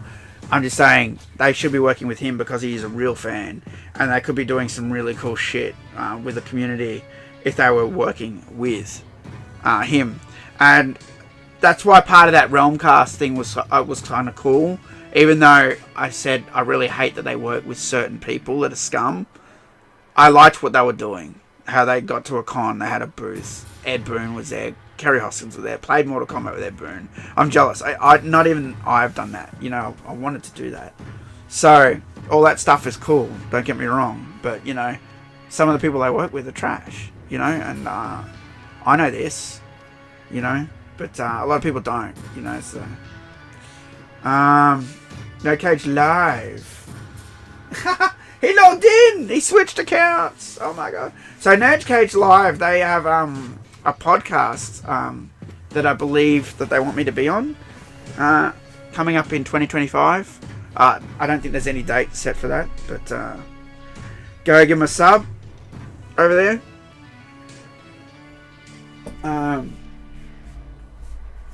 I think they said, I think Jay said that they were warned not to have me on because it could be problematic. And he said that makes me want to have him on even more. Oh, there is a date. Sorry. I forgot. I probably should write it down somewhere. I don't do diaries. I'm terrible. Just remind me, dude. Remind me before. Feb 20, there you go. Mark your calendars. But, yeah, that's cool. I'm a straight shooter. Like, I don't believe in bullshit. You know, and the fact that they want to cancel me and not have me on certain, or not them, you know, they were warned. Like, this is a problem in the modern day. It shouldn't be like this. Yeah, problematic equals unfiltered. Exactly. You know, people like me, we're just straight shooters. There's no crap. It doesn't mean you have to like or hate us or our opinions. But we just don't believe in spinning a narrative. Like, I want you to name names. I want to know.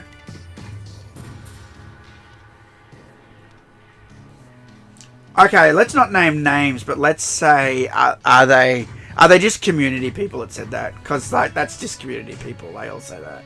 Or was it someone in a more PR environment?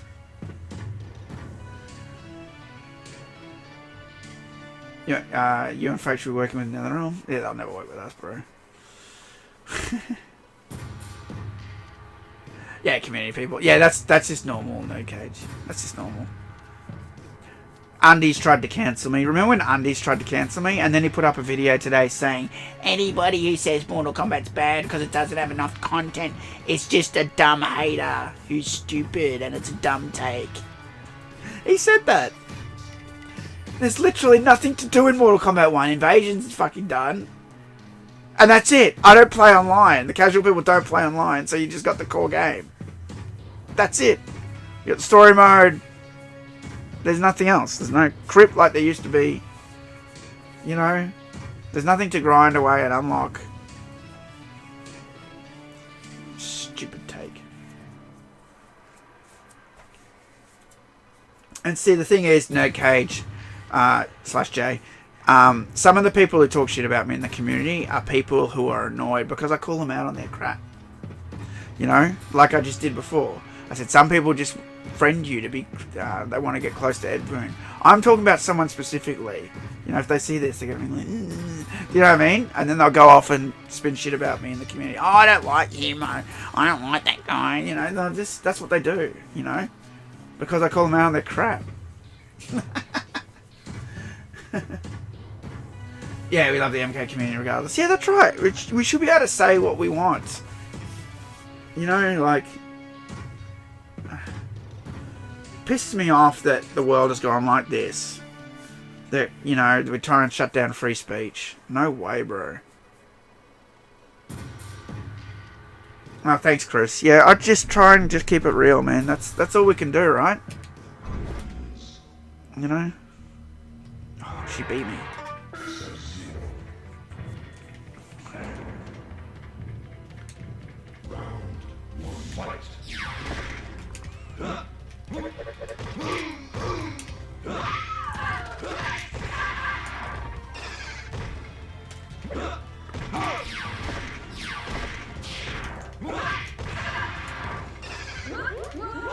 What?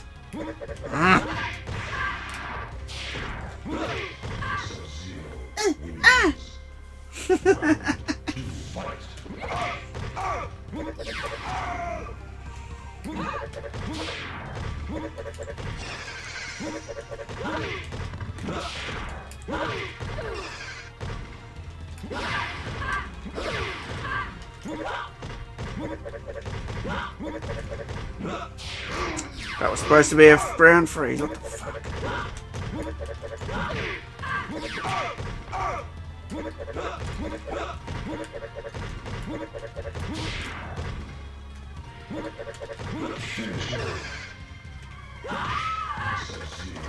Whew, that was close. It's all positioning, baby.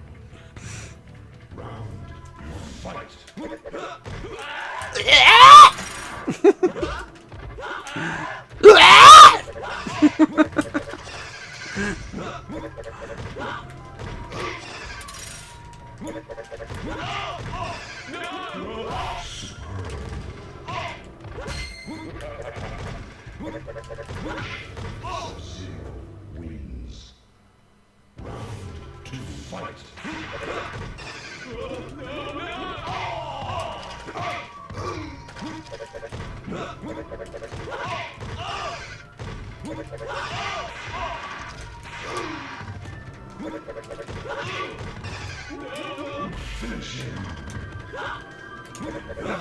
Fred, I don't think Ned Cape's live with this MK Reunited was Anthony Marcus Tablock Marina.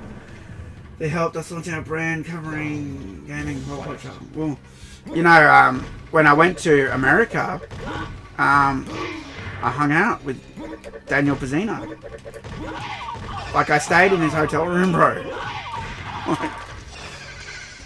And then we went to cons, and we sang karaoke, we went drinking.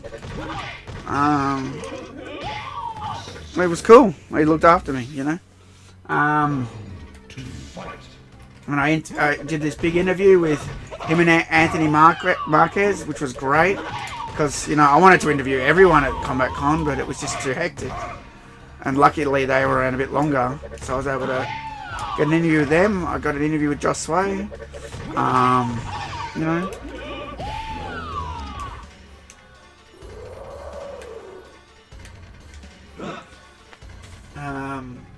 Yeah. Man, I was in his car. I was in Daniel Pcb's car, bro.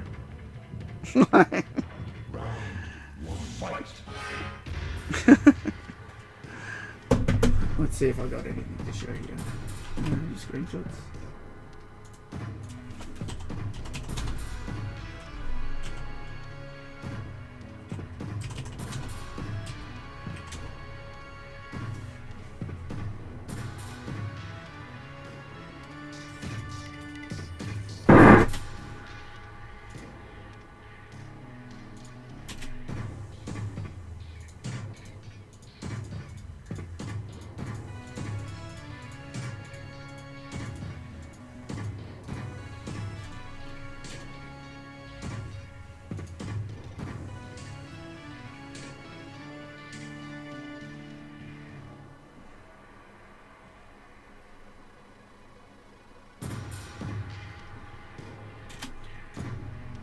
I kept saying, I can't believe I'm in Johnny Cage's car.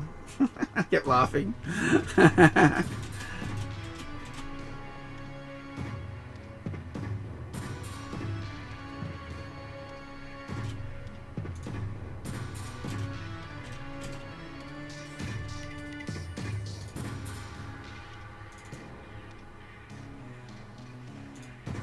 think I got a clip to show you. Going round America. We went from Chicago to Dubuque, Iowa.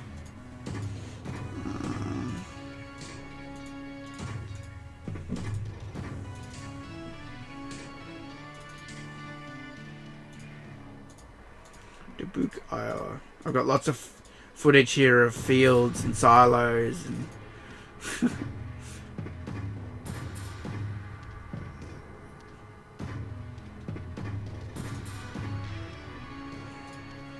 I was laughing at this. Okay, 664. Show you guys a clip. Show you guys a clip.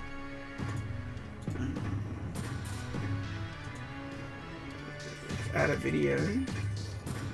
Hang on. First thing we're gonna. Oh no, I'll leave that going because I'm not gonna play the sound. All right. Media.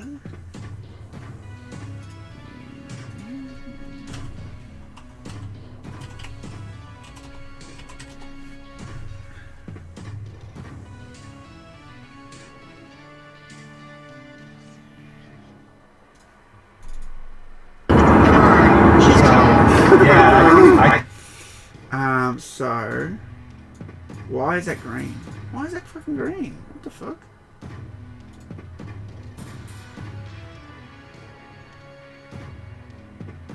Oh, it doesn't like the format. Lame. I was like, it's gonna have to be a screenshot, I guess. From inside Johnny Cage's car. Hang on a sec.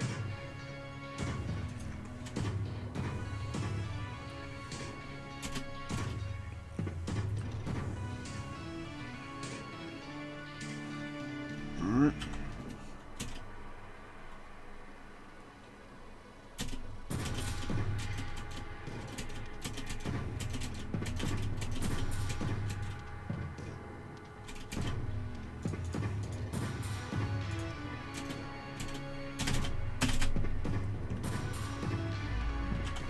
Alright, I got two screenshots to show you because it's being weird with the format. Because my camera takes stuff in, what is it? What is it? I forgot it. AVCHD. Anyway, media. MTS. That's what it is. Okay, so videos. So, at one part on the trip, so this is me in Daniel Pcb's car.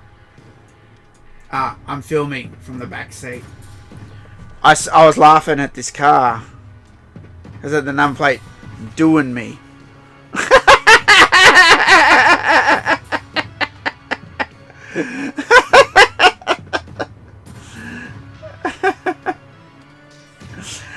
Doing me. You can't have offensive number plates in Australia. They they clamped down on it. So I was just laughing. It's funny as fuck, you know. And just to prove I was in Chicago, second screenshot. We'll verify this. Second screenshot from inside Daniel Pcb's car. Oh, what do we see up there at the top? Chicago! See? I was there. No lie. I was there, baby. I was there, dude. Any of you who live in Chicago might know where the hell this is. It's on some, I don't know, some freeway or something. Highway, whatever you call it. Between Chicago and Dubuque, Iowa. And, yeah, no, I like Daniel Pcb, but yeah, there's some bad blood. So nothing you can do about that. Sometimes, there's certain people I'll never talk to, man. There's certain people that are on a list. Do you know what I mean? And, you know, sometimes it's just like that for people. They're like, no. This person cannot be trusted. Do you know what I mean? I don't know if it's like that for Dan and Ed, but I don't know. I only hear mutterings. I don't know the full story. And every time I hear the story told, something's different. So...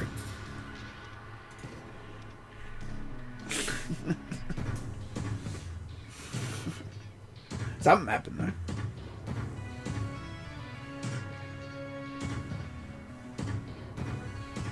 No, I didn't get deep dish pizza. I tried 3 times to get deep dish Chicago pizza, and I'm gonna prove it because I have a screenshot of that. I have a photo of that. And everywhere I went, they're like, "We don't have it." I'm like, I thought this was Chicago, and then they just like, they looked at me like fucking tourists. This is what I mean by the Americans are dumb, like sort of a remark I made earlier. It's because like half the time you just talk to Americans, I don't think they understand our accent, and they're just like, I don't know, they don't talk back to you, or they have no sense of humor, you know. Like once you know you, it's different. Like when I'm with Tamok 99 or Alan and Joe, they were great. There was no problems. But when it's a stranger, they don't know you. They don't want to, like... I don't think if they don't hear you, understand you properly or something, they're just like, you know. Okay, where is it? Photos. No. Good photos there, though. Who took these? Someone took photos of me, speaking to John Parrish.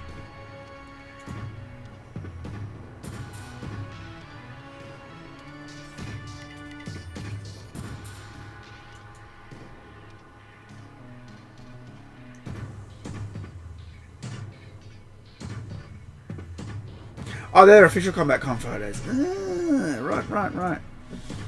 Okay. Where's the one I took? This is what I want to show you. So this is Rinaldi's Pizza. It's across the road from Times Square Arcade. You know, where they first showed Mortal Kombat. And we had pizza there. And the pizza was really good. But there was no deep dish pizza. There was no deep dish pizza. Alright, here we go. Okay. Hang on, I gotta find the right picture. These are super duper high res, so. They had a few types of pizza. I'm just gonna show you what we all got, alright, because that gives a better idea. Okay. 638. 638. 638. 638. Go there. Alright. So, just a sec. There we go, because it's high res. So, this is all the pizza that we got. This is Justin, MK Dan, Nash, everyone who's with us that night. Ryan. The camera there is the camera I make all my YouTube videos with on the couch. And the slice of pizza behind it is mine. And then the pizza off to the right is also mine because I'm a pig. And the pizza across from me, I think that was Tabmox. I think Nash was having the, I think that's New York style to the right, the thin base. As you can see, I like deep dish. So those are deep dish slices. That's what I got, and they were great. Don't get me wrong. Really, it was really nice pizza. Okay, but they did not have deep. They did fucking not have it. Guess what? There's a place in Melbourne that has deep dish pizza. It's $30. I want to go there. I want to have it. They have. It's just American style pizzas. There's this place open in Melbourne. They have every authentic American style pizza, right? I want to try that deep dish. I wanted it so much. The other place I went to, I'd have to pull a box out. I went to a place and I bought the menu back. I forget the name of it. I also asked them, you got deep dish? No. What's the place everyone goes to in Chicago? There's one place that everyone goes to that's famous. The big pizza place. Like everyone goes to, oh, what's it called? I'm trying to remember now. I know there's a place, there's a singular place that everyone goes to get deep dish pizza. And we just didn't go there, so. Pequod's Pizza? No, that's not it. It's like a really well-known name. Chicago is home away home for me. Second greatest city in the world. Oh, did you go to Rinaldi's? Yeah, Rinaldi's is good, man. That's it. Giorgiano's. Yeah, Giorgiano's. Yep. Outworld, how's it going? Yeah, Giorgiano's is the place everyone goes to for deep dish pizza, but we didn't go to Giorgiano's, so. I don't know why we didn't fucking go there. If I had known, I just thought, as an Aussie going there, I thought it was like a Chicago thing, right? Didn't matter where you went, everyone's got deep dish, it's Chicago style. That's what they made it sound like here, right? And then I get there, it's like, we don't have that. We don't have that. We don't have that. I'm like, what the fuck's going on? I was lied to. I was fucking lied to. Give me a sec, someone's at my door.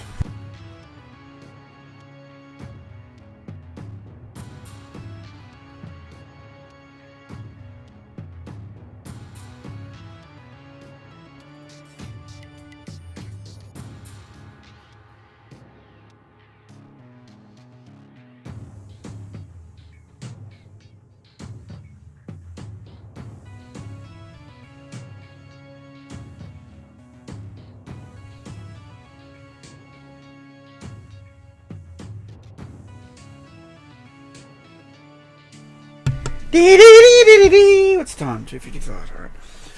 Alright. Yeah. Make out with purple again. I'd get the hat, but I can't be stuffed. What? Ah! The umpire screwed me up! It's not fair! Bitch!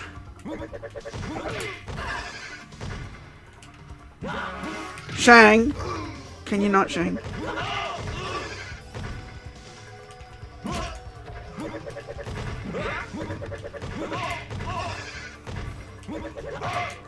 Standing high kick, damn it.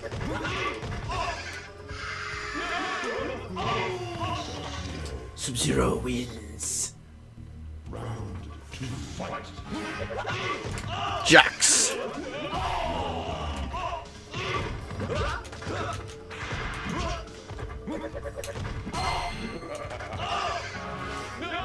Finish him. Sub-Zero wins. Fatality. Kintaro. What are you gonna do? Nothing. I ain't afraid of you, bitch. I'm not like the rest of the internet.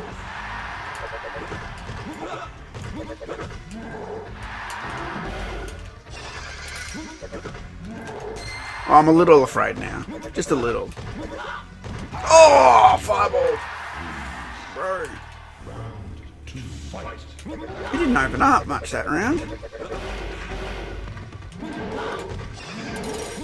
Where you going?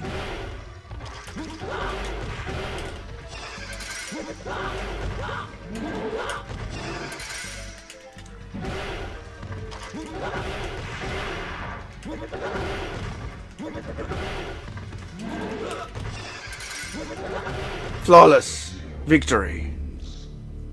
I'm afraid of you, bitch. You're my bitch, Kintaro. You're my bitch. Okay, maybe not fully, like fully my bitch. I'm getting cocky. Uh-oh, he's got this in the bag. I'm losing my grip. I'm losing my grip.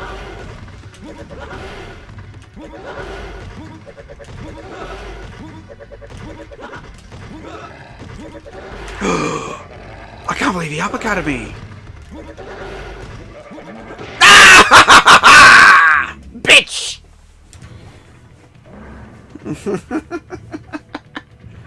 Prepare to die. Energy everyone. Fucking energy everyone. Oh!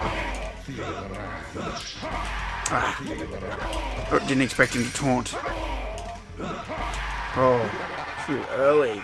Bro, too early. You will die, mortal. Feel the power of Shao Kahn.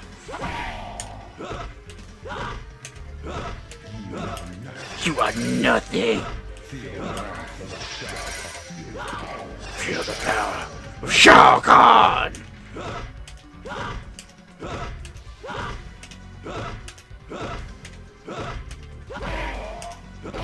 I win. I win. You are nothing.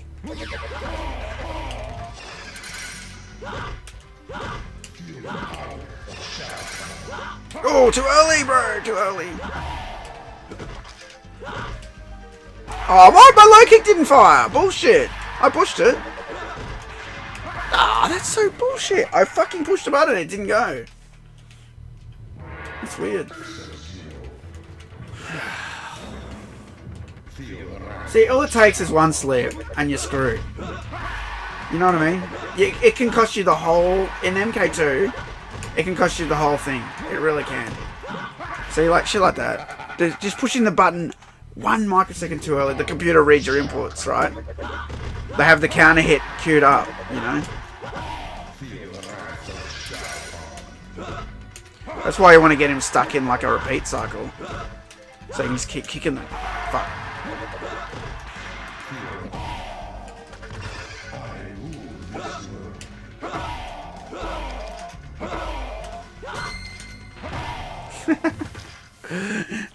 It's funny how he doesn't slip. He just walks over the ice and just ignores it. What a badass. Oh, see? Oh, just out of range. I think the clipping's really tight on Shao Kahn.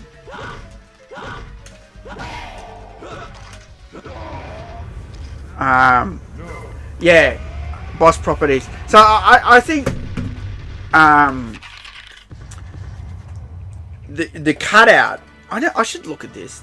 I think the hitboxes on Kahn are super like on the nose, like because the amount of times I do like a standing high kick and it just fucking misses, like just by like a pube. You know what I mean? It's like, come on, bro. I feel like against any other character that doesn't happen, right? But on Kahn, it's really, really tight. I mean, Outworld could probably answer this better because he's like a speedrunner and he knows all about the hitboxes and, you know, what's effective and what's not. More than I do. Josh Sway. There's Josh Sway. He's ruthless. He's actually 20 to 25% damage. Yeah, no, he hits like a powerhouse. And the thing is, usually with Mortal Kombat, when you get hit again. Like by a boss, they sort of hit you into put you into a state where it's easy for them to get a second hit if you don't know how to escape the second hit or the third hit. Do you know what I mean? That's what I noticed about Mortal Kombat. You really got to. It's all about positioning. That's what I always say. And then you strike. You know what I mean? And if you get into a bad position, especially in Mortal Kombat 2. Mortal Kombat 2 is like, it's really cheap. it's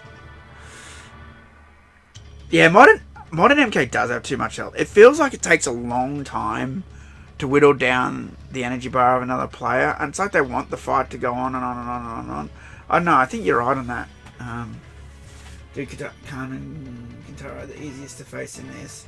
Both can be stun locked and made to look stupid. Yeah, I know, but that's like you have to do some.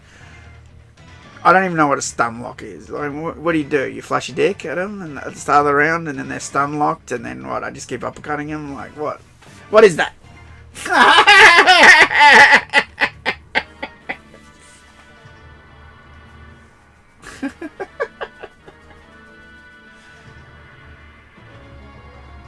Compensate with the combos by having more health. Yeah, I know. Yeah, it's lame. Yeah. You trap them using frame data. They can't block or counter. Yeah, I know, but there is no frame data. When I press pause, it doesn't tell me anything. That's me being, imitating a modern day player. I can't play the old games. I'm shit at them. You know the people that are good at the new games can't play the old games, and it's backwards for me. I can only play the old games, and I suck at the new games.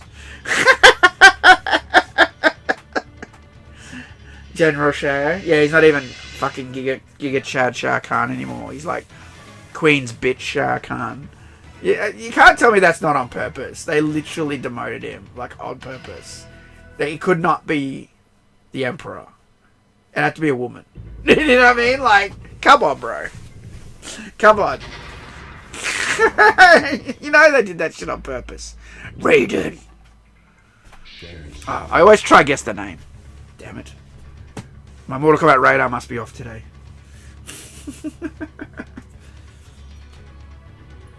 New games require practice. Old games require skill and improv. Yeah, old games are just ruthless. Like you can trick old games really easy. You saw how I did the jump, jump back, attack trick. But that's what it was about. The old games were about finding their weakness, whether it was jumping back or doing a fly kick from a certain angle on Kintaro, uppercutting him out of the corner. Oh, there's Raiden. How good is that bio picture? Man, Tobias's artwork was so good. It's just excellent. Losing 11 million in sales is huge. Fuck. Street Fighter and Tekken at least still have more coming. On the other hand, it's going down now. Thanks to Warden Button. It's thanks to their DEI, let's be honest. I honestly think that is a big part of it. There's lots of problems with the game. I think the cameo system isn't liked. It probably sounded like a good idea. Look, I'll be honest. I'll be fair. I think the cameo system sounded... Is that an ant? Fucking ant on my controller. Anyway. The cameo system was probably a good idea. Why are the ants here? Oh, they're after my Squid Game cookie. Dude, it's in a tin. Don't tell me they're after... No, there's no ants in there. I entered this Squid Game competition, the McDonald's Squid Game. I think they can smell it. I can't get into it though, it's in a tin. But yeah, the cameo's probably a good idea, but it just didn't work. At the stage where they realised it didn't work, they should have immediately created a tag team mode. Kept the cameos in the game like they did, but also made it a tag team mode. Using the cameos. Give them basic moves. I don't know. Like, it's easy for me to say that, but then you got a million moves to give them. I know. You got to balance everything. Mortal Kombat's just crazy these days. See, the old games, it was a real basic formula. Every character had a low kick, a high punch, a low punch. A flying kick, a flying punch. They all had basic set of moves. They just had different ranges. And then they had their special. So it was less involved. These days, there's all sorts of shit. You can do this and do a wake up, and this one's enhanced. And this one, if you did the Blood Rain special move before it, then the move properties change if you do this move after it, and it does this now. And it's like, shut the fuck up. Games lost their souls. Kind of. They lost their charm. I want to say charm, right? So old games, the fact that the old games were limited by the technology, it made them charming. Do you know what I mean? Like this game, This Mortal Kombat 2 game. Let me look. If I... Let me... Okay, so I'm just checking the properties on my Mortal Kombat 2 folder, right? And that's... A lot of that's extracted, right? Do you know how big Mortal Kombat 2, that folder is on my desktop? 180 megabytes. That's it. Not even 1 gig. And that's because I've got a whole bunch of images extracted. If I just looked at them without the extracted images, it'd probably be like 100 megabytes. That's how big Mortal Kombat 2 is. It's nothing, bro. But it's the best game. Do you know what I mean? Hang on, let me see if I got it in my downloads. I want to check the zip file before I started extracting everything. Should be there.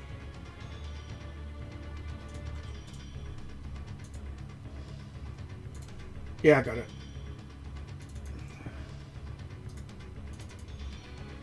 Okay, so 62 megabytes. Let's just say 63 megabytes are compressed in a RAR file. 62 megabytes. Mate, I can fit that on any of my Raspberry Pis. That thing I just soldered has a 2 meg flash. You know what I mean? And these days there's all this fucking... Everything's super high res. You gotta pay for everything. You got all this company meddling, all this forced politics. I ran out of time, but I was going to do a Christmas video. I was going to do the top 10 wokest things in Mortal Kombat 1. That was going to be my Christmas video. Because no one else will fucking do it. You know what I mean? Maybe I'll still do it. Who knows? Maybe it just won't be a Christmas video. But it's just... There's so much nonsense. There's just all these things. Whoops, I didn't mean to do that. There's just all these things, like, you know, like I said, Khan's not Emperor anymore. You know, and they'll hide behind, but that's the story. It's not, though. Do you know what I mean? What? Ah, oh, look at what sorry.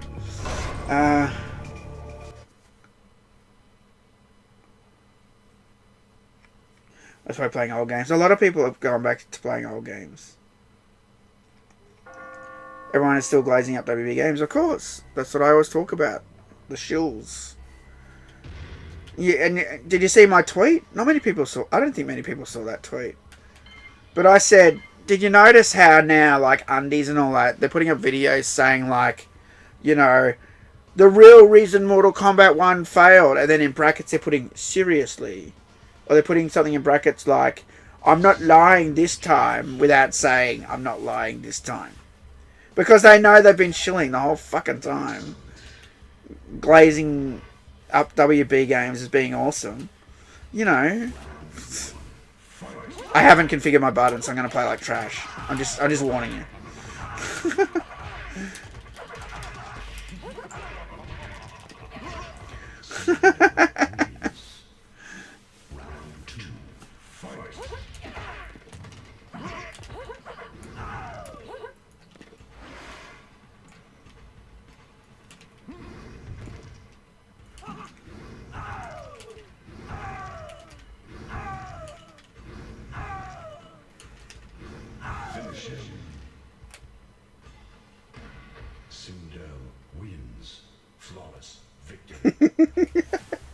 I love that fly move. It's so good. Really good in 2-player. Oh, that didn't land. Come on, bro. Bro.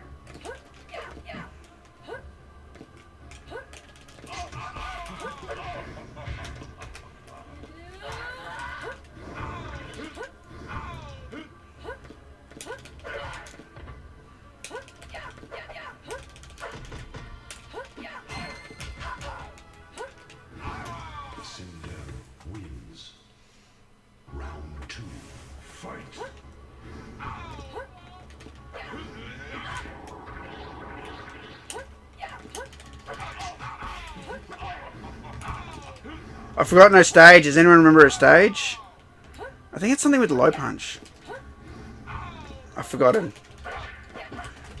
Oh, the joys of getting old.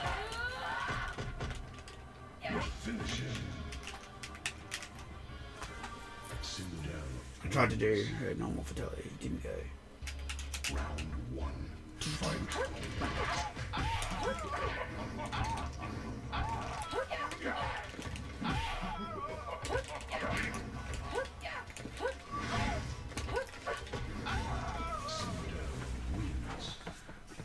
Round 2.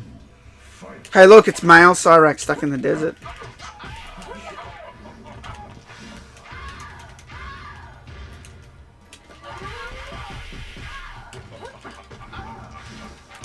Oh, you bitch. Shiva wins. Cyrax is stuck, yeah. Malfunctioned. We used to always laugh at that in the arcades. We're like, why is he stuck? It was interesting.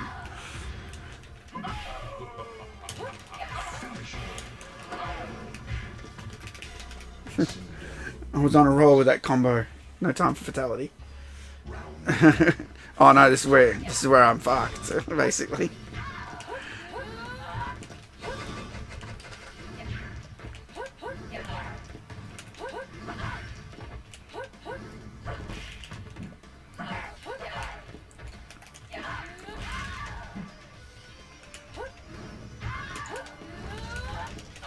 Say I comboed!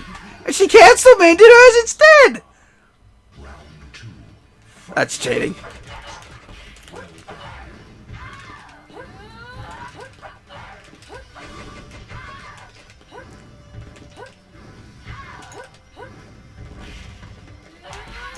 Bitch.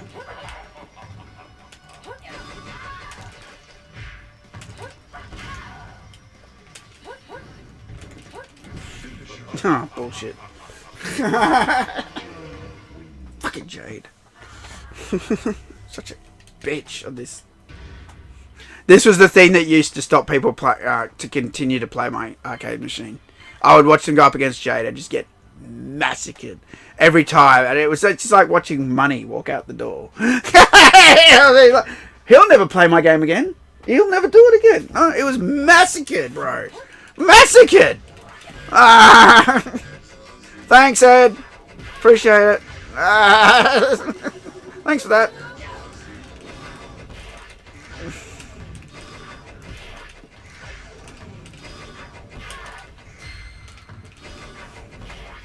The only thing you can do. She's a bitch. Fight.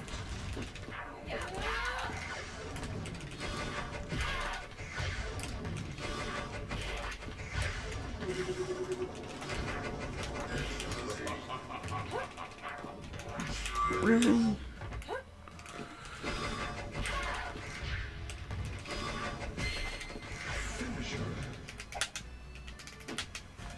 Sector wins. OG6 is better than work sector. How do I unlock female sector? How do I do it? I want to play as vagina sector. Oh no, I got uppercutted.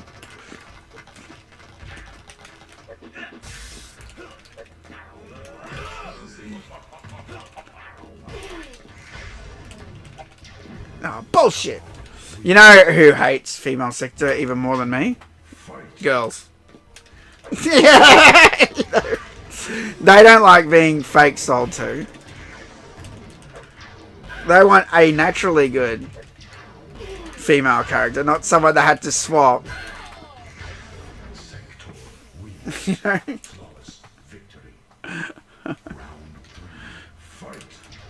Bastard.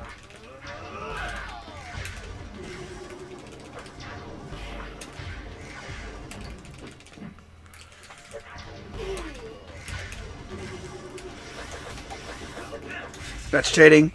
Double dash is cheating. Computer still does it though.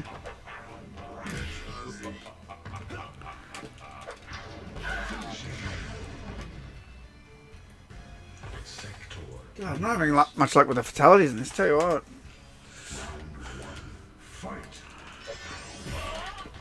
Pretty sad considering I played Ultimate Mortal Kombat 3 the most. Yeah. I would say. Or maybe Mortal Kombat 1.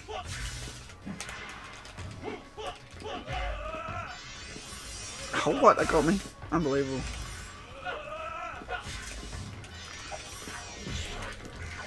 What? You saw the rocket go through him. You saw that. You guys saw that, right? You saw that. Oh, Ultimate Mortal Kombat 3 is the go. The missile went through him, bro. I'm just kidding. I don't think it's the GOAT, sorry. MK2 is. For me, it's MK1.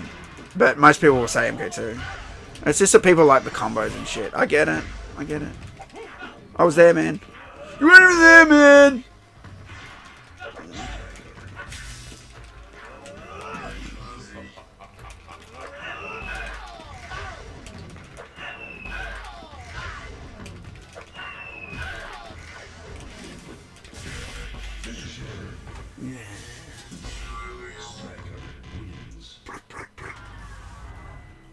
Why does this guy go black when he wins? I always wondered that. Have you ever noticed that on the Jade's Desert stage, when it goes for start to continue, the background goes black for a second as the thing closes. Anyway.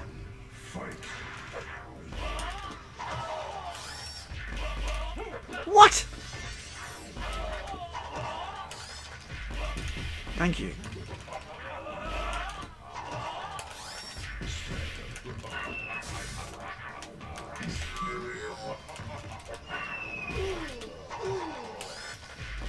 Ah, bullshit, I'm dropping this combo.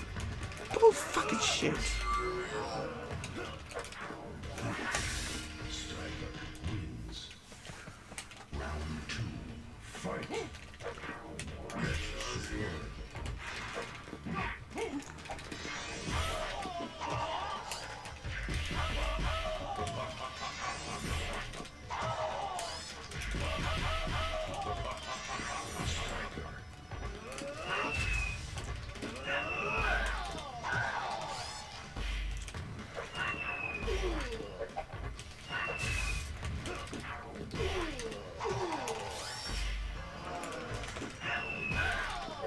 Oh, fuck off! I know how to do the fucking harpoon!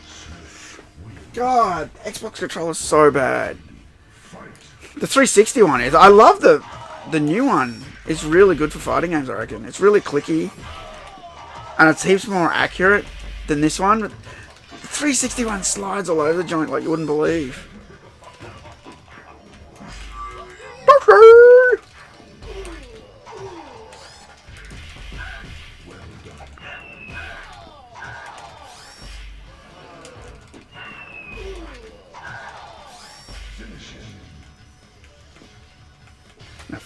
It's like 360, isn't it? Oh, it's up at 4 down or something? Oh, whatever. Didn't work. I tried.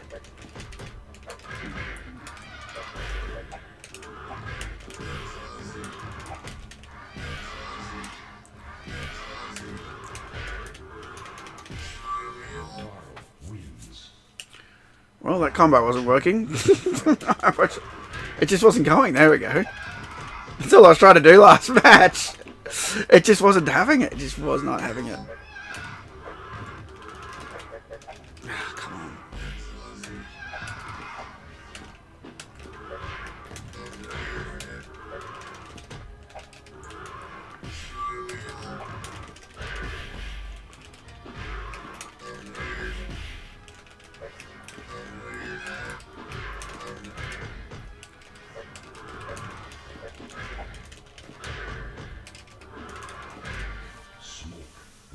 Smoke wins. Round 3. Fight.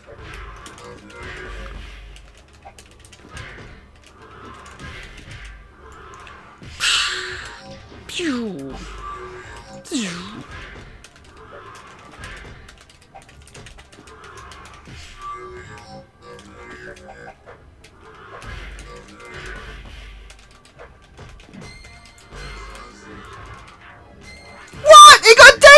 You guys heard that, right? It went ding, and then I hit him just for the final hit, and it went ding again. Bullshit. That is fucking bullshit.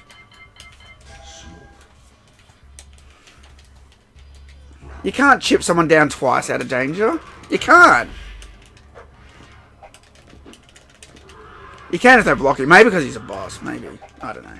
I call bullshit on that though. Still call bullshit on it. Should've went for the fly kick.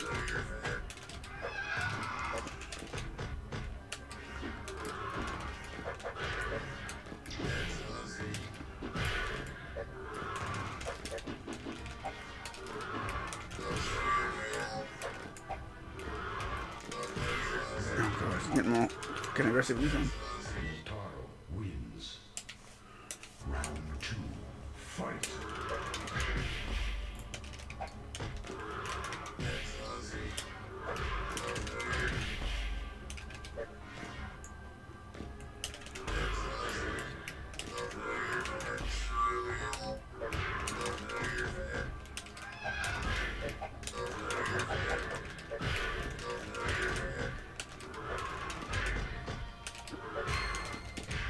So I always use small combos on my Taro. I reckon they're more effective. Just something I noticed when I used to play an arcade all the fucking time. I used to tell everyone, just do the 3-hit combo, bro. I swear, half the time, you land it. I swear, if it's a long combo, they block it, right? Because it's more damage, right? And the arcade wants to make more money, right? So I always just go for the shit combo. The only thing is you have to keep doing it.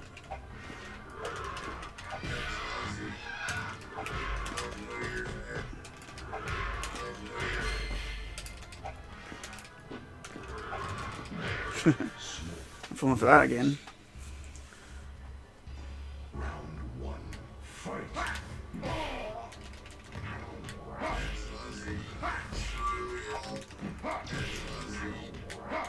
Oh, screwed that up. Forgotten my strategy.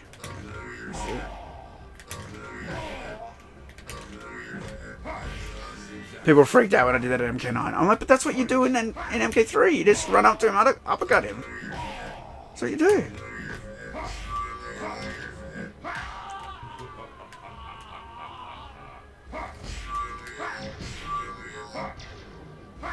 Damn it.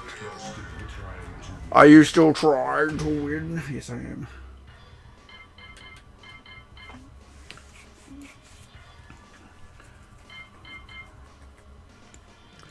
Who do I want to see the ending with?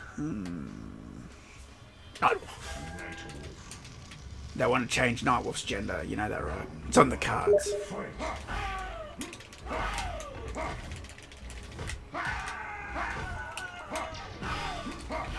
Fuck! Someone messaged me. Not my fault. I thought I closed fucking Steam. I swear I closed that this morning.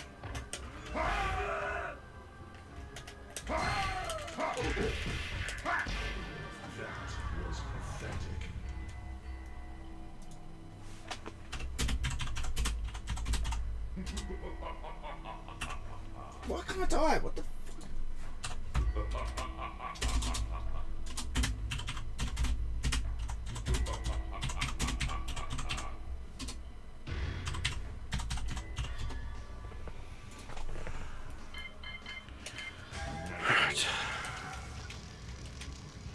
Round 1. Fight.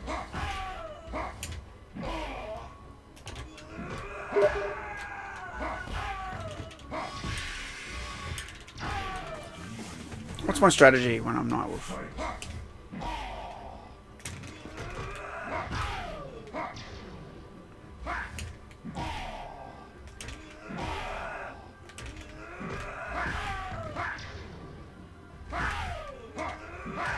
What? I uppercutted him. Bullshit. Really? Unbelievable. You can't tell me the hitboxes weren't fucked then. I was literally standing next to him, uppercutting him, and I was missing. I was just going through him.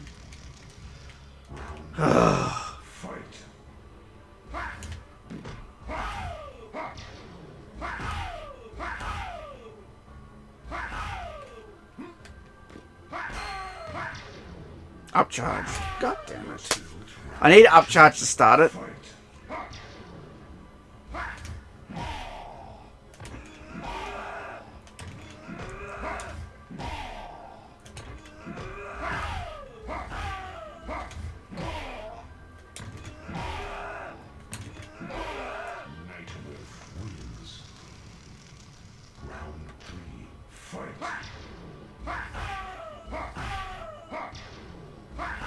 Oh, you bastard.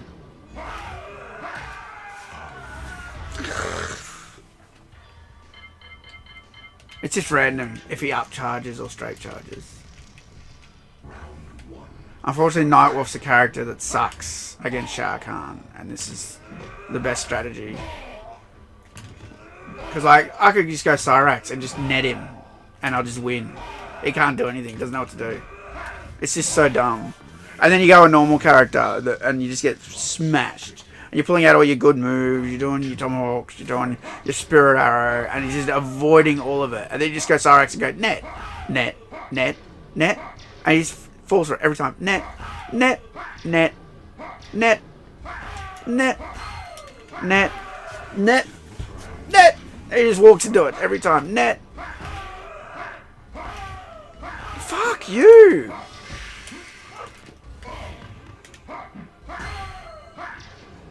Please, upcharge. Please. Oh my god. Net. Net. Net. Net. Net.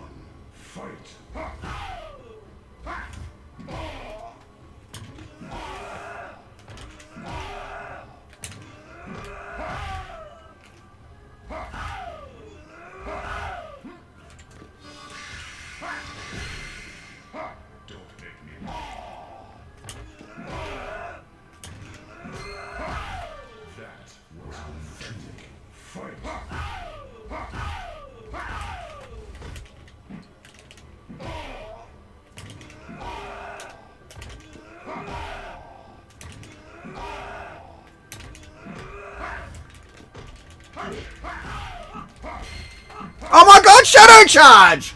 I was not trying to stand there and do a standing kick. I was pushing forward for like, I just suck with this controller. I swear.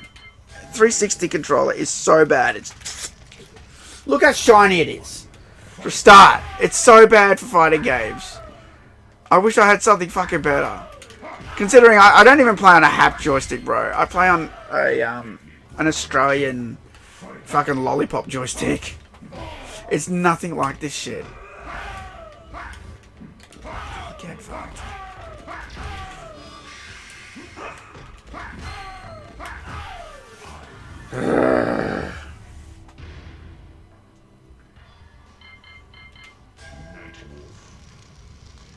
Yeah, I know. They just suck for fighting. Like I said, the new. I wish I could use the new controller because it's really good. I like it. Like it's good for MK1. But 360 controller. It's just it's so bad.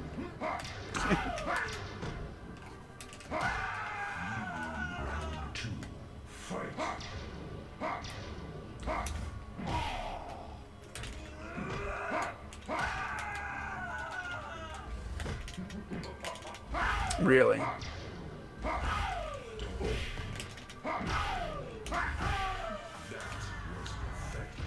God. This used to be a lot more effective. I swear. I sometimes wonder about... I know the arcade collection, in theory, is just emulating. But, I don't know. I swear sometimes the difficulty, there's something weird about it. Because, I played the arcade all the time, right? And it could be something like... My version of Ultimate MK3 was like the lower... Not the 1.2, mine's 1.1.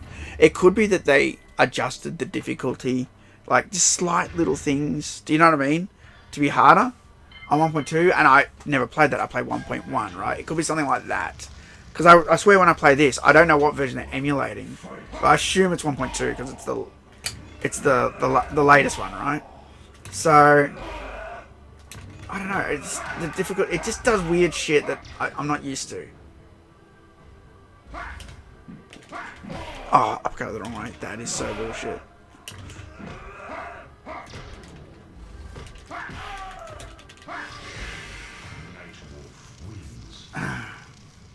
Round 2, fight.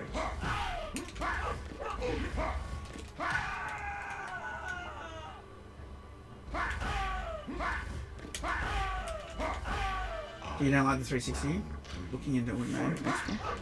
No, I don't like it for fighting games. It's just slippery, dude. My finger slips all over it, dude. I try and push down and it pushes down left or down right all the time because it's just so like glossy and like look how shiny this thing is. Look at it. Look at it. Look at it. It's all over the joint. I've got no precision. And on the oh, brain escapes you now. The the Aussie ones.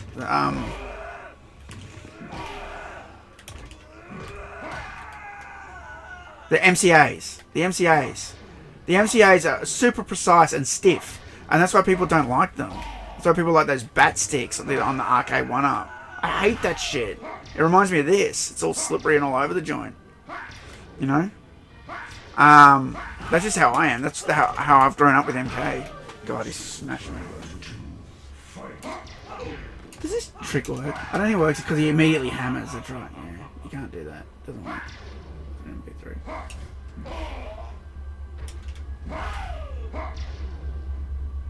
You're still trying to. You will never.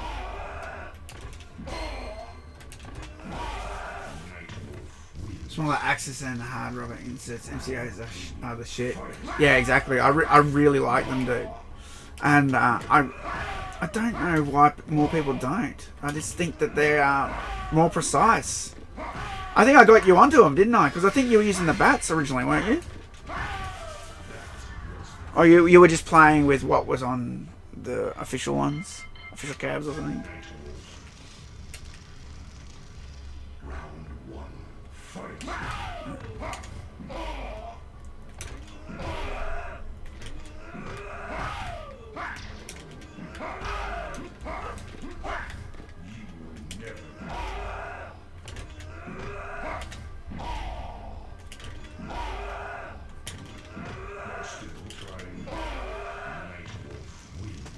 Not bad, but once I got them, I realised when the mistake switching them out. Now I have. No, well, you can always switch them back, dude. Piece of piss.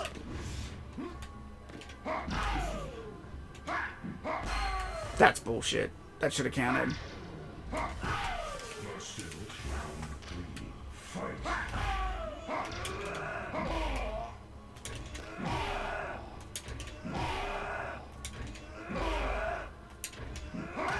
How did that miss? How? It's impossible. Something weird with the hitboxes, swear to God. That uppercut should never have missed. It just immediately went through. Brand new set of green MCAs on the cab now? Oh, nice. Hard to get brand new MCAs, dude. I think you've got some for me, don't you? I bought them. You've still got them. I just haven't got down there. The blue ones.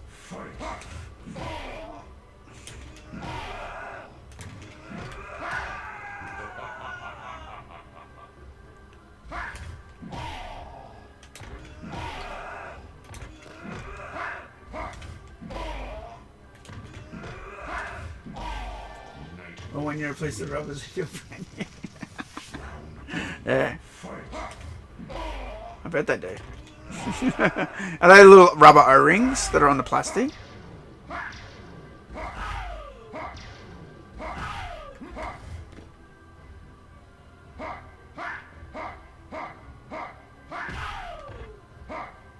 Interesting. Can you upcharge, please? Please. I'll take it. Alright. Fuck off.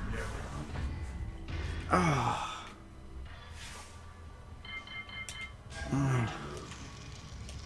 God, I'm getting pummeled. Just because I want to see Nightwolf's ending the most before they make it woke and change Nightwolf to a girl.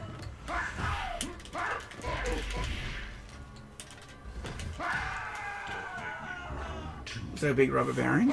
Oh, I don't remember. It's been a while since I looked in. I was trying to build a custom controller.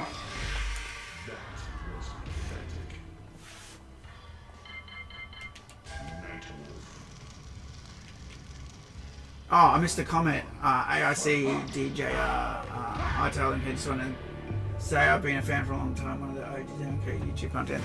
Thank you, mate. Appreciate that. Sorry I didn't see a comment earlier. Okay, I was too busy getting my ass handed to me by Ejb Cuck. He's Ejb Cuck now. Let's be honest.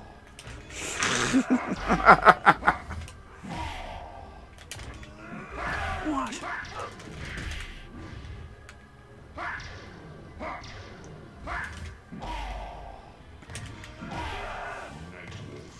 If you replace it, it feels like bringing you in. Nice.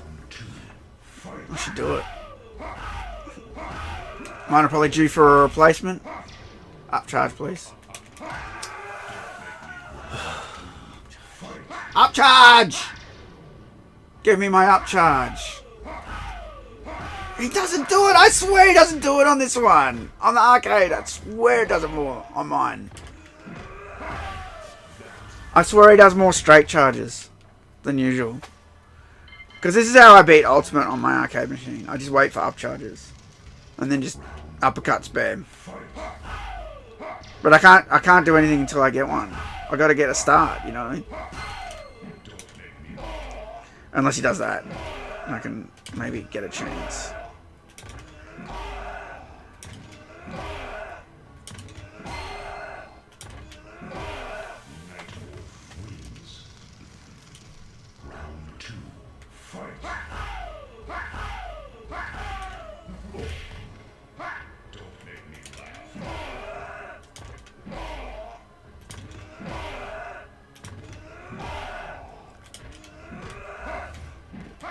What? Fuck off! How did that miss? That uppercut?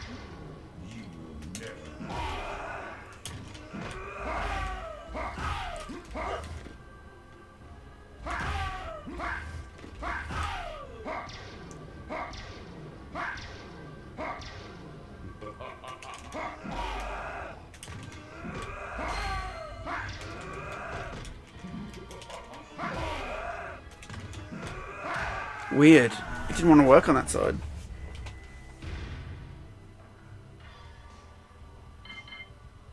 Brand new NCAs? Really? Oh. Fuck. That's alright. You'd want to get someone with a proper 3D printer though, because I've only got a shit PLA printer. You'd probably want someone who can do ABS or something. Shit, that's alright though. I know someone with a good 3D printer.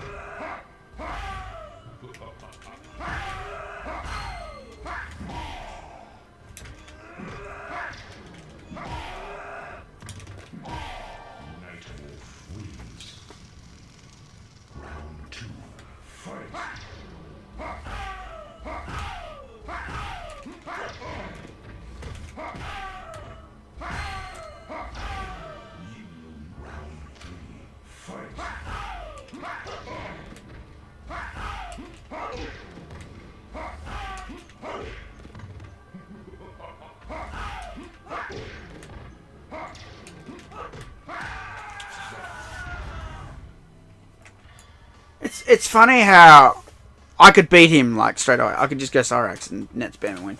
But there doesn't seem to be a good pattern for Shah Khan on MK3 to win. I swear.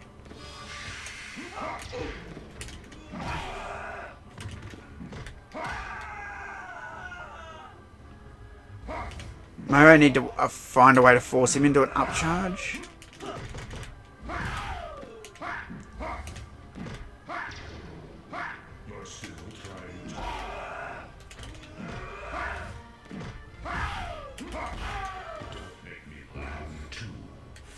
Yeah, I know you can hit him when he laughs. What sort of tip is that?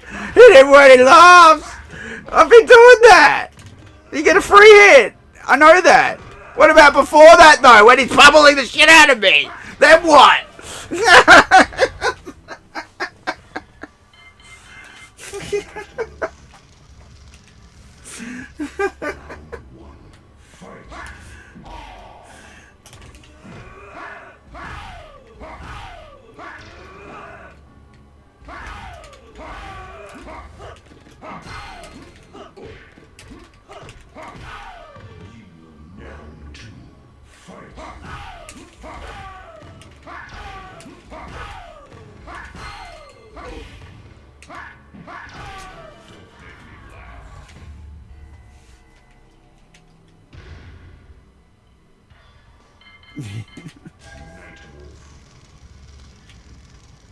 No, I just hate the way I could just go Cyrax and win straight away. Do you know what I mean? But I want to win with Nightwolf. I hate the way there's no common way to beat Shah Khan. Everyone used to beat this the same way in the arcade. They go up to Shah Khan, lose, swap to Cyrax, and just net spam and win the game. Everyone did it. I hated that.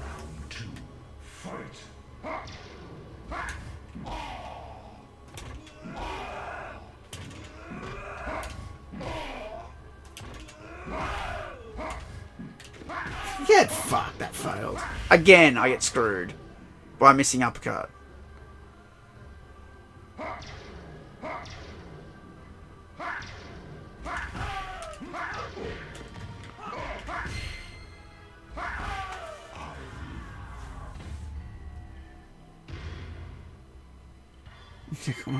Watch, I'm just going to prove how crap it is. Alright, I'm going to prove it.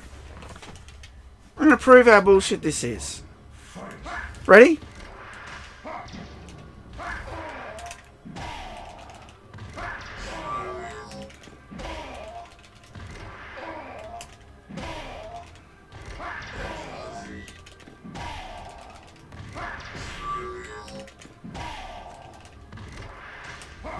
Oh, maybe not. It'll work though. It'll fucking work. Trust me.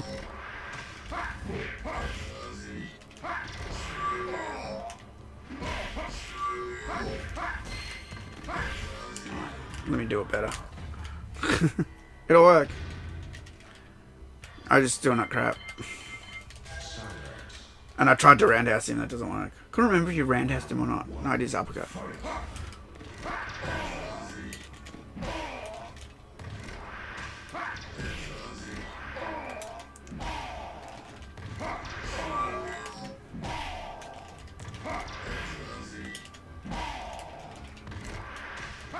I swear he didn't do a fireball like that all the time.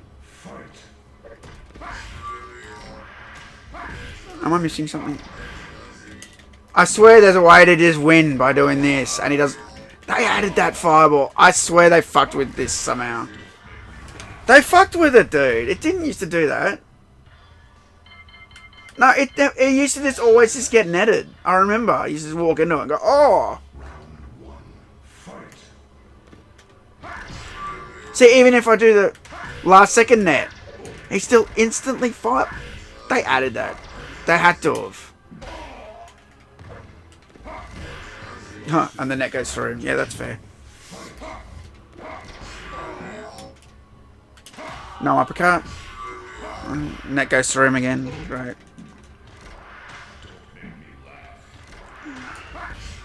They've definitely done something to the difficulty on this. I know it didn't used to do that. I'm so tempted to go to my arcade machine right now and prove it. Oh, is it MK3 that it works on? Did it get patched out of Ultimate? Maybe that's what I'm thinking of. See that fireball that happens immediately as soon as he gets netted. Then there's that. I love that the net just goes through him. It just goes through him. That's fair.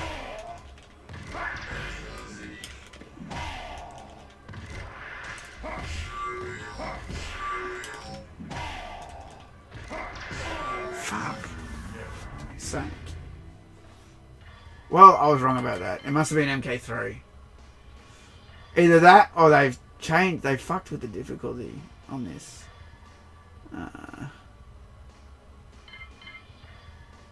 The real way to win is like this, though. You wanna know the real way to win? Round one, fight.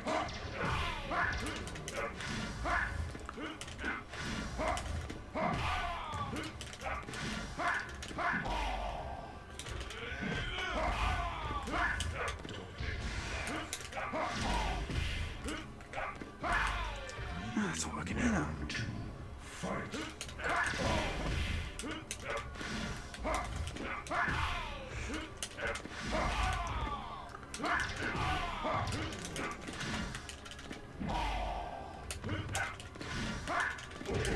I didn't do that. That was an uppercut. Why would I just do a two-hit fucking combo? This sport has shitty timing. Is that what it is? I don't know anything about that, dude. Is that what it is? Again, that's an uppercut.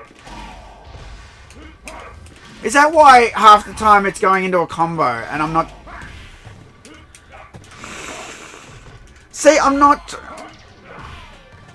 Because it's not reading the down in time. Is that what it is? Really? This is the first I heard about it. I'm not calling you a lie. I'm just saying I just never hear this shit. Because I'm not a speedrunner.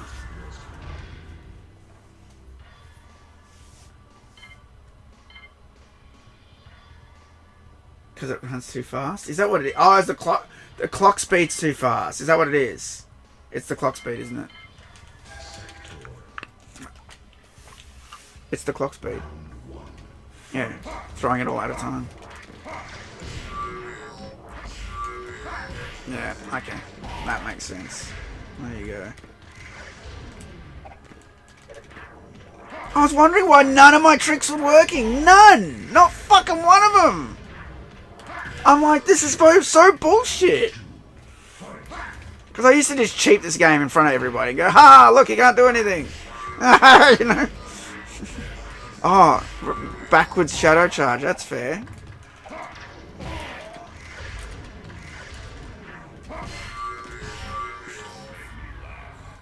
Alright. It's time for the goat. It's time for my best. Only the queen can put the king in his place. Oh, maybe not.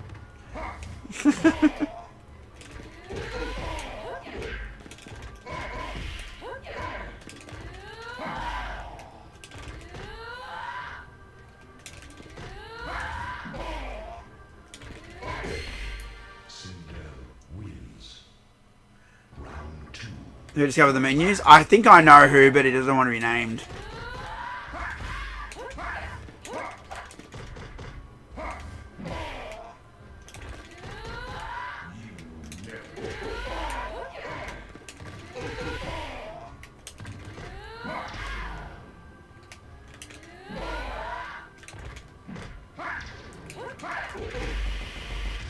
Only the queen can put him in his place. No worries, Christian. Merry Christmas to you too, mate.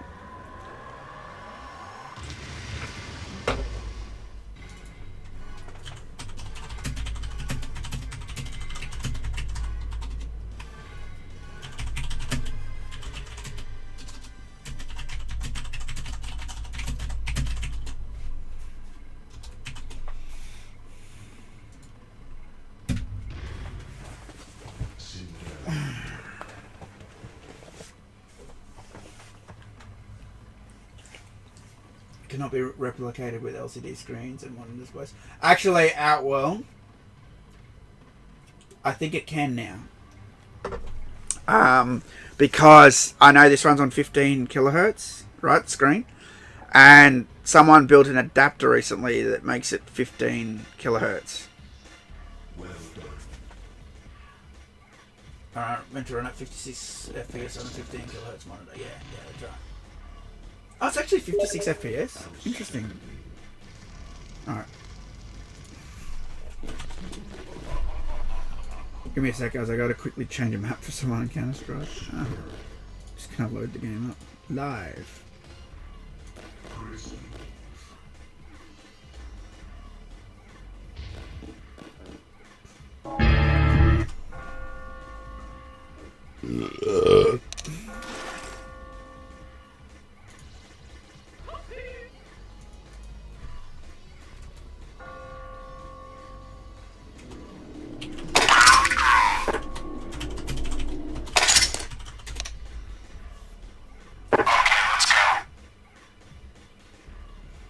Admin powers. Change map. There we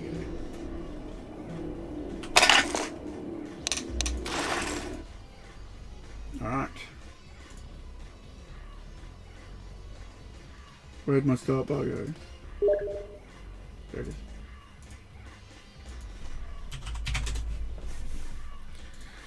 Alright. Game over. That was a really shitty version of MK3. Oh no, someone, a fellow admin messaged me to change the map. There's a Christmas map in the rotation at the moment on Counter-Strike, and there's still a download bug that hasn't been fixed, and we know what's causing it, and I've told the only guy who could fix it to fix it, and he hasn't fixed it. And then they added a Christmas map that no one can download to it. And as soon as that hits that Christmas map, this guy gets stuck. He can't get in the server because it won't download it. And he refuses to trust downloading it manually, so...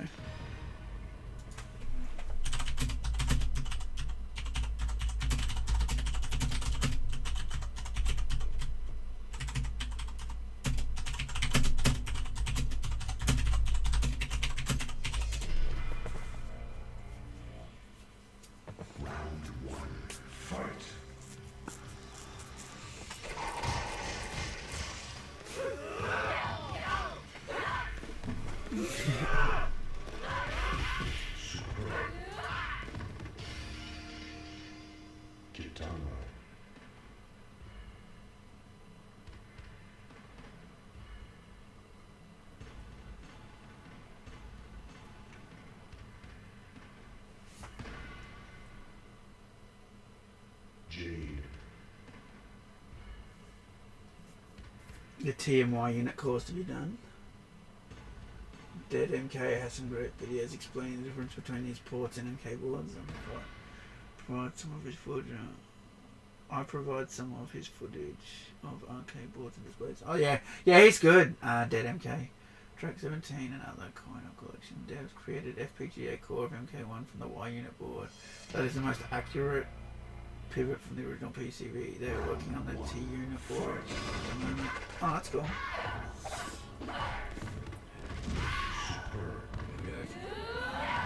Wait, I played pro wrestling. No, I haven't. I hate wrestling. Just so you know, I hate wrestling. Yeah, the Y unit core is a Patreon at the moment. It's only $5 a month. So.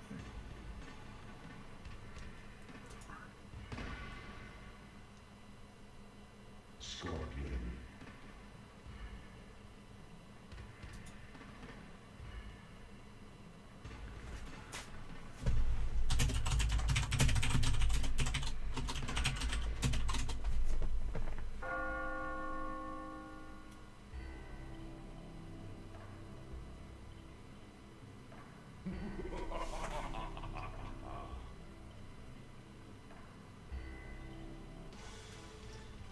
What was it called, that FPGA? FPGA core. What do you run the core on?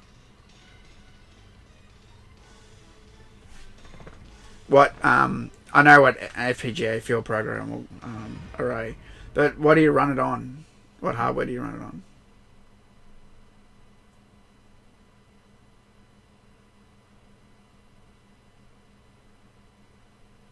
What are you running these cores on? Just a PC. A pocket FPGA. Okay, yeah. Yeah, what's like the minimum requirement?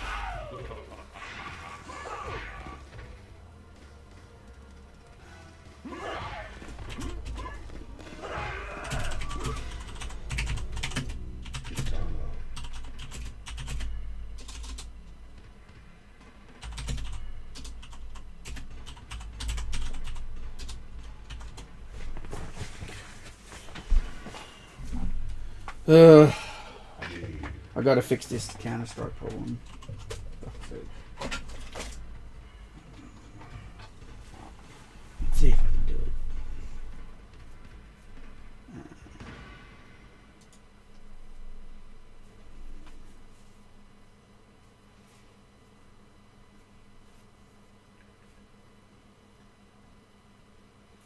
Well, Outward will be out. Once he tests it, he'll probably be able to tell you if it plays exactly like MK1. Round one, fight.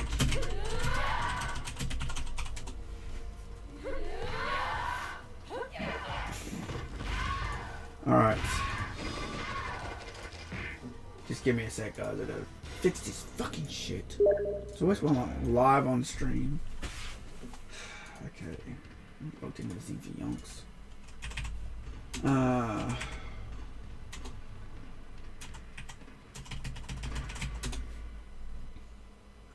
Scorpion. Okay. Change that.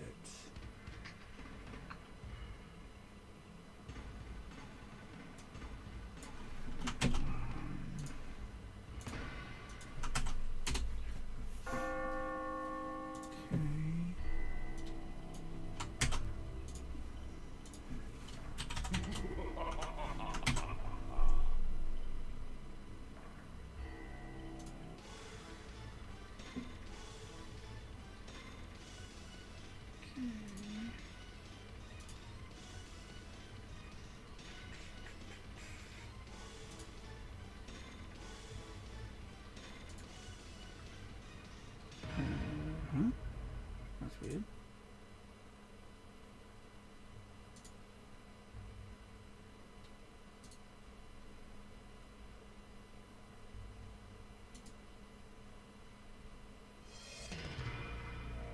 Can you actually show me the actual file? Round one.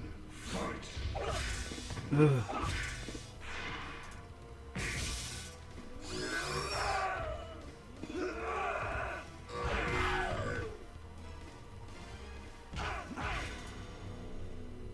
Kitama. Here it is. What's this thing? Hang on. Oh man, they've configured this thing so weird. Jade.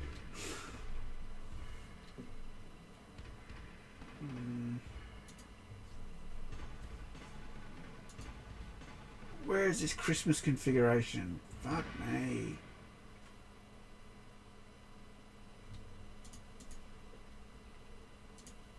What have they done? What have you done?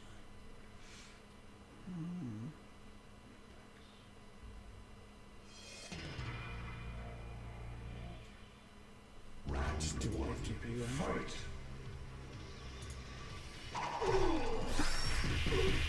Well done. Well done. Reptile.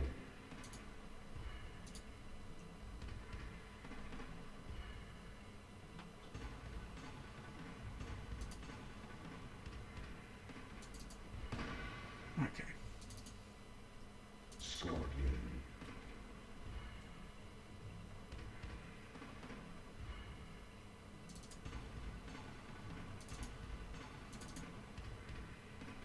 It's not going. Nope. Sorry about this, guys. Just gotta fix this shit. It's not there. Where is it? Config.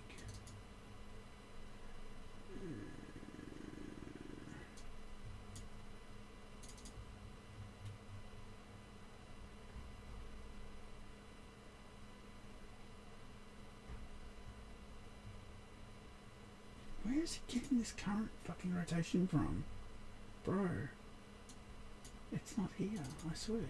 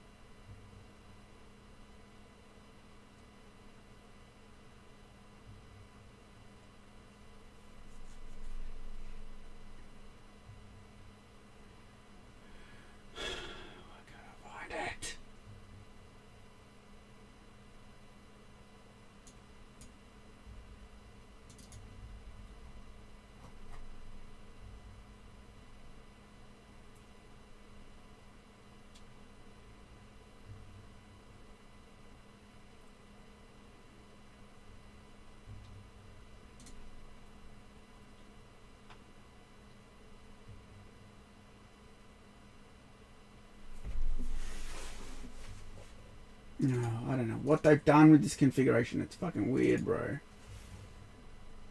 How the fuck is the map file not...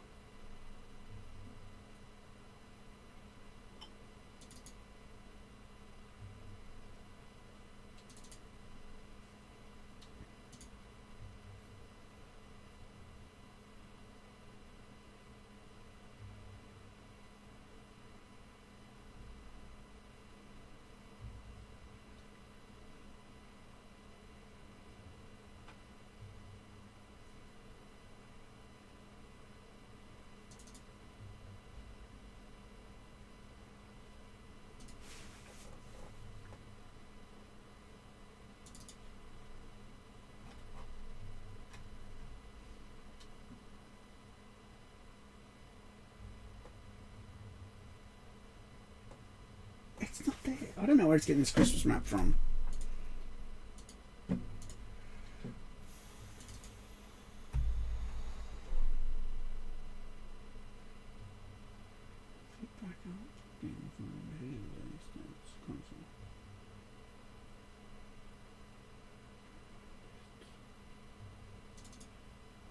Oh, maybe it's this one. Is that it? It's commented out, bro.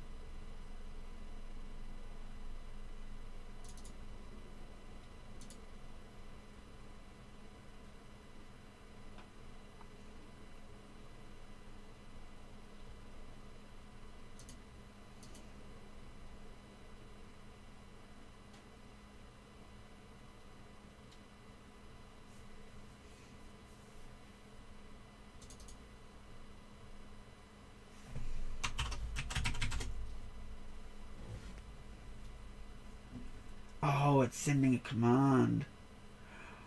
Oh, is that what's going on? Oh my god. How do I stop it from fucking doing that? Map chooser.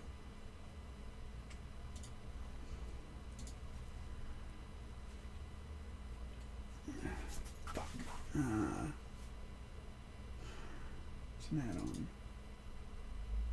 Source mode.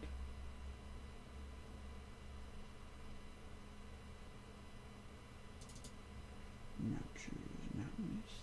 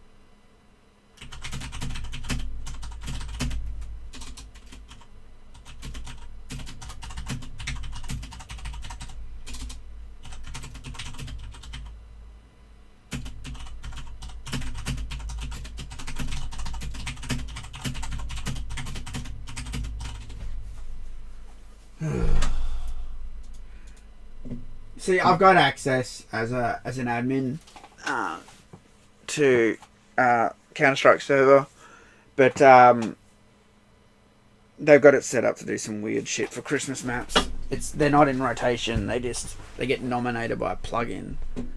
I don't know where the file is to stop it from fucking doing that. So, I told them to fix this shit ages ago. They didn't listen to me.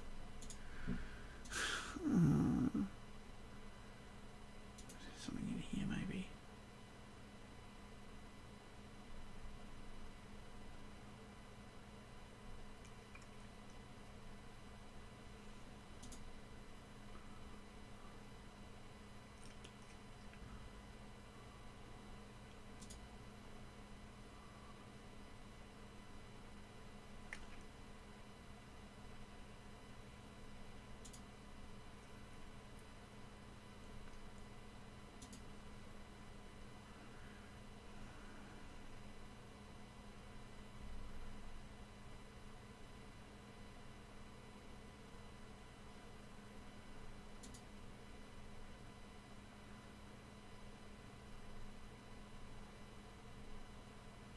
I don't know where they applied this Christmas thing. I'll have to ask the server admin later. They set it up a different way to the other Counter-Strike server I used to be on, the way that used to run. So, Merry Christmas, mate, and Outworld. Thanks, Amp. Appreciate it. Does your MK4 PCB still work? My Rev 3 is buried in a box back home in England. No clue how long it'll survive. I don't have MK4. I'm missing it, dude. I've been chasing that PCB for years. Years. And every time someone goes, I'll just give you one. I'll give it to you. I never hear from them again.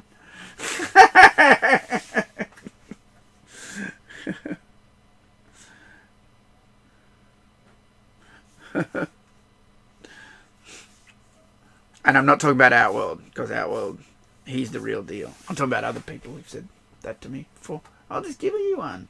I'll find one for you. I'll get it for you. I'll fucking blah blah. I'll get you that autograph. Never hear from him again.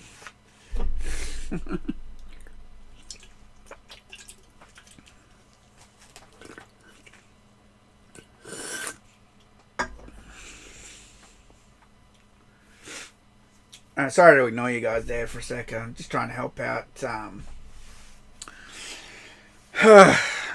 fellow admin on the Counter-Strike server so I can play, because what happens is when there's no one on the server, it just keeps nominating the Christmas map and he can't download it, and he can't get on when the Christmas map gets loaded. And if he's not on, no one will join. So I can't, because when he's on, everyone joins and plays with him. So that's a problem.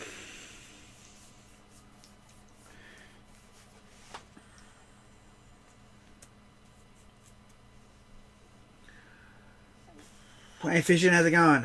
Merry Christmas, you too, mate. I missed the actual arcade version to this. Do you think Cyrex was the most used character for the arcade version? Definitely. Cyrex was the most popular character on Ultimate. Maybe that and Sub-Zero, I would say.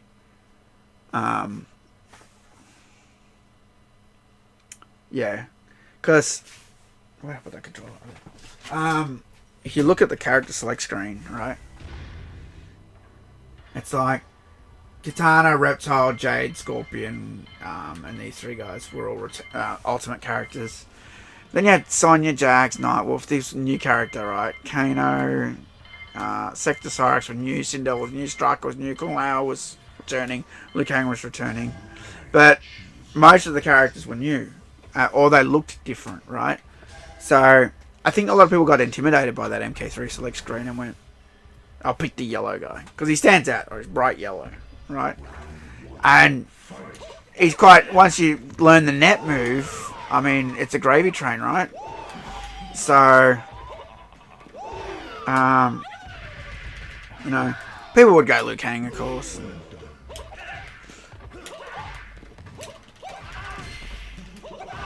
You know? But yeah, I want to say Cyrax was the most popular.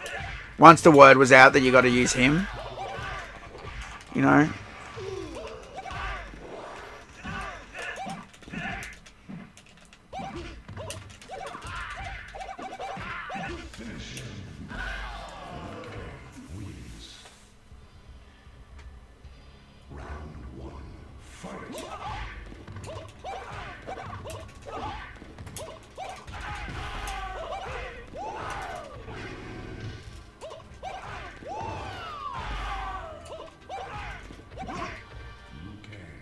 Oops, I did speak a bit too soon. This reminds me of Magneto, same perfection. I love Cyrax, like story back then. Yeah, we all did. Till they ruined Cyrax with their work crap. It's so woke, bro.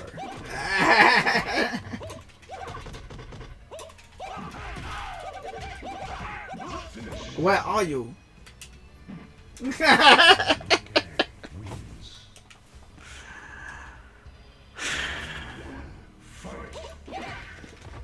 Just tonally deaf. Tonally deaf. I'm not playing this again. I'm not putting myself through hell with crappy timing. Apparently it has shit timing. I believe it. Because none of my tricks were working. God, this version's so trash. Let's be honest.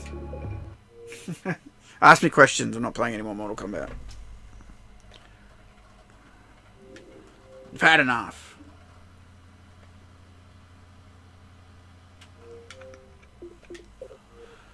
Turn off console.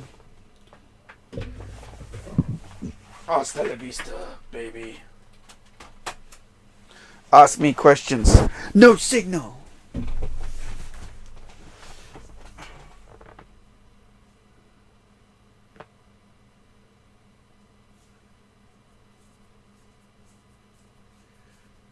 I should become one with cybernetics and not this BS. Iron Cyrax. Yeah, exactly. They're in suits now. They're not fully robotic.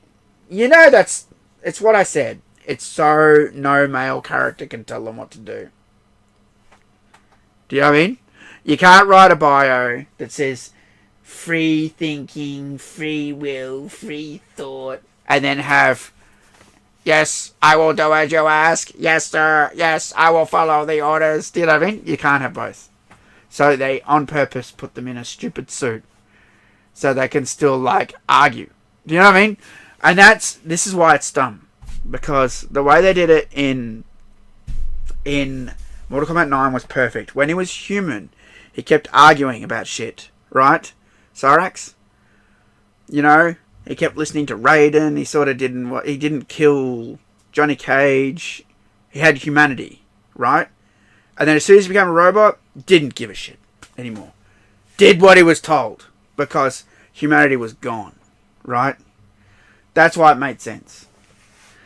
And that's why having, you know, someone who's human in a suit all the time, it's stupid. They're not a robot character anymore. They're a robot wearing enhanced armor. That's it. And that's why they ruined the story. They're too stupid to see that. It's real basic.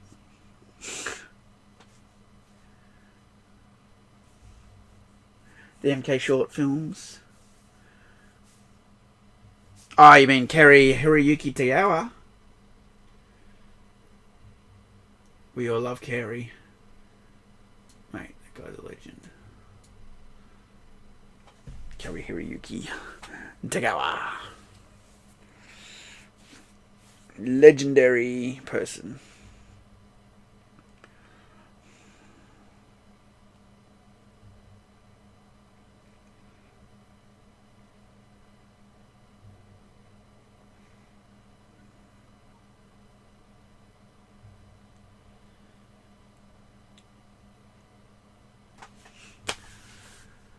Whew.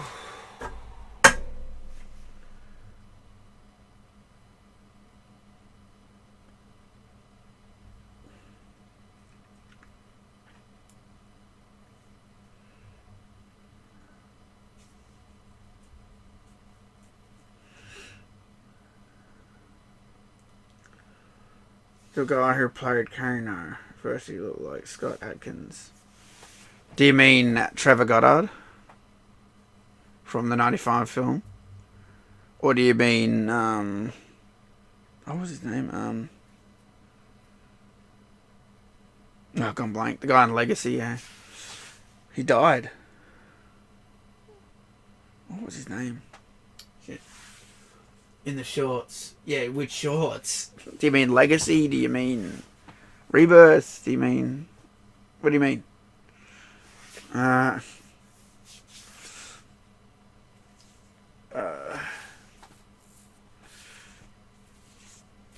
Gotta be a bit more specific. There's been a lot of MK stuff. Yeah, Legacy, no worries. Yeah, oh, what's his name? It's us S, I think. Oh, I can see his name, but it's a jumble in my mind.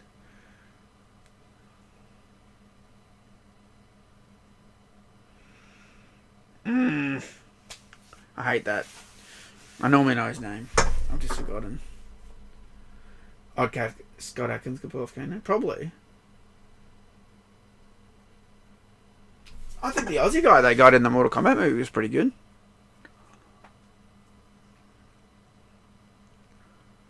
Josh Lawson.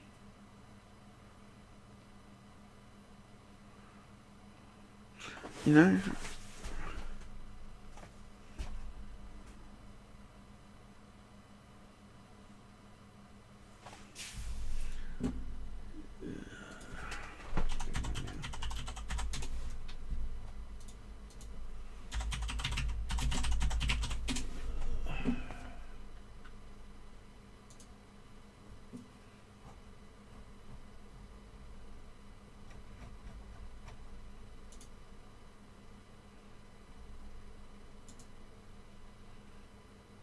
Legacy.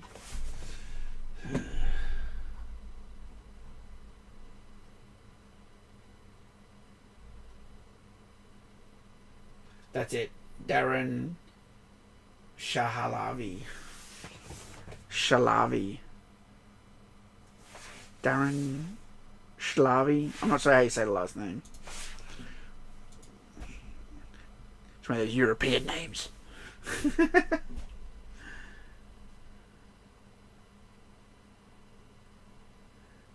Oh, they did say that Fission because the guy, you know, a couple of the Kano actors died. Or 3 of the Kano actors died. So there's a curse. Stupid shit.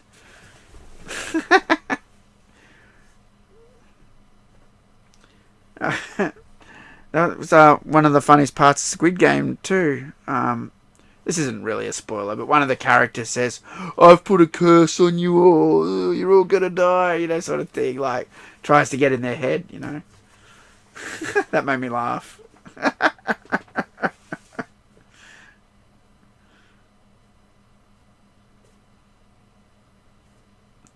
do you think of Shiva? I didn't like Shiva. I've never liked Shiva, ever. Just never liked her. I don't know.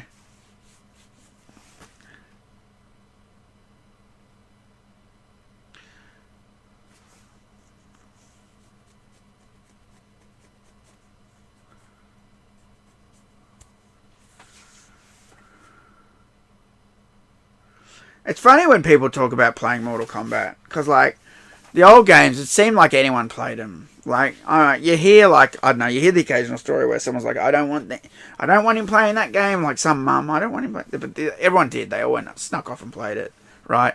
But here's the thing, Mortal Kombat was for teenagers, let's be honest. It wasn't for adults, because it had no rating at first, right? And then it did, you know.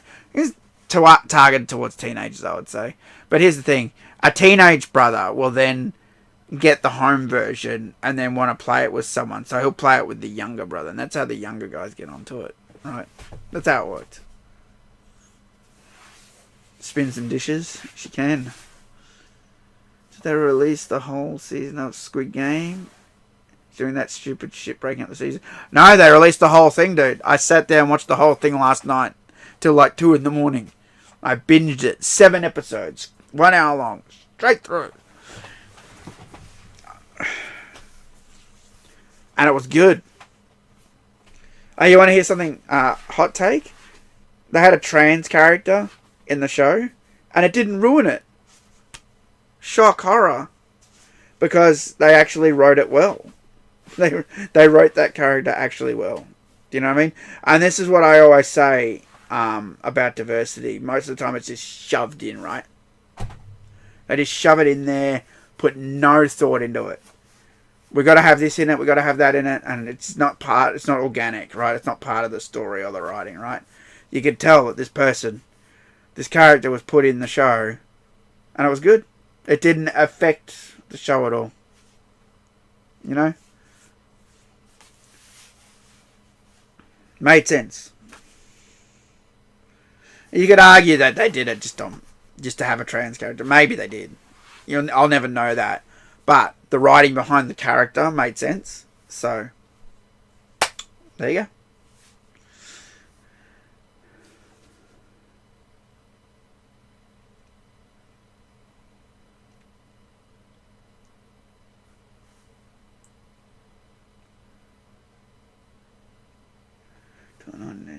It was like VHS horror and porn ran rampant after 1963 when the Hays production code was abolished. Man, I don't know what you're talking about, dude. This is over my head. What's the Hays production code? Okay, held out till the 1980s. What are you talking about?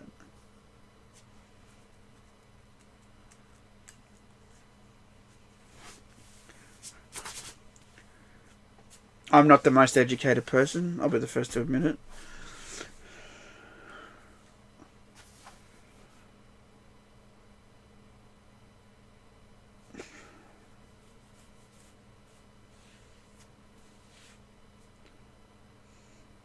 How much of Universal Soldier movie series did you watch?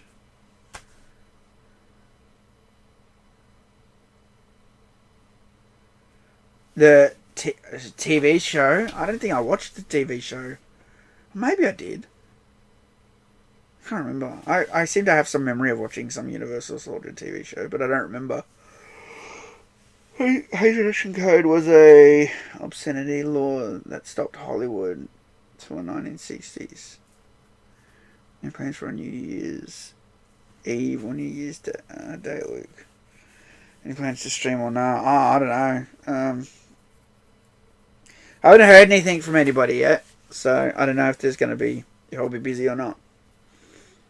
Merry Christmas to you too, Eternity. Any hopes for Combat Pack 3 for MK1?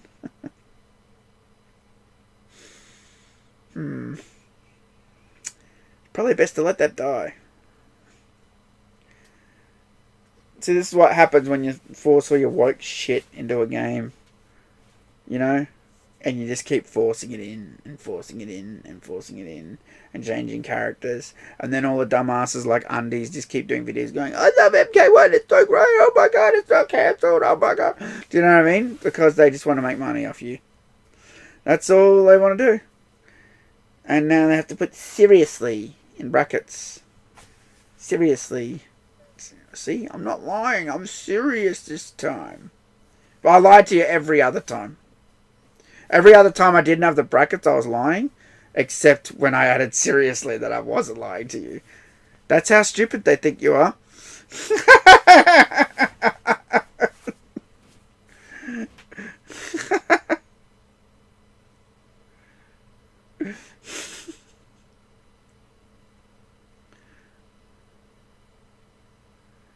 Played RE7 when you were imitating the son who shouted, Ethan! Oh, fuck, I don't remember that.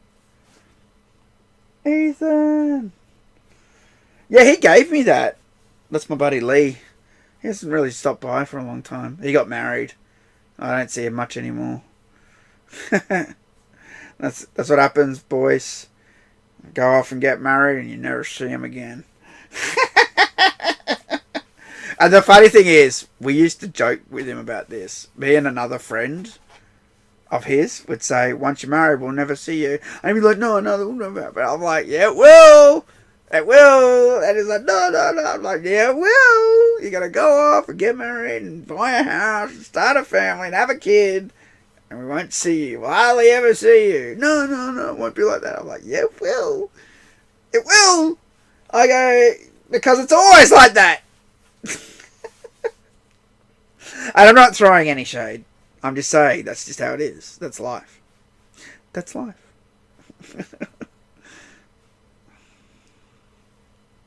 He actually gave me that Resident Evil. He gave that to me. I've got it. He goes, I don't have an Xbox. He got the Xbox version because he wanted the collector's, I think, and couldn't get the PlayStation one or something. So I think he could let me keep... Well, no, I think he did. He let me keep the game. He just said, you can keep it. So it's around here somewhere.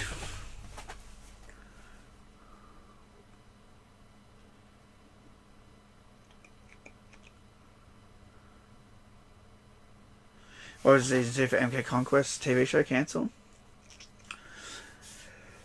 I don't know. That's a good question. Hopefully it isn't up to the Mortal Kombat 2 film to save the franchise. Wouldn't that be something? I don't know. Some people really don't like that. Didn't like that last movie. I thought it was alright. It had some good fights and stuff. I'm not saying it was perfect. There was definitely lots of problems in it. But I'm hoping that the second one will be better than the first one in that regard. I'll give it a chance. The fight scenes are really good, let's be honest, in the first movie. So.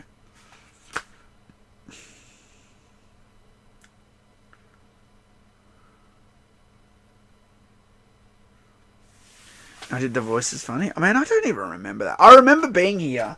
I remember playing with Lee. And we had Red Rooster. I remember that. That was nice. I remember playing the game. I don't remember anything I did during that stream. I don't remember shit. It's all a blur for me. All the stuff I do. Sometimes I try and like... I remember doing something on YouTube and I'm like, oh shit, which video was it in? And I'm just like... I can't find it.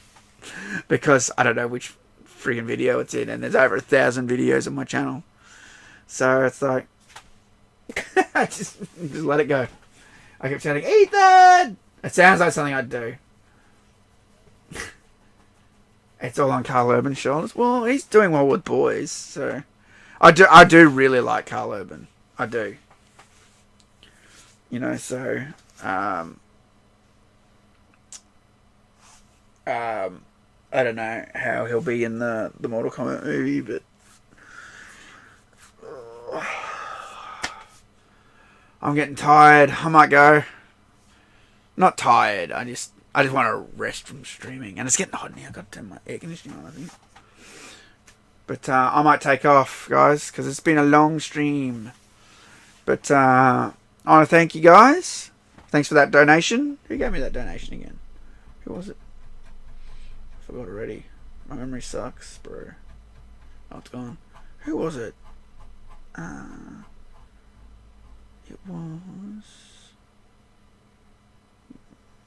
It was £10. I remember that. Anyway, whoever you were, sorry I forgot the name. Appreciate ya. Thanks again for that. Yeah, keep an eye out. I might stream around New Year's. We'll see. Depends what's going on. But you know, hope you all had a Merry Christmas, Happy New Year. If I don't see you, and I will see you again soon. Peace.